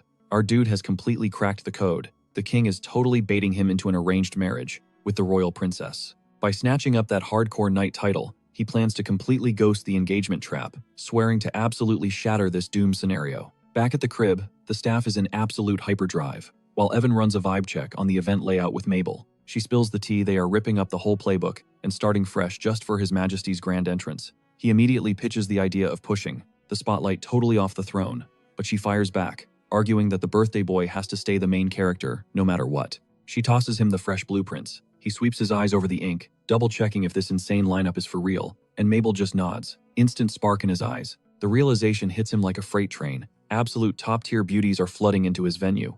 Flashback a bit, and we see Evan grilling her about the trendy girl bands booked for the main stage. Mabel flashes a wicked grin, spilling that these pop stars are practically dying to network with high-rolling nobles. She totally weaponized his clout, trading a VIP meet and greet plus his signature for their gig, which they snatched up in a heartbeat. Our hero shoots her an absolute death glare, roasting her for hawking his fame without a heads up. Muttering about how his survival odds just tanked again, he aggressively flips through the itinerary, dragging a highlighter through a dozen massive flaws, while Mabel whines about him micromanaging his own hyped-up fiesta. He orders her to cap the bands at some low-key acoustic tracks. The master plan? Fade into the background the second the monarch touches down, splitting the massive rave. Right down the middle, a stiff corporate hour for the crown, followed by absolute chaos once the snooty VIPs clock out early. Cut to the young boss posting up in front of his entire squad, tossing out a blanket invite to the epic birthday bash. He guarantees the crew that the main hub and the side spots will stay fully operational. A few catch cold feet, terrified of ruining the elite aesthetic, but he absolutely shuts that anxiety down. His one unbreakable rule: everyone rocks the Brotherhood pharmacy drip to flex their official squad status. Hannah cringes hard at the dress code, but he drops facts. When roaming around snobby aristocrats, that uniform is their absolute shield. He breaks it down further, pointing out that even Servina has to pull up in her holy priestess gear, though he promises to secure her a killer gown for the after-party, right when the heavy hitters finally dip out. Pivoting to the veteran, he tries throwing a slick suit his way, but Grandpa violently rejects the offer. The old dude hates the spotlight, especially with royal eyes scanning the room, but Evan plays his trap card, name-dropping the absolute stunners on the guest list. Bernard's ears instantly perk up, asking if they are actually top tier, and our guy practically swears on it. He hypes them up as the most jaw-dropping beauties in the entire silk line, with clout that stretches across borders. Hook, line, and sinker Grandpa is in, though he threatens to ghost the second anyone annoys him. Next stop on the prep tour? The local butcher's block. Evan pitches the ultimate catering gig, but the dude goes into full meltdown mode at the thought of feeding high society snobs. The burly chef slams his massive fists on the table, chewing out the young lord for throwing him under the bus. But Evan plays it smooth, pointing out that only an absolute culinary god could flawlessly balance that specific spice. He gaslights the guy with massive praise, daring him to flex those godly knife skills on the main stage. He promises the snooty nobles will literally eat it up, which slowly chips away at the chef's panic. To seal the deal, Evan paints a cinematic picture of fresh meat searing over a massive open bonfire. Boom, the pitmaster is totally sold, swearing to deliver a masterpiece, while Evan takes on the logistics. Back at the mansion, Shine rolls in, lugging a massive tower of cardboard crates, dropping the delivery that just hit the doorstep. Evan gives a sharp nod. It is the custom tactical drip he commissioned for Shine, Belua, and his entire demi-human squad. He lays down the law. Everyone rocks this fresh gear at the event. Shine looks sketchy, asking if this means they are getting sidelined from the main crew. Our boy hits him with a cold hard yes, because they are officially his elite rookies now. The absolute ground floor of the Shadow Knight Order he is building off the grid. Panic mode engages as servants scream through the halls, the clock aggressively ticking down. A guard locks eyes with Evan, swearing the perimeter is bulletproof, while Belua sharply reminds the squad that 0 mistakes are allowed. With the literal king breathing down their necks, flipping into boss mode, he demands to know if the hired kitchen crew passed a hardcore background check. Mabel barks at him to drop the micromanaging and get his face powdered, swearing she has the logistics on lock. Suddenly, a gasp ripples through the crowd as someone spots the legendary idol girls pulling up. Someone in the crowd whispers, clueless about how these outsiders scored an invite. Another voice chimes in, guessing the young master is hoarding some seriously overpowered talent in his crew. Hannah nervously double-checks if they should even be crashing this high society gig. Bernard just smirks, dropping the cold hard truth that absolutely nobody messes with the brothers' pharmacy. Floating through the marquis's lavish blowout, she side-eyes him, straight up asking if he secretly bleeds blue blood. His gaze turns icy, warning her that faking royal status buys a one-way ticket to pure agony. He tells her to zip it right before ordering a round. Cut to the VIP dressing room. Mabel is absolutely buzzing, spilling the tea that the entire ballroom will not stop hyping him up. Shine leans against the wall, dropping the fact that dungeon gossip is spreading like wildfire, which instantly grabs Evan's attention. The night lays out the grim reality. Ever since the Great Shift, the 45th floor has been a total dead end, completely wiping out the glory days when explorers easily cleared the 50th. Biting her lip, Mabel cautiously asks if he is actually hitting the dungeon post-birthday. Our boy just flashes a fearless nod. He casually drops the bomb that he is stepping in, but only plans to sweep the first 5 zones. The room instantly goes dead, silent in pure shock. Shine totally panics, warning him that pulling up on a floor boss will literally give the Marquis a heart attack. Shrugging it off, Evan confesses his first brainwave was rushing straight to floor 10. Shine desperately reminds him that massive bosses lock down every 5th stage. He stresses that 0 12-year-olds in history have ever clapped a floor boss, period. If his old man caught wind of the floor 10 suicide mission, he would be locked in his room forever. Evan chuckles, claiming that is exactly why floor 5 is the sweet spot, rolling deep with the Night Order and his brand new vice captain, Shine. The dude completely freezes, dumbfounded, asking who the heck just got promoted. Slapping him on the shoulder, Evan officially dumps all training duties on him, sealing the title. Shine stammers, praying this is just an epic troll, but the head maid suddenly steps in, signaling 0 hour. Our boy flashes a grateful grin, making her swear on her life to keep their crazy scheme off the radar. She locks his secret in the vault as Evan gears up to face the chaotic crowd. Out in the blinding lights of the main hall, heads snap toward the grand entrance as the Ferrati squad rolls up. Bernard spots a striking, snow-haired girl and points her out. Hannah immediately whispers the lore, identifying her as the untouchable Alicia von Ferrati. Scanning the room for Bella, Crow mentally gambles on whether Alicia gets to walk the red carpet with Evan. Alicia is practically crumbling from illness, clutching her face, while her dad gently guides her toward our protagonist. As the dad begs his daughter to tough it out just a bit longer, Crow sizes up Evan from a distance. A cocky smirk creeps up his face as he calculates Evan's massive power leap. Crow flexes his ego, hyping Evan up as the only dude worthy of being his ultimate rival. Alicia weakly calls cap on his flex, but Crow swears he is dead serious. Suddenly, the heavy double doors fly open. Marquis Herdon and his elegant wife step into the spotlight, sparking instant whispers from nosy guests wondering where wife number 2 is hiding. A random noble shuts down the gossip, guessing she is stuck on baby duty. Commandingly, the Marquis claims the center of the room. Basking in the applause, he projects his voice to the massive crowd, throwing it back to the nostalgic era when his firstborn hit the big 1-2. His voice echoes with absolute pride as he drops the main event. Tonight is all about his second son unlocking that exact same milestone. Just as the spotlight is about to swing to Evan, total chaos erupts backstage. Bella sprints in, breathless, waving a red alert warning from the front gates. The young master stands there, totally bewildered. Out in the grand ballroom, the entire crowd whips their heads away from the stage in pure shock. Boom! A massive golden staff slams against the marble. The absolute ruler of the empire crashes the party, with the stunning Princess Serena shadowing his every move. The royal boss showed up way ahead of schedule, sending a jolt straight through Evan's spine. Oozing pure dominance, the emperor marches into the venue. Surrounded by a squad of heavy-duty knights, with Serena practically gliding behind him, he completely steals the show. The Marquis sweats bullets, scrambling over to question the insanely early drop-in. Respectfully, the host hints that the kickoff has not even happened yet. The king just brushes it off, demanding his VIP spot, while the Marquis nervously escorts him to the front. Pacing near the grand platform, the Marquis projects his thunderous voice, snapping every single eyeball back to the main event. Throwing his arms wide open, he hypes up his kid's legendary 12th birthday. Evan steps up, dripping with confidence, swearing to push the family's legacy to absolute god-tier levels. He promises to grind non-stop for the people. But the Marquis is not buying the generic public relations speech. He squints, probing his son for the actual master plan. The tension is thick enough to cut with a sword. Our boy lets the silence hang for a split second, then drops an absolute nuke. He is rebuilding the legendary Dungeon Knight Order from scratch. Standing tall, he crowns himself captain on the spot, vowing to become the ultimate shield for the city. An old noble gasps, pointing out that this exact unit was wiped off the map decades ago. The room erupts into a frenzy, demanding to know why a preteen is taking the steering wheel. Instantly, the emperor throws up a single hand, silencing the entire room like magic. Staring daggers into the kid, the ruler demands motives. He grills Evan on whether he cracked under the pressure or is just throwing away his life on a crazy impulse. Desperate to save face, the Marquis jumps in, swearing his son is not dodging responsibility, but actively chose the abyss.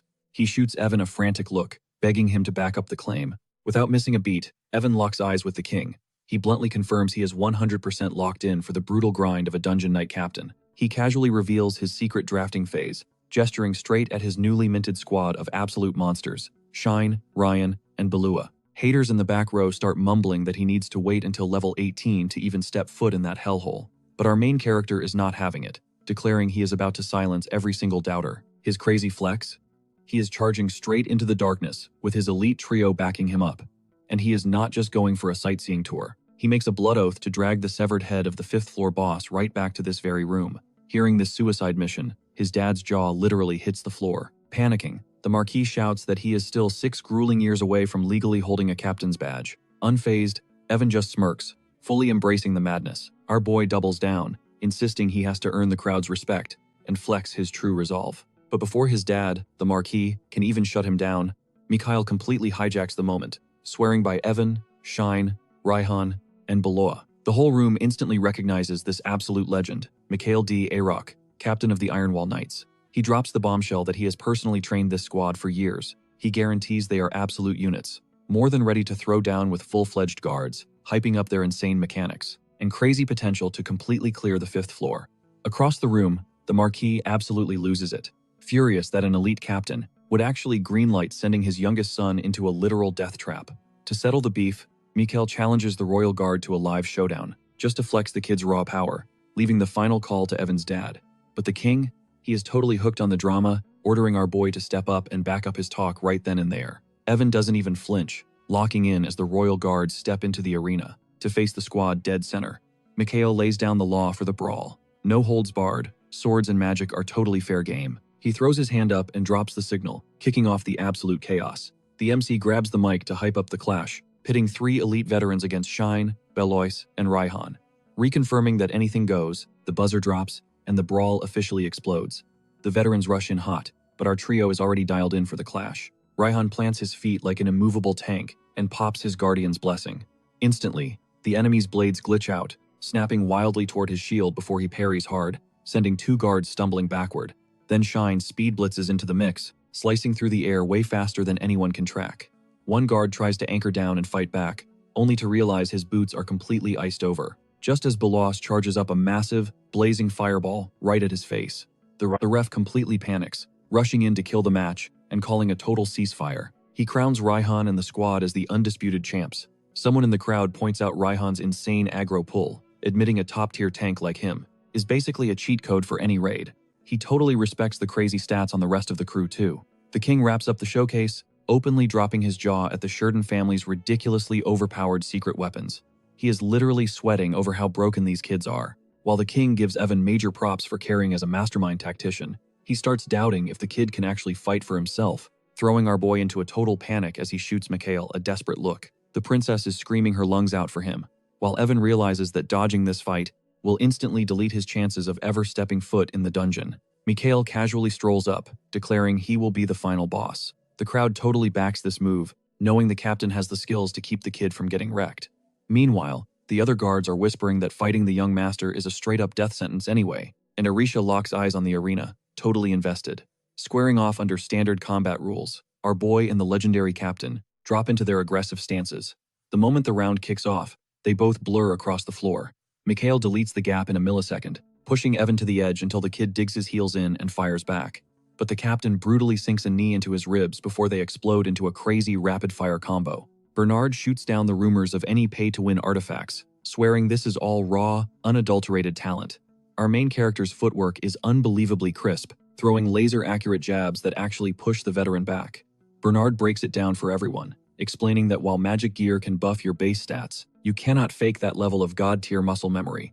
Mr. Pilati completely loses his mind over the kid's elite mechanics, stunned that a preteen is fighting like a master. When someone asks Arisha if she is crushing on him, she drops a hard yes without even blinking.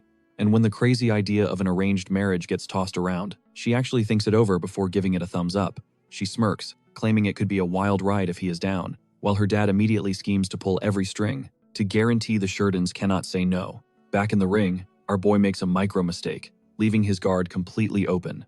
Mikhail goes in for the kill, and in a flash, Evan gets totally body slammed and pinned to the concrete. The ref waves it off right there, officially handing the W to Mikhail D. Arok. Raihan slides in, asking if his boss wants to challenge the call, but Evan casually holds up his hands and takes the L.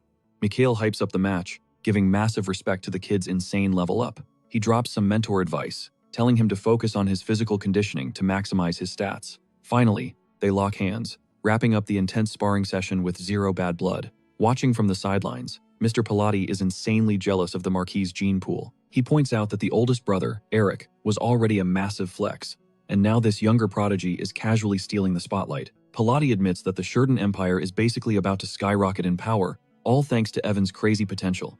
He turns to Crow, asking if he even still stands a chance against him. Crow completely freezes up, confessing the kid has hit a massive power spike since their last clash, fully realizing he has been completely left in the dust. Back in the spotlight, Mikhail faces the audience and announces that Evan's mechanics just proved he is the real deal. The king lets out a heavy breath, while the Marquis begs his son to stop choosing the hardest difficulty in life. After a tense silence, his dad finally caves, but strictly caps his dungeon run at the 5th floor. He throws out a massive warning that the 6th level is pure suicide. Evan swears he will clear his limit and come back alive, though internally, he is already plotting his next move. The mastermind is fully planning to speedrun all the way to the 10th floor by his next birthday. Pilati toasts to the kid, telling him to drop the heavy thoughts and just vibe out for his 12th birthday party. Our boy goes for the drink, but Dane aggressively snatches the cup away, laying down a strict no-booze rule. Serena rolls up with a massive smirk, dropping the bomb that she is here to cash in on her promise.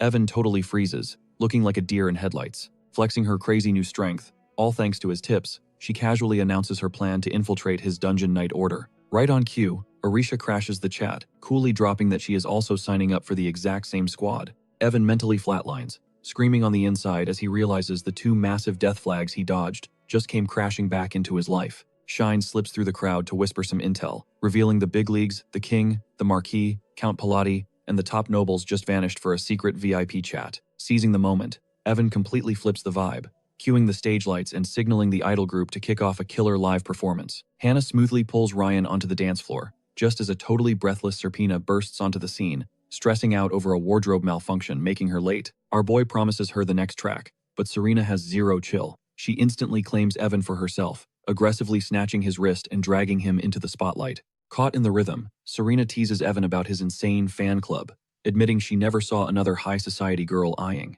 a spot in his personal guild.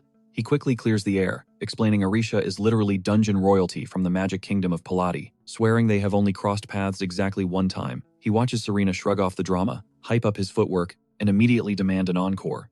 But before Evan can even map out an escape route, the entire ballroom violently erupts into cheers, completely hijacking his attention.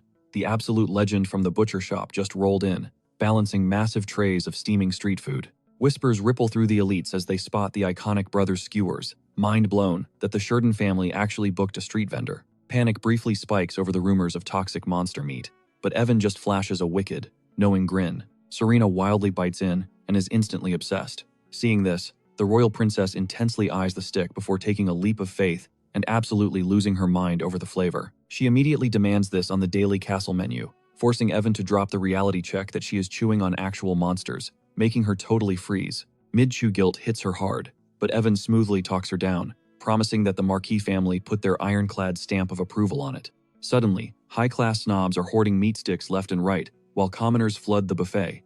The chef shoots Evan a subtle thumbs up, confirming total dominance, exactly how our mastermind plotted it. The protagonist just smirks, knowing humanity will overlook literally anything if the flavor hits right. A heavy voice echoes from his blind spot. Whipping around, Evan immediately locks eyes with Genian, the heavyweight from the Thunderbird Guild. The guy smirks, pointing out how insanely weird it is for a civilian to be hyping up straight-up monster cuisine. Handing out some basic respect, Evan mentally files him as the boss of that super underground, yet ridiculously overpowered, faction. Genian plays the underdog card, claiming they are just broke on manpower, but Evan is not buying it. The guildmaster flexes that they are strictly a whisper among the absolute elite, flying under the radar of the masses. Evan ruthlessly slices through the pitch, turning away to snag 2 more skewers, radiating pure zero-interest energy. Not taking a hint, Genian steps up, fiercely swearing he will never surrender Ryan. Evan just casually chews his food, while the man drops a dark warning about hoarding. Too many top-tier beasts all by himself, before ghosting mid-sentence. Ruby slips into the frame, quietly calling out Evan for leaving the guildmaster totally on read. Barely a second later, a fiery red-haired girl rolls up with a dude who formally announces himself as Alan, the shot caller for Wandering Paradise. She acts totally shocked, claiming she would have rolled out the red carpet if she knew he was stepping into their territory. Evan mentally pulls up their stats, knowing these guys are absolute ride-or-die legends who will defend the dungeon city against literally any threat. Then, the heavy hitters arrive. Eloa von Serpe from the Phoenix Guild enters alongside Mira, the second in command of Heartshield, dropping an excuse about their boss calling in sick. Evan instantly clocks Eloa as the infamous Ice Witch, who used to absolutely carry Heartshield's front line. Right behind them, Vlad von Salta of Evergreen and Celine Anise of Megamine step out of the shadows. Breaking the tension, Daisy innocently tilts her head, digging into the mystery of his bizarre fighting style. Evan drops the lore, revealing that Knight Captain Michael unlocked a crazy rare dungeon blessing, mastered it, and handed the cheat code down to him. She pushes harder, calling him out for taking on literal monsters with just pure hands, warning him he is playing with fire. He casually agrees, totally admitting that standard martial arts are useless, deep inside the abyss. He spins a story that it is purely for staying alive, while he acts as a mad scientist, cooking up new combat metas to buff his Night Order, planning to run live stress tests in the wild. Alan catches the drift, openly respecting the insane big brain prep. Eloa locks onto him with dead serious eyes, straight up asking if he is gunning for the dungeon's final boss. He coldly shuts it down, stating his squad was forged strictly to be an iron wall for the city. The mission is set in stone, and he has zero desire to play hero. He hits them with reality. Farming mobs to power up and keep the civilians breathing is the only win condition. Daisy practically blue screens at his total lack of main character syndrome, while he totally trashes the concept of clearing the final floor. He bluntly states that catching a body down there makes glory absolutely worthless. Out of nowhere, a low chuckle cuts through the crowd, pointing out that this kid actually has enough brain cells to prioritize breathing. A shadowy figure suddenly glides out, dramatically tossing back a hood to expose Prince Damien. Evan practically chokes on his own breath, loudly dropping the royal name. The atmosphere snaps as the young VIP strides up, looking totally amused. The prince remarks that, thankfully, Evan actually understands the concept of not throwing his life away. The entire room completely freezes, recognizing the legendary Prince Damien L. Silkline. Evan instantly flips the switch to corporate mode, bowing deeply and throwing out the standard royal respect. Damien effortlessly reads the room, calling out Evan's fake enthusiasm, and drops a massive cliffhanger, declaring he is here to issue an absolute command. "Protect my little sister if you know what's good for you," the guy demands. Evan just throws up a hand. Hard pass. The prince looks completely baffled. How could anyone curve royalty that fast?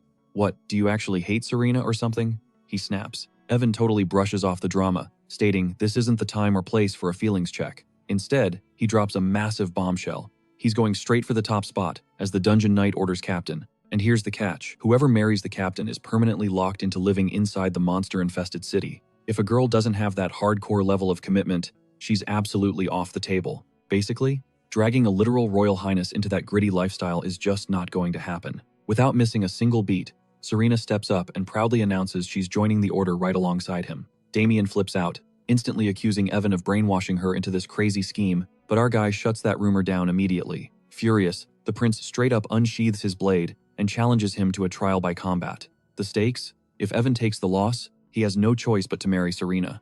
Evan tries to talk his way out of it, but Damien flexes his royal privilege, reminding him that rejecting a prince twice is a massive crime. Sunlight flashes off Damien's steel, a weapon that genuinely nerfs his actual stats, because it's a terrible match for his build. Backed into a corner, Evan finally agrees, but drops his own ultimatum. If he takes the win, the royal family has to leave him alone permanently.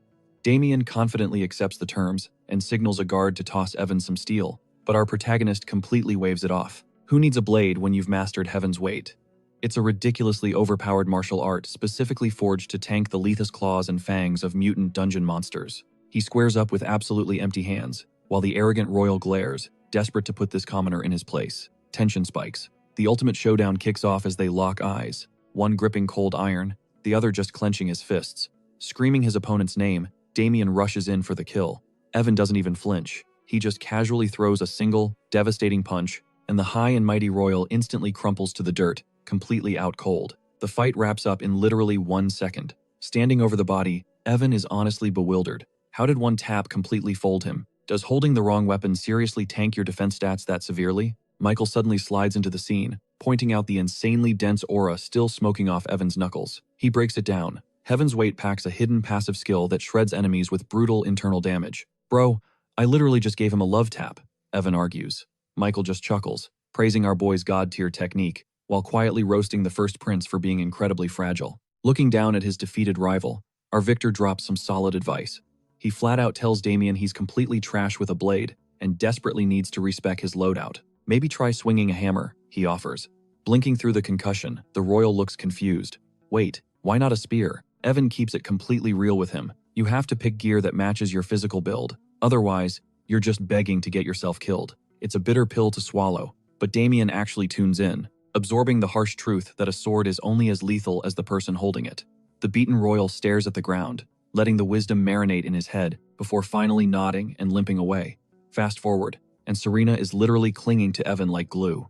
Too exhausted to argue, he gives her a pass to hang around just for today. She practically begs for another spin on the dance floor, but he hits her with a polite rejection, claiming his feet are done. But before he can escape, Alicia suddenly slides into his personal space, dropping her own invite while Serena dramatically waves goodbye, locking in a rain check.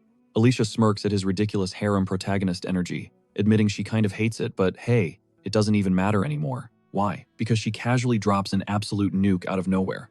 Right in the middle of their waltz, Alicia whispers that they're officially on the fast track to getting engaged. Evan's brain short-circuits. He instantly shoots the idea down, swearing his dad would never greenlight something that insane. But she just hits him with a terrifyingly confident smile, revealing that her old man is going to bulldoze the arrangement through. Suddenly, the puzzle pieces click. He remembers catching both their dads having a sketchy secret meeting earlier, and sheer panic sets in as he realizes those geezers were totally plotting his marriage behind his back. Desperate, Evan tries to fight his way out of this trap, desperately arguing that he is way too low tier for a girl of her absolute crazy status. But she just shrugs, claiming she already signed off on the deal. Sweating bullets, he begs to know what she sees in him. Leaning in dangerously close, Alicia whispers that it's hilarious how he acts like this all-knowing mermastermind, yet he's visibly terrified of a single girl. Our boy's internal monologue is screaming. This is literally only the second time they've ever crossed paths. He completely regrets skipping out on his emotion-hiding training, mentally throwing Shine under the bus for this disaster. Alicia's eyes sparkle with pure mischief. She thinks his terror is absolutely adorable, and officially declares she's going to stick around just to watch him squirm. Danger alarms are practically blaring in his head right now. He decides this entire high society event is a massive death trap, and just wants to ghost the party before things get worse. He tries to execute a stealthy exit, but another stunning noble catches him instantly, asking for a spin. Before he can breathe, it completely spirals out of control. Servina cuts in, then Hannah blocks his path, and within seconds, there's a literal line of VIP fangirls camping out just for a chance to hold his hand. Watching from the sidelines, Shine and Ryan are just taking it all in. One whistles at the massive mob, while the other just shrugs honestly. It's totally standard behavior when you're the young master. Smirking, Shine nudges Bella, teasing that she should probably get in that VIP line too, even offering to be her wingman. But she shoots him a totally icy glare, stating firmly that throwing herself at him like a desperate groupie is way beneath her. Shine tries to hype her up, reminding her that tonight is a massive exception. But Beloz just softens her gaze, quietly whispering that just breathing the same air as him is a massive win, vowing to cherish every single moment they share. Out of nowhere, Shine breaks the sentimental mood, loudly shouting across the room to grab his boss's attention. Evan snaps his head around, only to hear his loyal buddy announce that a very special girl is desperately waiting for her prince. Shooting a thumb straight at Beloz, Shine practically roasts him, demanding to know how long he's going to leave top-tier material on read. Our boy instantly panics, nervously apologizing and swearing he just lost track of his surroundings. Scanning her totally unreadable expression, he's sweating bullets, terrified he actually offended her. Dropping down onto one knee like an absolute gentleman out of a movie, he looks up, calls her his lady, and smoothly asks if she would grant him the ultimate privilege of being her personal escort for the rest of the night. She immediately gets flustered, waving her hands and stammering that a lowly servant like her could never. But Evan cuts off the self-doubt immediately, ordering her to throw those ridiculous class rules in the trash for just one night. He doubles down on the invite. Blushing furiously, she points a trembling finger at him and shyly accepts the absolute dream scenario. The entire ballroom is literally stun-locked by the immense Riz. Standing in the back, Crow just bitterly grumbles under his breath, wishing he could steal Evan's main character energy and sweep Belua off her feet himself. Alicia immediately bursts his bubble. Meanwhile, Belua gazes at our boy like he is the main character of the universe, calling him a flawless noble, but he brushes it off, claiming he is just some irrelevant aristocrat from the boondocks. Fast forward, our guy has a sit-down with his dad, the Marquis, who drops the absolute best news. All marriage proposals are officially blocked for now.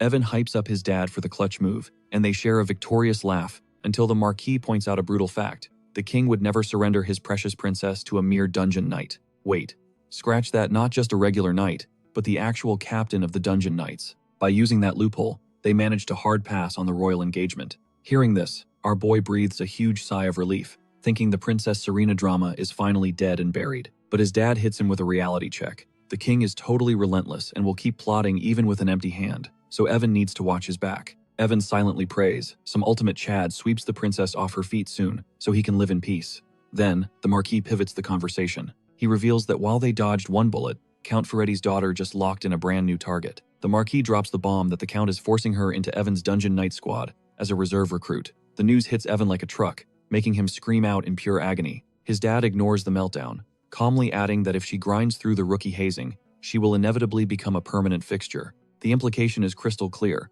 and there is absolutely zero chance of him escaping this trap now. The Dungeon City is stockpiling serious military power, making them impossible to ignore. His dad then brings up those high-end uniforms. They handed out to the kids pretending to be reserves. He hits Evan with the ultimate guilt trip. After pushing them this far, is he really going to just abandon his crew? Getting dead serious, the Marquis stares him down, demanding the raw truth. Why on earth is his son so utterly terrified of women? The room goes silent. Finally, Evan swallows his pride and confesses he is terrified of keeping wildcards close to his chest. He admits he is paranoid about getting backstabbed by hidden agendas, quietly asking if that makes him a coward. His dad shuts that down instantly. He tells Evan he is not stupid, just insanely mature for his age, but warns that going full hermit is not a real survival strategy. He preaches that even total wipeouts build character. While he respects Evan's boundaries, the Marquis drops some heavy wisdom. You only level up by facing life head-on, and taking massive losses is just part of the grind. He tells his son to study his own flaws and the people around him, turning every single mistake into a stepping stone. Evan nods along, secretly knowing his true goal is just dodging the catastrophic death flags from his past life memories. Wrapping up the deep talk, the Marquis proudly wishes him a happy 12th birthday. Later, Evan locks his focus on a massive haul of gear. He scans the endless crates of blue-capped potions, nodding at his perfectly calculated stash. Just then, Bernard rolls up, confused as to why the kid is still awake. Evan shrugs, blaming last night's chaotic events, and says he is about to crash. But before he can even blink, an intense blue aura radiates from his chest. He yanks out Mirasol's necklace, which is absolutely blinding right now, violently twisting and transforming. Right on cue, the door violently slams open, and Princess Serena storms the room. Evan instantly remembers his dad's grim warning, but it is way too late. She has breached the perimeter. She declares that a new life is about to drop into the world, instantly calling dibs on it as she stalks closer, hyped for the summoning. Evan glares at the pulsating artifact in his palm, finally piecing together the crazy puzzle. Clutching her red slime, Ruby, Serena claims the little blob totally eavesdropped on the incoming spawn. Evan scolds her for the unhinged home invasion, and she casually nods, though her eyes stay glued to the magical light show about to pop off. Evan locks onto the pendant just as a shockwave of light detonates from the jewel, kicking the ritual into overdrive. Pure energy swirls through the room, condensing into a tiny, freezing blue blob, a rare ice slime that apparently spawned on its own terms. Serena eagerly reaches out her hands. The frosty critter melts right into her palms, and she sweetly welcomes it to the world, dubbing it Lucy before parking it next to Ruby. Fast forward to the next morning. Evan tracks down Bernard, flexing a tray full of glowing crimson spheres he calls battle beads. Bernard is totally mind-blown. Evan breaks down the meta. Since his gauntlets completely cancel out normal weapon stats, forging a basic sword would be an absolute joke. Instead, these heavy-hitting orbs get a massive power spike from his gloves. This busted combo guarantees lethal range and untouchable safety. Plus, his alchemy skills will just keep buffing their stats infinitely, making it the ultimate custom build. Bernard tells him to spam those beads the second things get dicey in the wild. Outside, the entire squad is geared up and ready to roll. Evan spots the Marquis standing in the crowd and throws him a quick salute. His dad looks stunned that Evan is hitting the deadly dungeon this early, asking if he is seriously ready for this. Evan flashes a confident grin, locking in his answer. The Marquis is visibly sweating it, but Evan's mom steps up to fully back her boy. After a tense silence, his dad caves, ordering him to survive at all costs. Evan gives a firm nod. He spins around to face his destiny, eyeing Ryan, Belua, and Shine, who are already locked, loaded, and waiting for the signal.